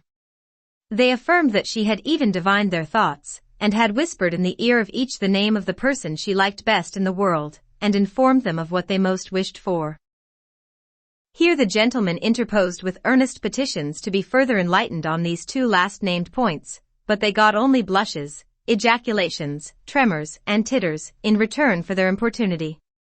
The matrons, meantime, offered vinaigrettes and wielded fans, and again reiterated the expression of their concern that their warning had not been taken in time, and the elder gentlemen laughed, and the younger urged their services on the agitated fair ones. In the midst of the tumult, and while my eyes and ears were fully engaged in the scene before me, I heard a hem close at my elbow. I turned, and saw Sam. If you please, miss, the gypsy declares that there is another young single lady in the room who has not been to her yet, and she swears she will not go till she has seen all. I thought it must be you, there is no one else for it. What shall I tell her? Oh, I will go by all means, I answered, and I was glad of the unexpected opportunity to gratify my much excited curiosity. I slipped out of the room, unobserved by any eye, for the company were gathered in one mass about the trembling trio just returned, and I closed the door quietly behind me. If you like, miss, said Sam, I'll wait in the hall for you, and if she frightens you, just call and I'll come in. No, Sam, return to the kitchen, I am not in the least afraid. Nor was I, but I was a good deal interested and excited. Chapter 19. The library looked tranquil enough as I entered it, and the Sibyl, if Sibyl she were, was seated snugly enough in an easy chair at the chimney corner. She had on a red cloak and a black bonnet, or rather, a broad-brimmed gypsy hat, tied down with a striped handkerchief under her chin. An extinguished candle stood on the table. She was bending over the fire, and seemed reading in a little black book, like a prayer book. By the light of the blaze, she muttered the words to herself, as most old women do, while she read. She did not desist immediately on my entrance. It appeared she wished to finish a paragraph. I stood on the rug and warmed my hands, which were rather cold with sitting at a distance from the drawing-room fire. I felt now as composed as ever I did in my life. There was nothing indeed in the gypsy's appearance to trouble one's calm. She shut her book and slowly looked up. Her hat brim partially shaded her face, yet I could see, as she raised it, that it was a strange one. It looked all brown and black. Elf locks bristled out from beneath a white band which passed under her chin, and came half over her cheeks, or rather jaws. Her eye confronted me at once, with a bold and direct gaze. "Well, and you want your fortune told," she said, in a voice as decided as her glance, as harsh as her features. "I don't care about it, Mother, you may please yourself, but I ought to warn you, I have no faith." "It's like your impudence to say so. I expected it of you. I heard it in your step as you crossed the threshold." "Did you? You've a quick ear." "I have, and a quick eye and a quick brain." "You need them all in your trade." "I do, especially when I've customers like you to deal with." "Why don't you tremble?" "I'm not cold." "Why don't you turn pale?" "I am not sick." "Why don't you consult my art?" "I'm not silly." The old crone nitchered a laugh under her bonnet and bandage. She then drew out a short black pipe, and lighting it began to smoke. Having indulged a while in this sedative, she raised her bent body, took the pipe from her lips, and while gazing steadily at the fire, said very deliberately, "You are cold, you are sick, and you are silly." "Prove it," I rejoined. "I will in few words. You are cold, because you are alone. No contact strikes the fire from you that is in you. You are sick, because the best of feelings, the highest and the sweetest given to man, keeps far away from you. You are silly, because, suffer as you may, you will not beckon it to approach, nor will you stir one step to meet it where it waits you." She again put her short black pipe to her lips, and renewed her smoking with vigor. "You might say all that to almost any one who you knew lived as a solitary dependent in a great house." "I might say it to almost any one, but would it be true of almost any one?" "In my circumstances." "Yes, just so, in your circumstances, but find me another precisely placed as you are." "It would be easy to find you thousands." "You could scarcely find me one." "If you knew it, you are peculiarly situated, very near happiness, yes, within reach of it. The materials are all prepared, there only wants a movement to combine them. Chance laid them somewhat apart, let them be once approached and bliss results." "I don't understand enigmas. I never could guess a riddle in my life." "If you wish me to speak more plainly, show me your palm." "And I must cross it with silver, I suppose?" "To be sure." I gave her a shilling. She put it into an old stocking foot which she took out of her pocket, and having tied it round and returned it, she told me to hold out my hand. I did. She approached her face to the palm, and pored over it without touching it. "It is too fine," said she. "I can make nothing of such a hand as that, almost without lines. Besides, what is in a palm? Destiny is not written there." "I believe you," said I. "No," she continued, "it is in the face, on the forehead, about the eyes, in the lines of the mouth. Kneel, and lift up your head." "Ah! Now you are coming to reality," I said, as I obeyed her. "I shall begin to put some faith in you presently." I knelt within half a yard of her. She stirred the fire, so that a ripple of light broke from the disturbed coal. The glare, however, as she sat, only threw her face into deeper shadow. Mine, it illumined. "I wonder with what feelings you came to me tonight," she said, when she had examined me a while. "I wonder what thoughts are busy in your heart during all the hours you sit in yonder room with the fine people flitting before you like shapes in a magic lantern, just as little sympathetic communion passing between you and them as if they were really mere shadows of human forms, and not the actual substance. I feel tired often, sleepy sometimes, but seldom sad." "Then you have some secret hope to buoy you up and please you with whispers of the future?" "Not I. The utmost I hope is, to save money enough out of my earnings to set up a school some day in a little house rented by myself. A mean nutriment for the spirit to exist on, and sitting in that window seat, you see I know your habits. You have learned them from the servants." "Ah! You think yourself sharp. Well, perhaps I have. To speak truth, I have an acquaintance with one of them, Mrs. Poole. I started to my feet when I heard the name. You have you, thought I? There is diablerie in the business after all, then. Don't be alarmed, continued the strange being. She's a safe hand, is Mrs. Poole, close and quiet.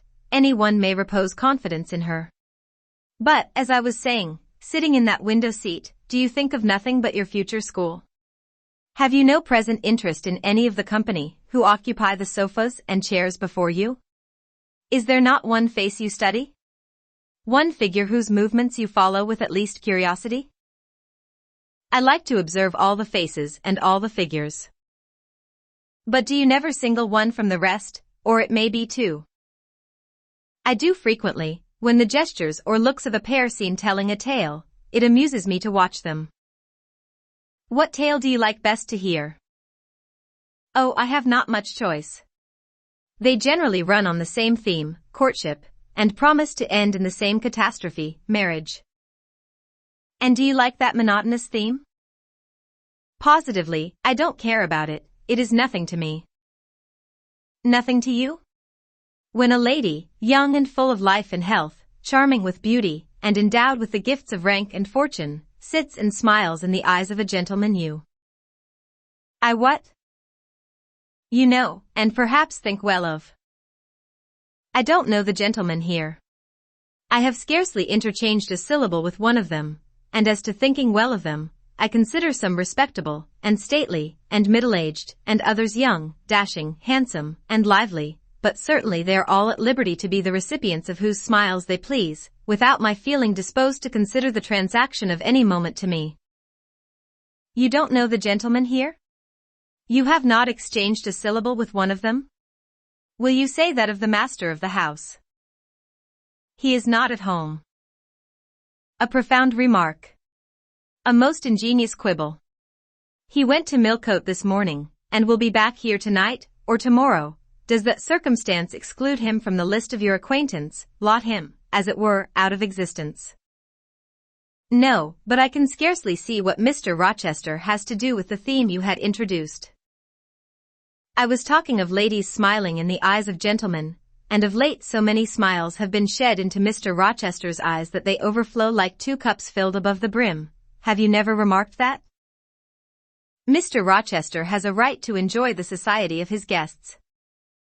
No question about his right, but have you never observed that, of all the tales told here about matrimony, Mr. Rochester has been favored with the most lively and the most continuous? The eagerness of a listener quickens the tongue of a narrator. I said this rather to myself than to the gypsy, whose strange talk, voice, manner, had by this time wrapped me in a kind of dream. One unexpected sentence came from her lips after another, till I got involved in a web of mystification, and wondered what unseen spirit had been sitting for weeks by my heart watching its workings and taking record of every pulse.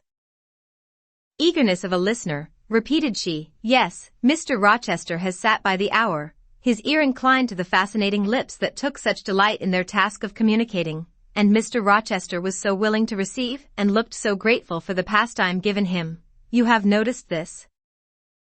Grateful. I cannot remember detecting gratitude in his face. Detecting. You have analyzed, then. And what did you detect, if not gratitude?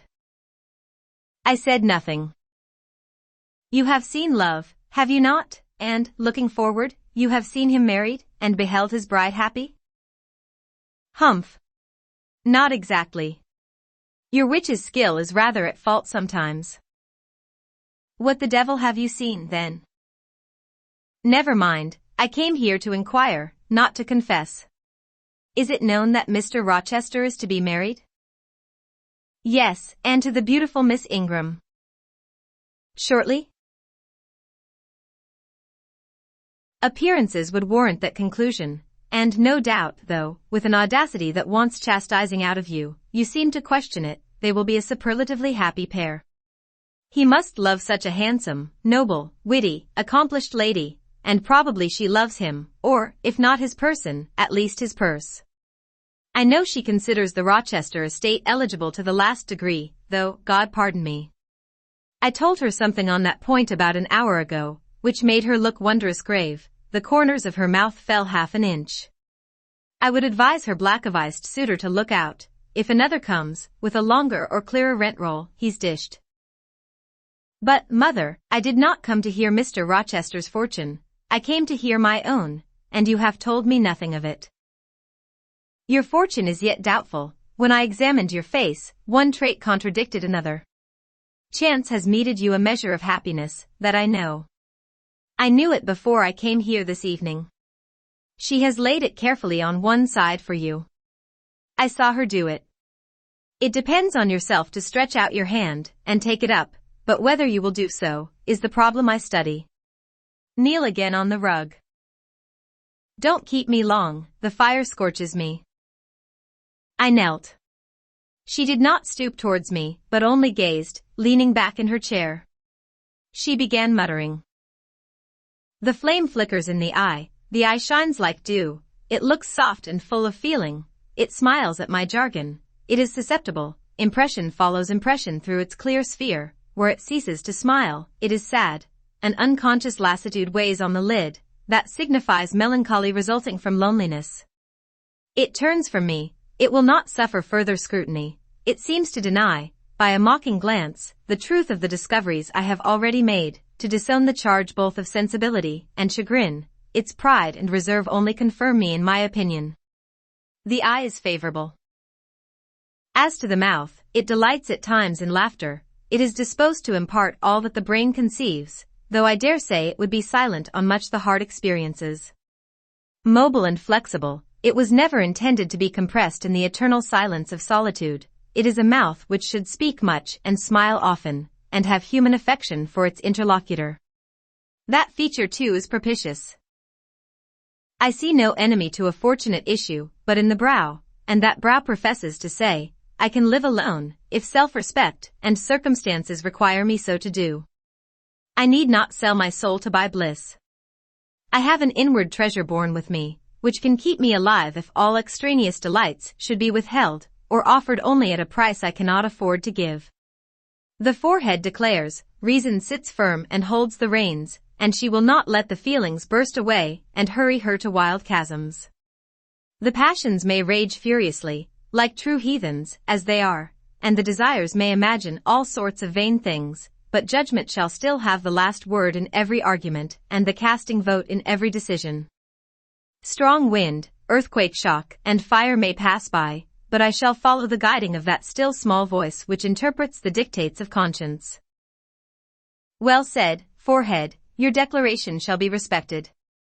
I have formed my plans, right plans I deem them, and in them I have attended to the claims of conscience, the counsels of reason. I know how soon youth would fade and bloom perish, if, in the cup of bliss offered, but one dreg of shame, or one flavor of remorse were detected, and I do not want sacrifice, sorrow, dissolution, such is not my taste. I wish to foster, not to blight, to earn gratitude, not to wring tears of blood, no, nor of brine, my harvest must be in smiles, in endearments, in sweet, that will do. I think I rave in a kind of exquisite delirium. I should wish now to protract this moment ad infinitum, but I dare not. So far I have governed myself thoroughly. I have acted as I inwardly swore I would act, but further might try me beyond my strength. Rise, Miss Eyre, leave me, the play is played out. Where was I? Did I wake or sleep? Had I been dreaming? Did I dream still? The old woman's voice had changed, her accent, her gesture, and all were familiar to me as my own face in a glass, as the speech of my own tongue. I got up, but did not go. I looked, I stirred the fire, and I looked again, but she drew her bonnet and her bandage closer about her face and again beckoned me to depart. The flame illuminated her hand stretched out, roused now, and on the alert for discoveries, I at once noticed that hand.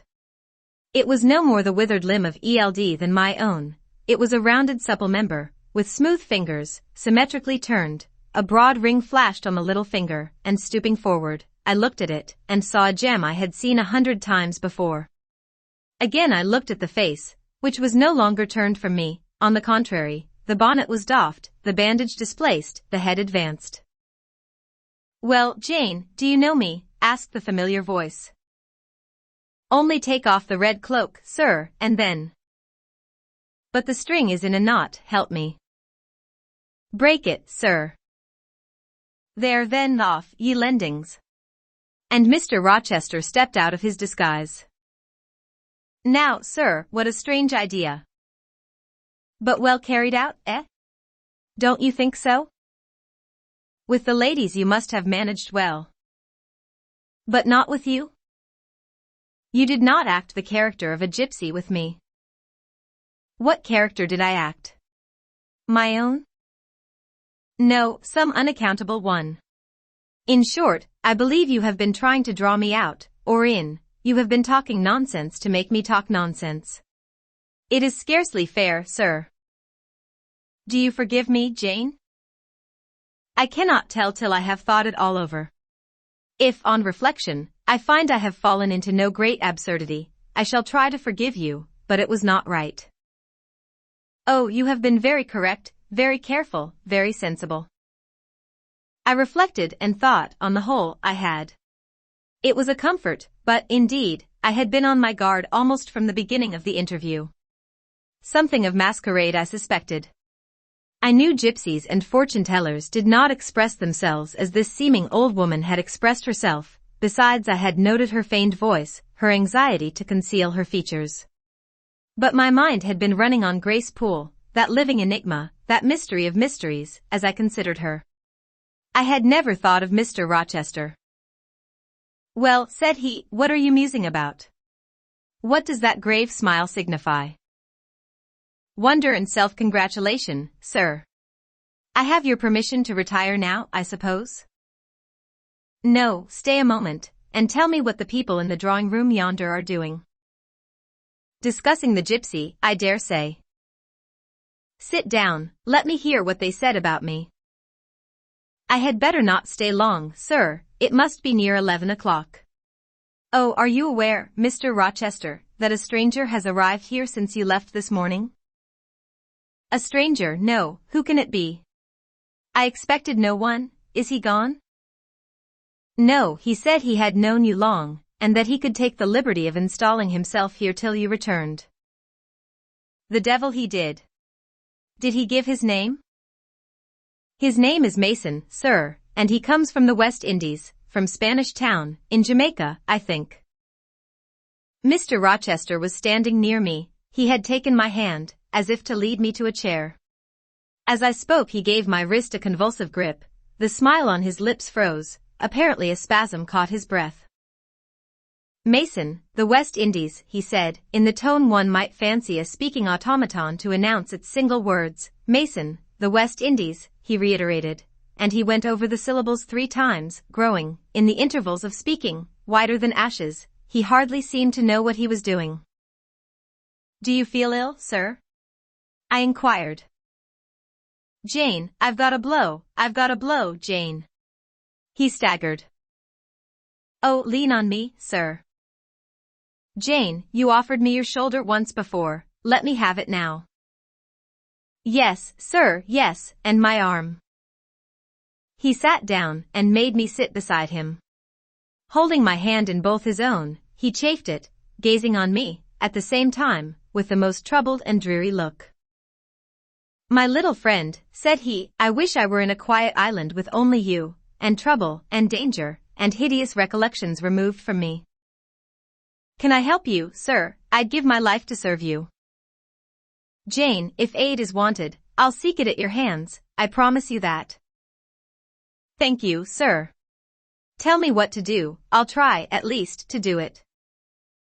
Fetch me now, Jane, a glass of wine from the dining room, they will be at supper there, and tell me if Mason is with them, and what he is doing. I went. I found all the party in the dining room at supper, as Mr. Rochester had said. They were not seated at table, the supper was arranged on the sideboard, each had taken what he chose, and they stood about here and there in groups, their plates and glasses in their hands. Every one seemed in high glee, laughter and conversation were general and animated. Mr. Mason stood near the fire, talking to Colonel and Mrs. Dent, and appeared as merry as any of them. I filled a wineglass. I saw Miss Ingram watch me frowningly as I did so. She thought I was taking a liberty, I dare say, and I returned to the library. Mr. Rochester's extreme pallor had disappeared, and he looked once more firm and stern. He took the glass from my hand. "Here is to your health, ministrant spirit," he said. He swallowed the contents and returned it to me. "What are they doing, Jane?" "Laughing and talking, sir." "They don't look grave and mysterious, as if they had heard something strange?" "Not at all, they are full of jests and gaiety." "And Mason?" He was laughing too. "If all these people came in a body and spat at me, what would you do, Jane?" "Turn them out of the room, sir, if I could." He half smiled. "But if I were to go to them, and they only looked at me coldly, and whispered sneeringly amongst each other, and then dropped off and left me one by one, what then? Would you go with them?" "I rather think not, sir. I should have more pleasure in staying with you." "To comfort me?" "Yes, sir, to comfort you, as well as I could." "And if they laid you under a ban for adhering to me?" "I probably should know nothing about their ban, and if I did, I should care nothing about it." "Then you could dare censure for my sake?" "I could dare it for the sake of any friend who deserved my adherence, as you, I am sure, do." "Go back now into the room, step quietly up to Mason, and whisper in his ear that Mr. Rochester is come and wishes to see him, show him in here, and then leave me." "Yes, sir." I did his behest. The company all stared at me as I passed straight among them. I sought Mr. Mason, delivered the message, and preceded him from the room. I ushered him into the library, and then I went upstairs. At a late hour, after I had been in bed some time, I heard the visitors repair to their chambers. I distinguished Mr. Rochester's voice, and heard him say, "This way, Mason, this is your room." He spoke cheerfully, the gay tones set my heart at ease. I was soon asleep. You are listening to PastThink.com audiobook. Please like and subscribe, thank you. Chapter 20. I had forgotten to draw my curtain, which I usually did, and also to let down my window blind. The consequence was, that when the moon, which was full and bright, for the night was fine, came in her course to that space in the sky opposite my casement, and looked in at me through the unveiled panes, her glorious gaze roused me. Awaking in the dead of night, I opened my eyes on her disk, silver white and crystal clear. It was beautiful, but too solemn. I half rose, and stretched my arm to draw the curtain. Good God! What a cry! The night, its silence, its rest, was rent in twain by a savage, a sharp, a shrilly sound that ran from end to end of Thornfield Hall. My pulse stopped, my heart stood still, my stretched arm was paralyzed. The cry died, and was not renewed. Indeed, whatever being uttered that fearful shriek could not soon repeat it.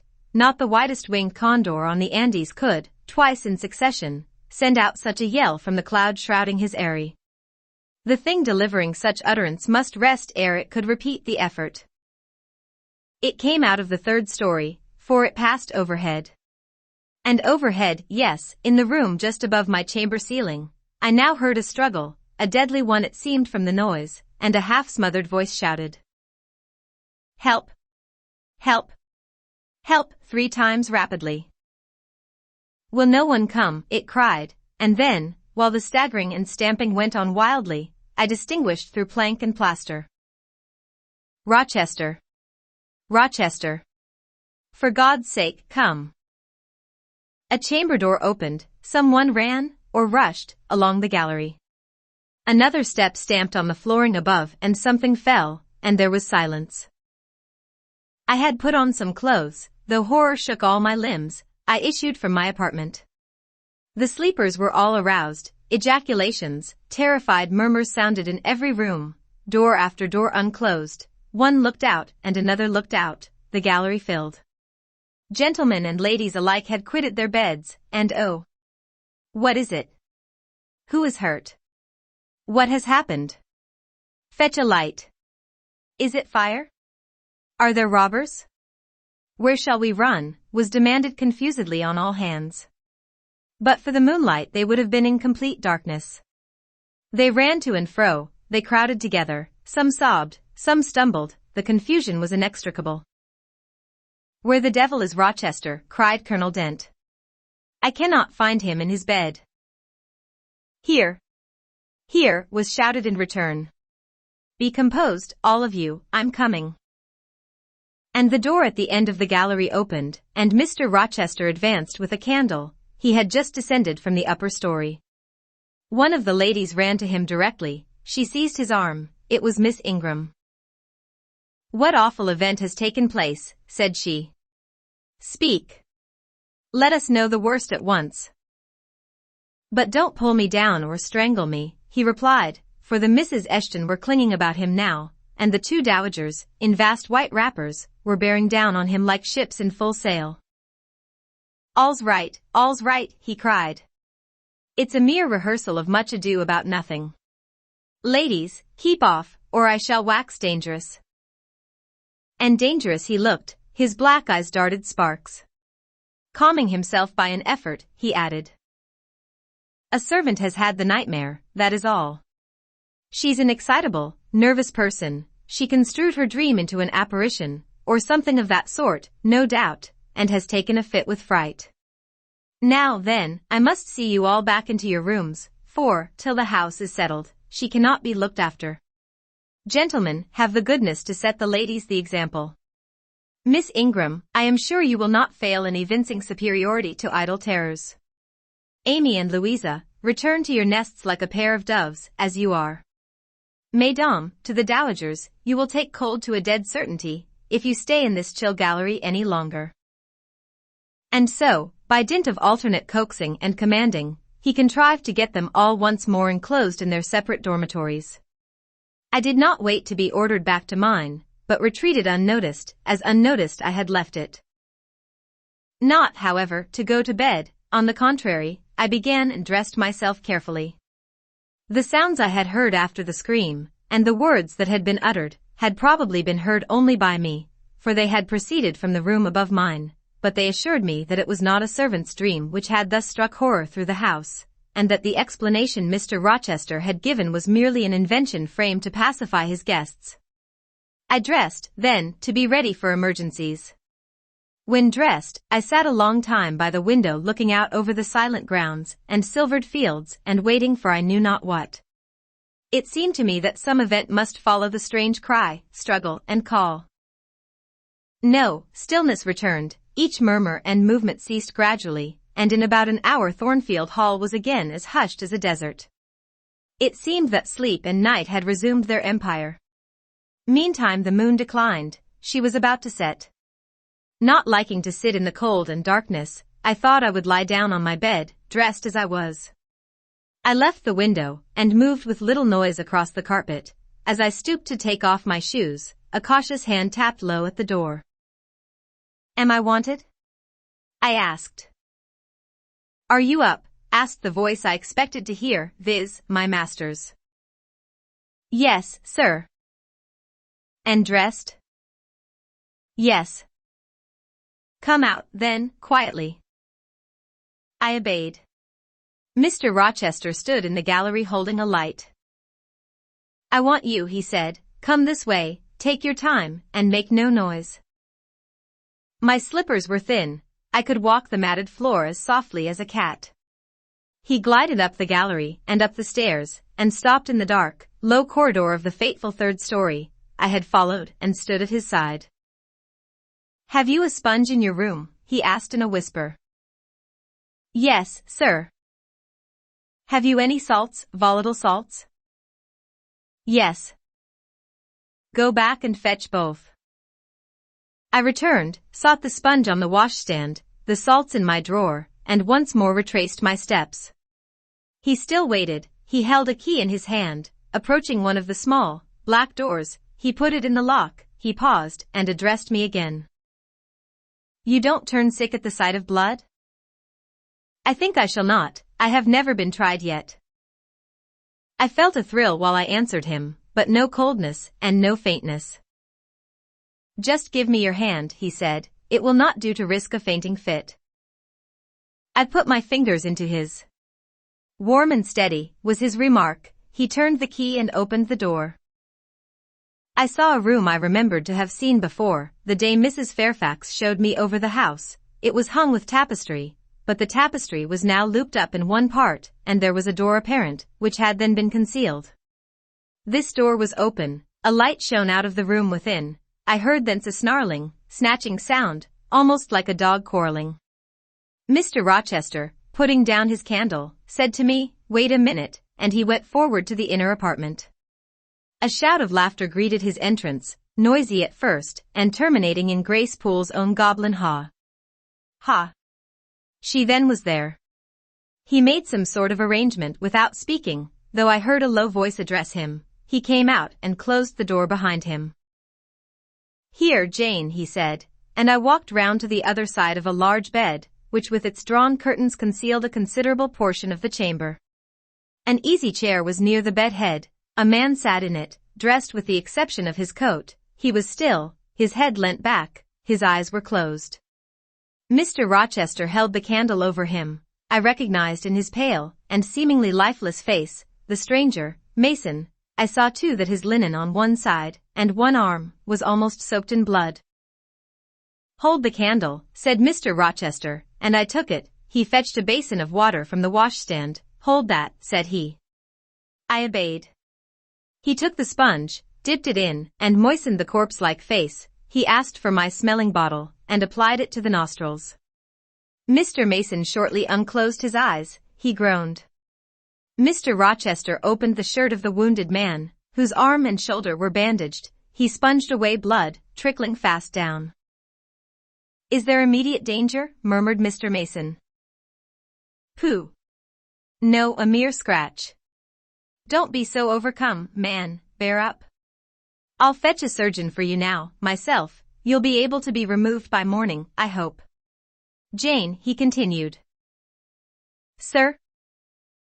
I shall have to leave you in this room with this gentleman, for an hour, or perhaps 2 hours. You will sponge the blood as I do when it returns. If he feels faint, you will put the glass of water on that stand to his lips, and your salts to his nose. You will not speak to him on any pretext, and Richard, it will be at the peril of your life if you speak to her. Open your lips, agitate yourself, and I'll not answer for the consequences." Again the poor man groaned. He looked as if he dared not move. Fear, either of death, or of something else, appeared almost to paralyze him. Mr. Rochester put the now bloody sponge into my hand, and I proceeded to use it as he had done. He watched me a second, then saying, "Remember, no conversation," he left the room. I experienced a strange feeling as the key grated in the lock, and the sound of his retreating step ceased to be heard. Here then I was in the 3rd story, fastened into one of its mystic cells. Night around me, a pale and bloody spectacle under my eyes and hands, a murderess hardly separated from me by a single door. Yes, that was appalling. The rest I could bear, but I shuddered at the thought of Grace Poole bursting out upon me. I must keep to my post, however. I must watch this ghastly countenance, these blue, still lips forbidden to unclose, these eyes now shut, now opening, now wandering through the room, now fixing on me, and ever glazed with the dullness of horror. I must dip my hand again and again in the basin of blood and water, and wipe away the trickling gore. I must see the light of the unsnuffed candle wane on my employment, the shadows darken on the wrought, antique tapestry round me, and grow black under the hangings of the vast old bed, and quiver strangely over the doors of a great cabinet opposite, whose front, divided into 12 panels, bore, in grim design, the heads of the 12 apostles, each enclosed in its separate panel as in a frame, while above them at the top rose an ebon crucifix and a dying Christ. According as the shifting obscurity and flickering gleam hovered here or glanced there, it was now the bearded physician, Luke, that bent his brow, now St. John's long hair that waved, and anon the devilish face of Judas that grew out of the panel, and seemed gathering life and threatening a revelation of the arch-traitor, of Satan himself, in his subordinate's form. Amidst all this, I had to listen as well as watch, to listen for the movements of the wild beast or the fiend in yonder side den. But since Mr. Rochester's visit it seemed spellbound. All the night I heard but 3 sounds at 3 long intervals, a step creak, a momentary renewal of the snarling, canine noise, and a deep human groan. Then my own thoughts worried me. What crime was this that lived incarnate in this sequestered mansion, and could neither be expelled nor subdued by the owner? What mystery, that broke out now in fire and now in blood, at the deadest hours of night? What creature was it, that, masked in an ordinary woman's face and shape, uttered the voice, now of a mocking demon, and anon of a carrion-seeking bird of prey? And this man I bent over, this commonplace, quiet stranger, how had he become involved in the web of horror? And why had the fury flown at him? What made him seek this quarter of the house at an untimely season, when he should have been asleep in bed? I had heard Mr. Rochester assign him an apartment below. What brought him here? And why, now, was he so tame under the violence or treachery done him? Why did he so quietly submit to the concealment Mr. Rochester enforced? Why did Mr. Rochester enforce this concealment? His guest had been outraged, his own life on a former occasion had been hideously plotted against, and both attempts he smothered in secrecy and sank in oblivion. Lastly, I saw Mr. Mason was submissive to Mr. Rochester, that the impetuous will of the latter held complete sway over the inertness of the former. The few words which had passed between them assured me of this.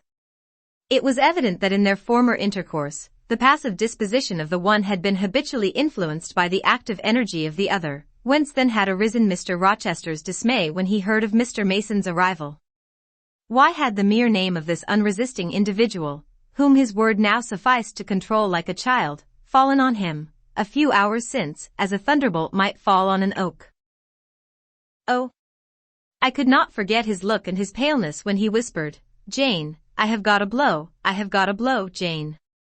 I could not forget how the arm had trembled which he rested on my shoulder, and it was no light matter which could thus bow the resolute spirit and thrill the vigorous frame of Fairfax Rochester. When will he come? When will he come? I cried inwardly, as the night lingered and lingered, as my bleeding patient drooped, moaned, sickened, and neither day nor aid arrived.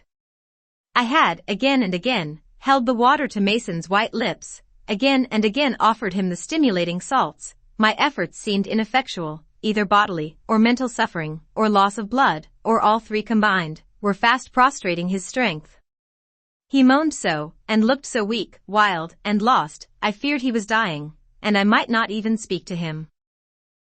The candle, wasted at last, went out. As it expired, I perceived streaks of grey light edging the window curtains. Dawn was then approaching. Presently I heard Pilot bark far below, out of his distant kennel in the courtyard. Hope revived. Nor was it unwarranted. In 5 minutes more the grating key, the yielding lock, warned me my watch was relieved.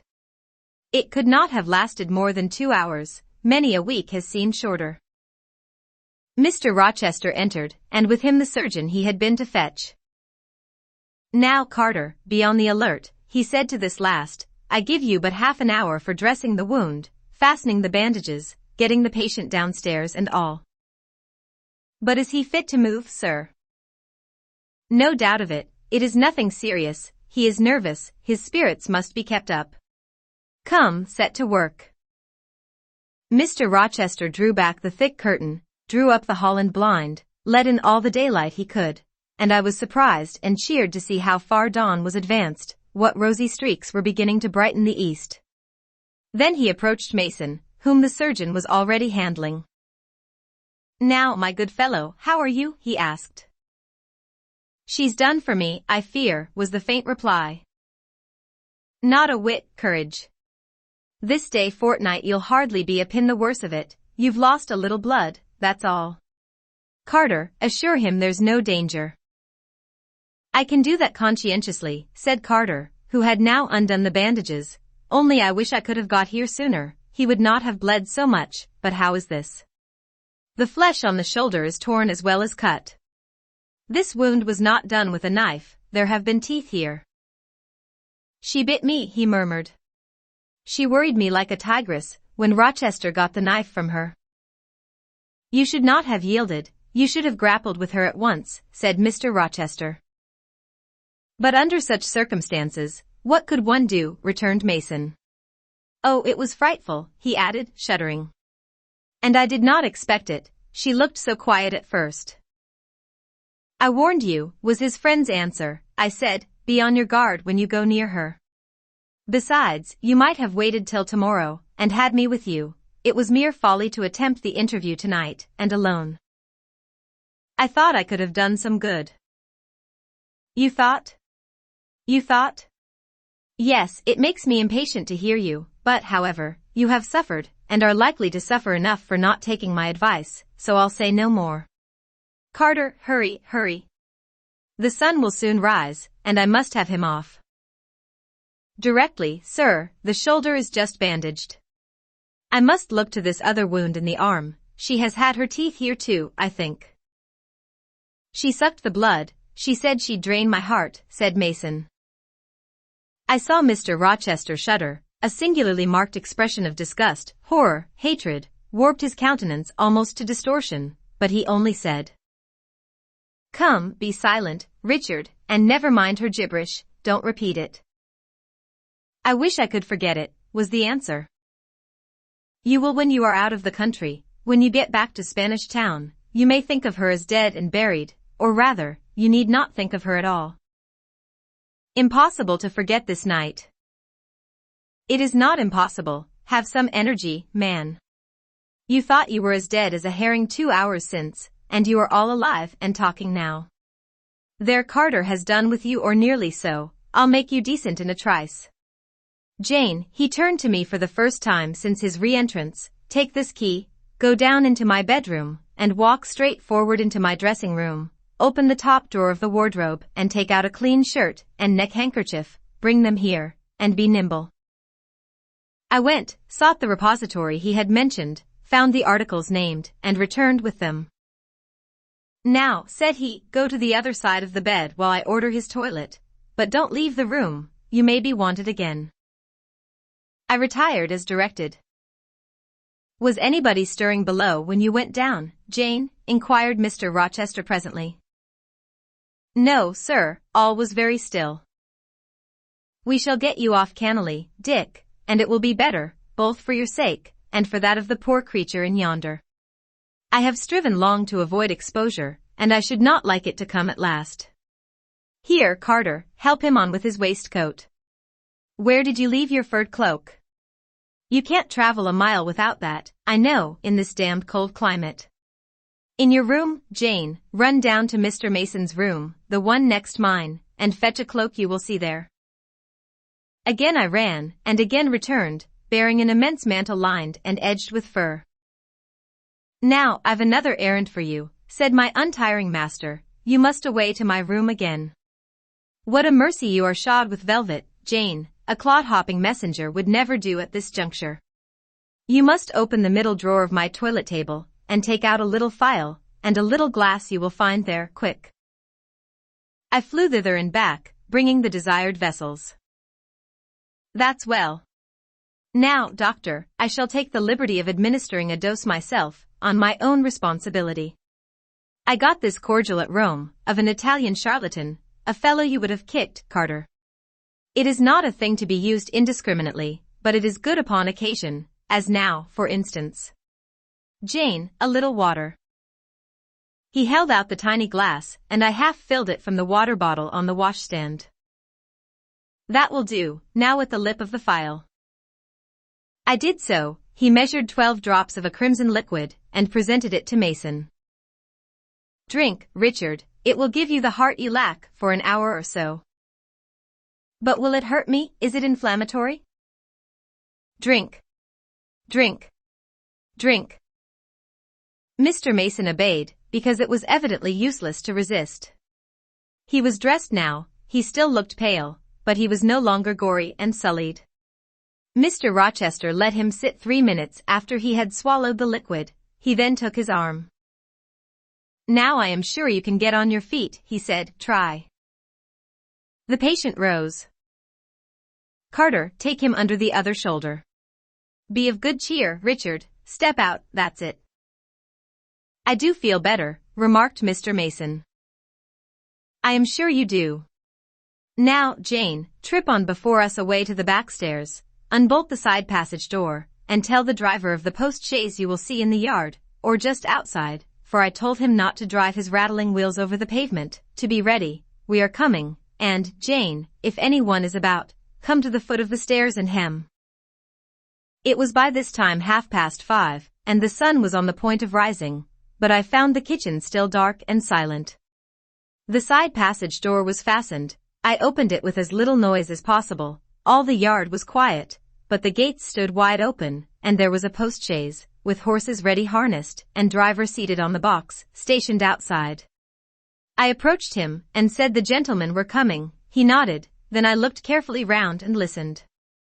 The stillness of early morning slumbered everywhere. The curtains were yet drawn over the servants' chamber windows. Little birds were just twittering in the blossom-blanched orchard trees, whose boughs drooped like white garlands over the wall enclosing one side of the yard. The carriage horses stamped from time to time in their closed stables. All else was still. The gentleman now appeared. Mason, supported by Mr. Rochester and the surgeon, seemed to walk with tolerable ease. They assisted him into the chaise. Carter followed. "Take care of him," said Mr. Rochester to the latter, "and keep him at your house till he is quite well. I shall ride over in a day or two to see how he gets on. Richard, how is it with you?" "The fresh air revives me, Fairfax." "Leave the window open on his side, Carter. There is no wind. Goodbye, Dick." Fairfax. "Well, what is it?" "Let her be taken care of. Let her be treated as tenderly as may be. Let her—" He stopped and burst into tears. "I do my best, and have done it, and will do it," was the answer. He shut up the chaise door, and the vehicle drove away. "Yet would to God there was an end of all this," added Mr. Rochester, as he closed and barred the heavy yard gates. This done, he moved with slow step and abstracted air towards a door in the wall bordering the orchard. I, supposing he had done with me, prepared to return to the house. Again, however, I heard him call Jane. He had opened field portal and stood at it, waiting for me. "Come where there is some freshness, for a few moments," he said. "That house is a mere dungeon, don't you feel it so?" "It seems to me a splendid mansion, sir." "The glamour of inexperience is over your eyes," he answered, "and you see it through a charmed medium. You cannot discern that the gilding is slime, and the silk draperies cobwebs, that the marble is sordid slate, and the polished woods mere refused chips and scaly bark. Now here," he pointed to the leafy enclosure we had entered, "all is real, sweet, and pure." He strayed down a walk edged with box, with apple trees, pear trees, and cherry trees on one side, and a border on the other full of all sorts of old-fashioned flowers, stocks, sweet williams, primroses, pansies, mingled with southernwood, sweet briar, and various fragrant herbs.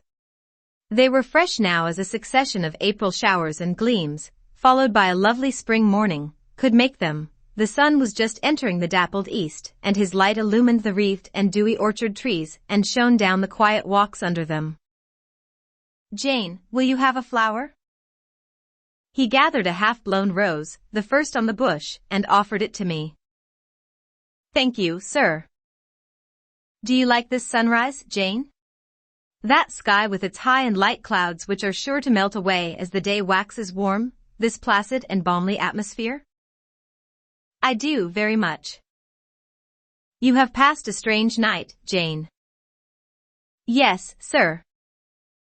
"And it has made you look pale. Were you afraid when I left you alone with Mason?" "I was afraid of someone coming out of the inner room. But I had fastened the door. I had the key in my pocket. I should have been a careless shepherd if I had left a lamb, my pet lamb, so near a wolf's den, unguarded. You were safe." "Will Grace Poole live here still, sir?" "Oh yes. Don't trouble your head about her, put the thing out of your thoughts. Yet it seems to me your life is hardly secure while she stays." "Never fear, I will take care of myself." "Is the danger you apprehended last night gone by now, sir?" "I cannot vouch for that till Mason is out of England, nor even then. To live, for me, Jane, is to stand on a crater crust which may crack and spew fire any day. But Mr. Mason seems a man easily led. Your influence, sir, is evidently potent with him. He will never set you at defiance or willfully injure you." Oh no. Mason will not defy me, nor, knowing it, will he hurt me, but, unintentionally, he might in a moment, by one careless word, deprive me, if not of life, yet forever of happiness. Tell him to be cautious, sir, let him know what you fear, and show him how to avert the danger. He laughed sardonically, hastily took my hand, and as hastily threw it from him. If I could do that, simpleton, where would the danger be? Annihilated in a moment. Ever since I have known Mason, I have only had to say to him do that, and the thing has been done. But I cannot give him orders in this case, I cannot say beware of harming me, Richard, for it is imperative that I should keep him ignorant that harm to me is possible. Now you look puzzled, and I will puzzle you further. You are my little friend, are you not? I like to serve you, sir, and to obey you in all that is right. Precisely, I see you do. I see genuine contentment in your gait and mien, your eye and face, when you are helping me and pleasing me, working for me, and with me, in, as you characteristically say, all that is right, for if I bid you do what you thought wrong, there would be no light-footed running, no neat-handed alacrity, no lively glance and animated complexion. My friend would then turn to me, quiet and pale, and would say, no, sir, that is impossible, I cannot do it, because it is wrong, and would become immutable as a fixed star. Well, you too have power over me, and may injure me, yet I dare not show you where I am vulnerable, lest, faithful and friendly as you are, you should transfix me at once. If you have no more to fear from Mr. Mason than you have from me, sir, you are very safe. God grant it may be so. Here, Jane, is an arbor, sit down. The arbor was an arch in the wall, lined with ivy, it contained a rustic seat. Mr. Rochester took it, leaving room, however, for me, but I stood before him. Sit, he said, the bench is long enough for two. You don't hesitate to take a place at my side, do you? Is that wrong, Jane? I answered him by assuming it, to refuse would, I felt, have been unwise.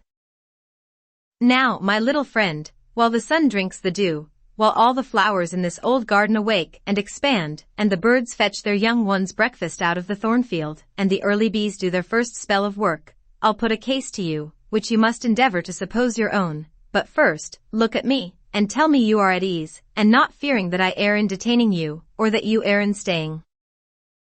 No, sir, I am content.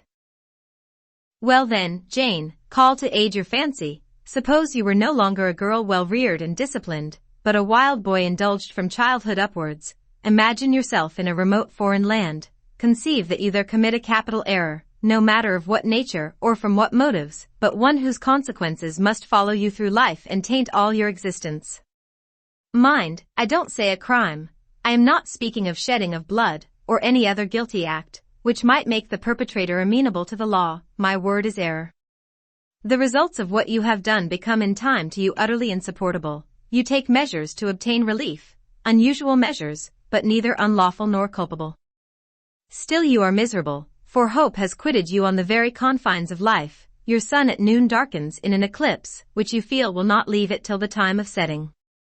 Bitter and base associations have become the sole food of your memory, you wander here and there, seeking rest in exile, happiness in pleasure, I mean in heartless, sensual pleasure, such as dulls intellect and blights feeling. Heart-weary and soul-withered, you come home after years of voluntary banishment, you make a new acquaintance, how or where no matter, you find in this stranger much of the good and bright qualities which you have sought for 20 years, and never before encountered, and they are all fresh, healthy, without soil, and without taint. Such society revives, regenerates, you feel better days come back, higher wishes, purer feelings, you desire to recommence your life, and to spend what remains to you of days in a way more worthy of an immortal being. To attain this end, are you justified in overleaping an obstacle of custom, a mere conventional impediment, which neither your conscience sanctifies nor your judgment approves? He paused for an answer, and what was I to say? Oh, for some good spirit to suggest a judicious and satisfactory response. Vain aspiration. The west wind whispered in the ivy round me, but no gentle Ariel borrowed its breath as a medium of speech. The birds sang in the treetops, but their song, however sweet, was inarticulate. Again Mr. Rochester propounded his query. Is the wandering and sinful, but now rest-seeking and repentant, man justified in daring the world's opinion, in order to attach to him forever this gentle, gracious, genial stranger, thereby securing his own peace of mind and regeneration of life? Sir, I answered, a wanderer's repose, or a sinner's reformation, should never depend on a fellow creature. Men and women die, philosophers falter in wisdom, and Christians in goodness. If any one you know has suffered and erred, let him look higher than his equals for strength to amend and solace to heal. But the instrument, God, who does the work, ordains the instrument.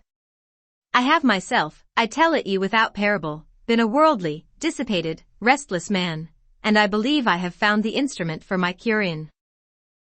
He paused, the birds went on caroling, the leaves lightly rustling. I almost wondered they did not check their songs and whispers to catch the suspended revelation, but they would have had to wait many minutes, so long was the silence protracted. At last I looked up at the tardy speaker. He was looking eagerly at me. Little friend, said he, in quite a changed tone, while his face changed too, losing all its softness and gravity, and becoming harsh and sarcastic. You have noticed my tender penchant for Miss Ingram. Don't you think if I married her she would regenerate me with a vengeance? He got up instantly, went quite to the other end of the walk, and when he came back he was humming a tune.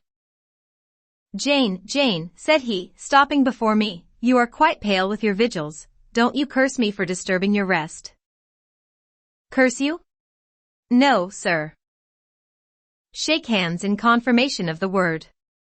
What cold fingers! They were warmer last night, when I touched them at the door of the mysterious chamber. Jane, when will you watch with me again? Whenever I can be useful, sir.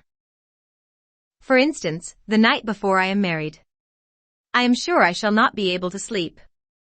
Will you promise to sit up with me to bear me company?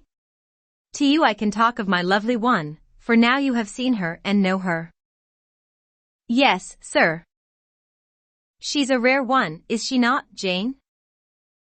Yes, sir. A strapper, a real strapper, Jane, big, brown, and buxom, with hair just such as the ladies of Carthage must have had. Bless me. There's Dent and Lynn in the stables. Go in by the shrubbery, through that wicket. As I went one way, he went another, and I heard him in the yard, saying cheerfully, Mason got the start of you all this morning. He was gone before sunrise. I rose at 4 to see him off.